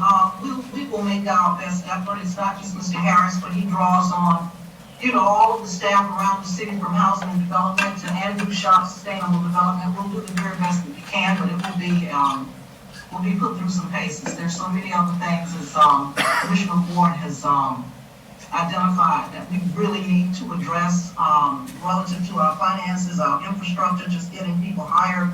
And I know Mr. Harris is not specifically responsible for those things, but, he can't do this alone. And so we'll do the best that we can to address the timeline in July. Okay, thank you. And you can update the commission prior to that if there are challenges or issues or you need further direction. You can bring it back before the commission for an interim discussion. That'd be fine as well. Go ahead. Thank you, Mr. Mayor. So I did want to point out that we have, back in March, we awarded a bid to a land trust. So we've actually done part of what you suggest, so.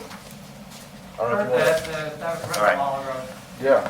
So the motion is to ask staff to bring back sort of outline or framework for how an affordable housing general obligation bond would be used or distributed. All in favor of the motion, say aye. Aye. All opposed? Aye. Okay, that motion passes 5-1 with Chestnut dissent and Duncan Walker absent. As I stated at the beginning, I need to get to my daughter's graduation, but I do want to say, Commissioner, that I absolutely support moving forward with both the feasibility and pro forma studies. I'm excited about this. I want to thank staff for getting this back to us in a really expedited fashion, and I have confidence that it's going to move forward, so I'm not worried about that. And then I also want to thank staff for getting us their 6-month updates, and you've been very busy, and I just once again want to thank you all for the absolutely incredible collaborative environment you have created and committed to as a group of charters and in your interaction with us as elected officials. You know, it's given me a lot of renewed hope and energy over these last few months of my tenure with the city. So keep it up, thank you. I'm very appreciative for the work that not just you and all of you would be humble enough to say that it's all the people that work with you to make this happen, but it's very much appreciated. So thank you. I'll turn the virtual gavel over to the mayor pro tem. And I will see you all shortly. Thanks. I can't say it this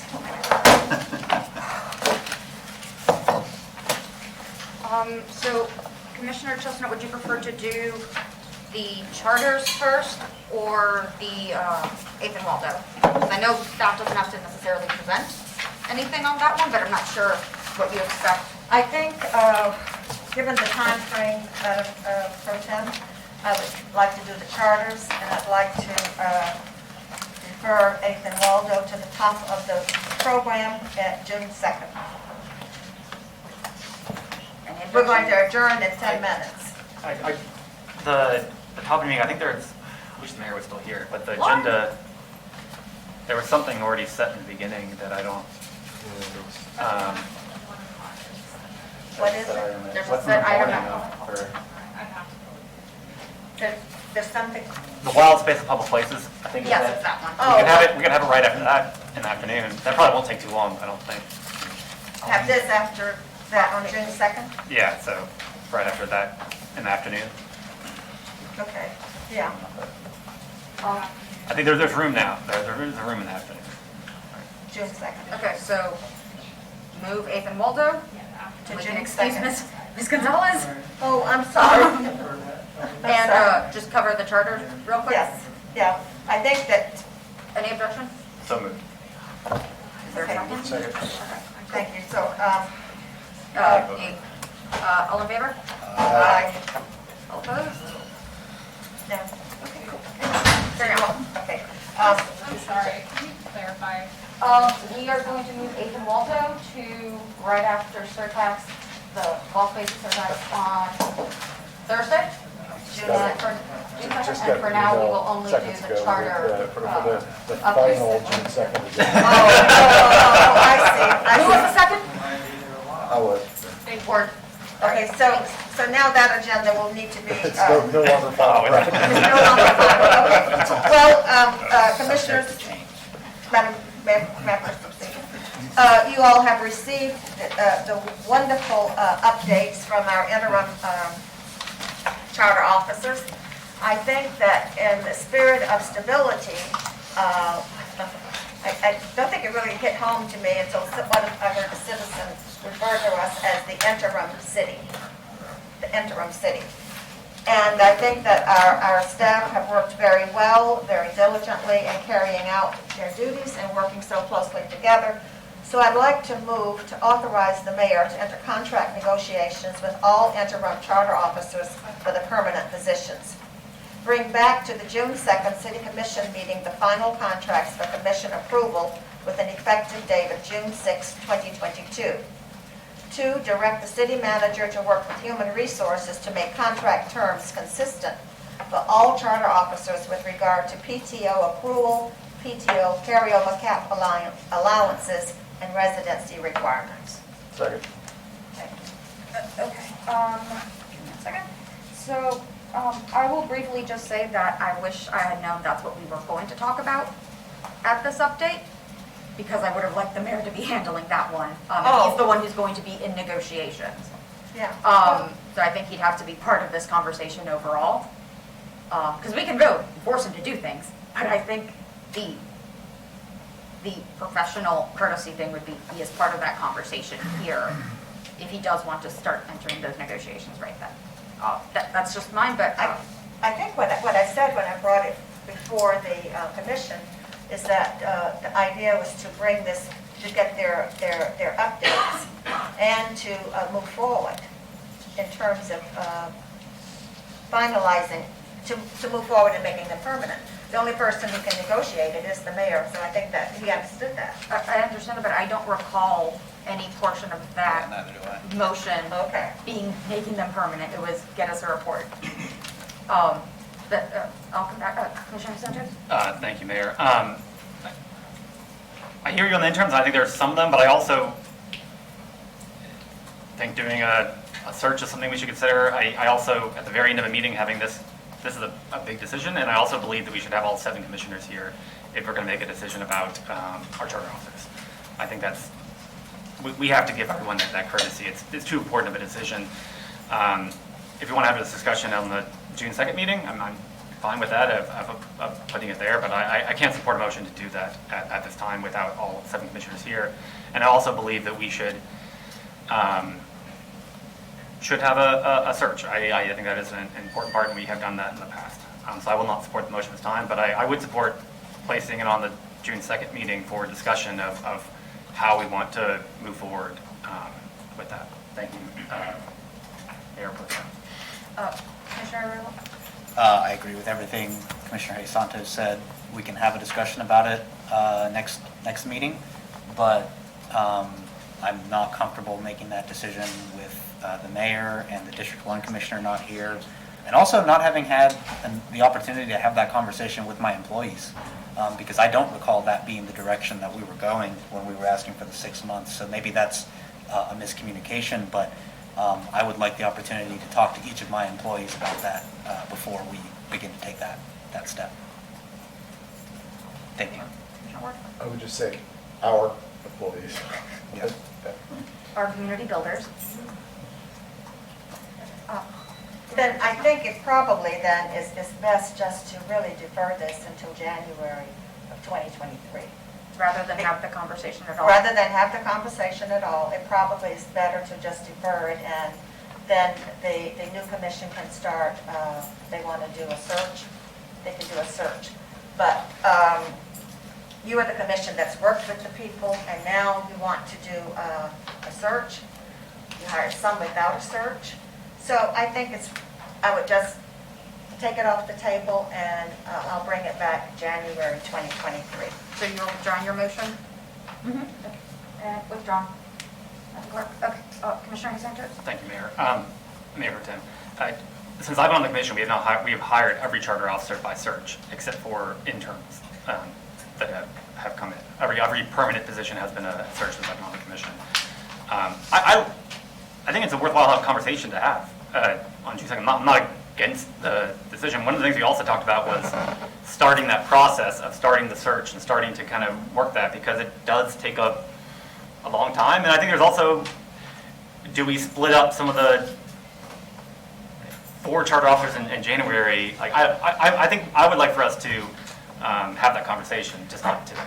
I think what I said when I joined the commission was that and after the November election, that we would, if you all recall that, we would bring people, the newly elected people, to the table to see what they wanted, and the officers. So perhaps we can do that, but then the hiring will be left to the new commission in January. That I do remember. Commissioner Ward? Thank you, Mayor Pro Tem. I like the idea of some certainty for our 2,300 plus workers. I think that we place all of them at a disadvantage by waiting, and that's been I've been saying that for a long time. I am very pleased with the work of our interims as well as our two existing permanents. Everybody's interim. We're all interim. I mean, everybody's interim all the time. It's it would be, I think, very useful for our 6 charters to all be able to operate with the understanding that they are the charter officer. And I would hope that you'll reconsider, discussion on the second about it. But I'm open to it. I mean, I've kind of come to terms with the idea that sit around and wait. But I would remind everyone that the 6 of us are still drawing paychecks to do the job, not to put the job off until later. But the message I would like our interims to hear is that I fully support you. I think you're doing terrific work, and I think that everybody agrees with that. And I will say that other municipalities in our our have had great luck with not doing searches. The county manager who's been there a good long while was not the product of search. And we have had some searches that maybe they turned out well, maybe they didn't. So just because we've consistently done it the other way doesn't mean that's the right way to do it. I'm open to whatever the body wants to do. But I would love to have the discussion as a body on next week. I withdraw my withdrawal. No, I rescind. You're gonna have to make a motion again. I move that we discuss the interim charter officer contracts on June 2nd. Not their contracts, but that we discuss their positions. Charter positions. Charter positions. June 2nd. On Okay. June 2nd. Second. Okay. And in the meantime, if you will review what they have all submitted. Yes. We did look through this, just not with the lens of really permanent hires. Commissioner Santos. Thank you, Mayor Pro Tem. And to Commissioner Ward's point, I mean, being an intern can make it difficult to hire higher level staff. I mean, we're still going to hire bus drivers and stuff like that, but hiring directors and things like that, people are uprooting their lives and moving. A lot of them are from other cities because of that high experience they have. And to come into a place and uproot their whole entire life and their family to come here, and then they might know that person might get fired. I mean, I think if you're at the hell, they know that everyone get fired the next day, but it's less likely if they're not an intern in that sense. So I think there is some merit to discussion. I'll support the motion. They want stability. Okay, anyone else? Okay, seeing no other comment, we'll take it to the public. Lori, do you have a card, I believe? Or is that for general comment at the end? I think we have both. I think. Is there any for this? Mr. Blunt? No. Okay, we don't actually need it, though? Okay, well, I guess it's to set a meeting. Okay. Okay, all in favor? Aye.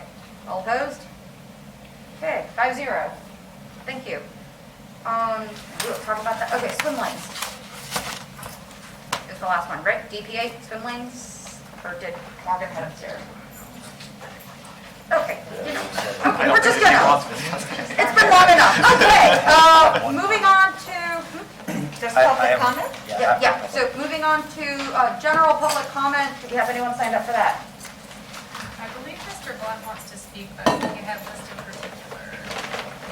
Is it something on, Mr. Blunt, is this something that we were talking about in this meeting? No. Okay, please, sir.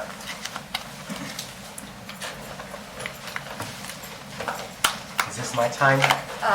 That'll be over there. I hope to mention 2 items. Recently in my neighborhood, GRU came along and did some replacement of power poles.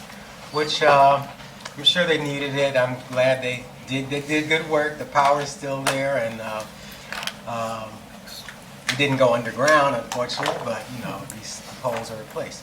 Now I noticed a pole in a block west of me, alongside Southeast 4th Avenue. And the block I'm speaking about is alongside the community garden in an open green space. They replaced a pole there that was very close to a palm tree, I think forcing them to cut down the palm tree. And they cut it to about 2 or 3 inches stump, almost to pavement level. Up beside my house, I have a privacy fence. The fence is in the right of way, I know. And it's a privacy fence that codes enforcement harassed and threatened me umpteen times to keep in good repair. So that fence was looking good. And they replaced a pole there that was close to 2 palm trees. So both palm trees were cut down. A large section of the fence was yanked out and just left dangling.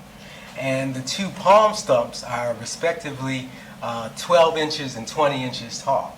So I'm wondering, why they leave these tall stumps? Why would they not think about making an intact privacy fence again where they came and took one out? And my other thing to ask you tonight is about the RTS transfer station, the Rosa Parks transfer station.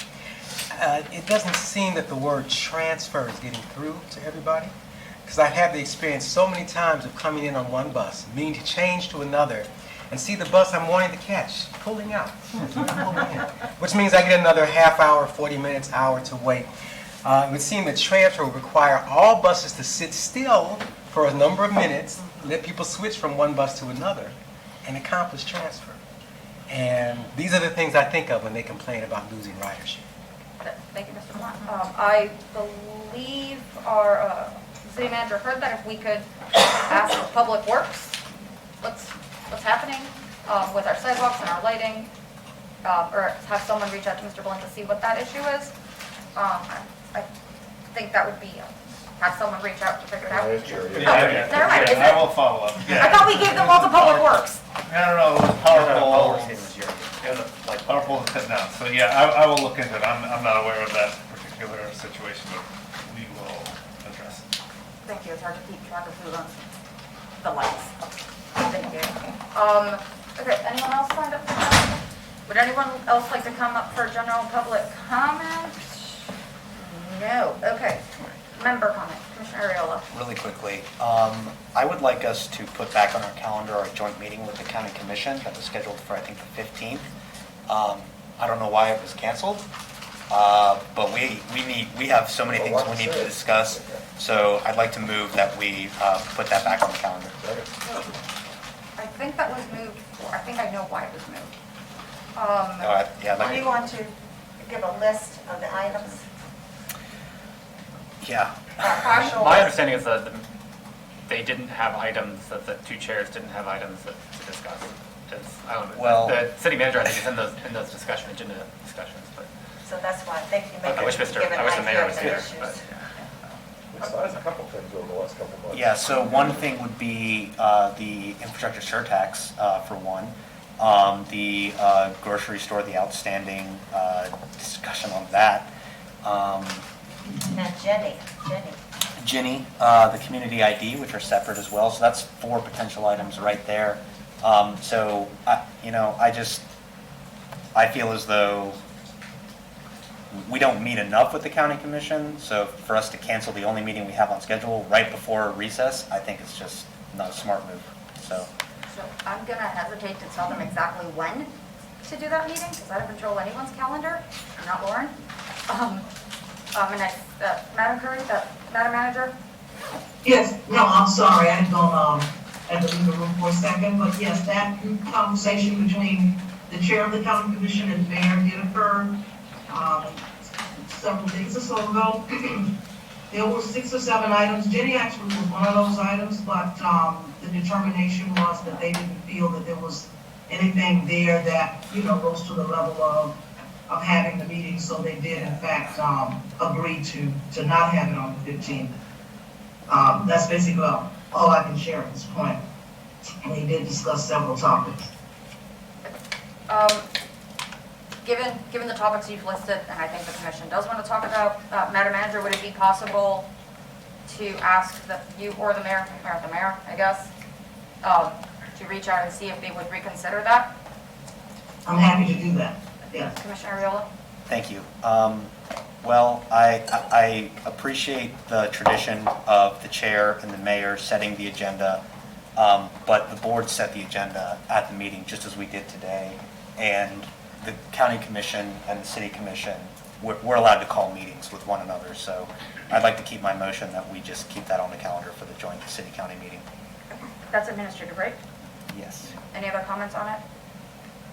All in favor? Aye. All opposed? No. And that's June 15th? Yes. That's 4-1. They might have changed their schedule slightly. Wait, did you have a second? 4? Okay. Okay, any other commissioner comments? Cool. In that case, our next meeting date is, well, the next GBC is June 9th, but I will see you all June 2nd for our regular meeting. Thank you. We're adjourned.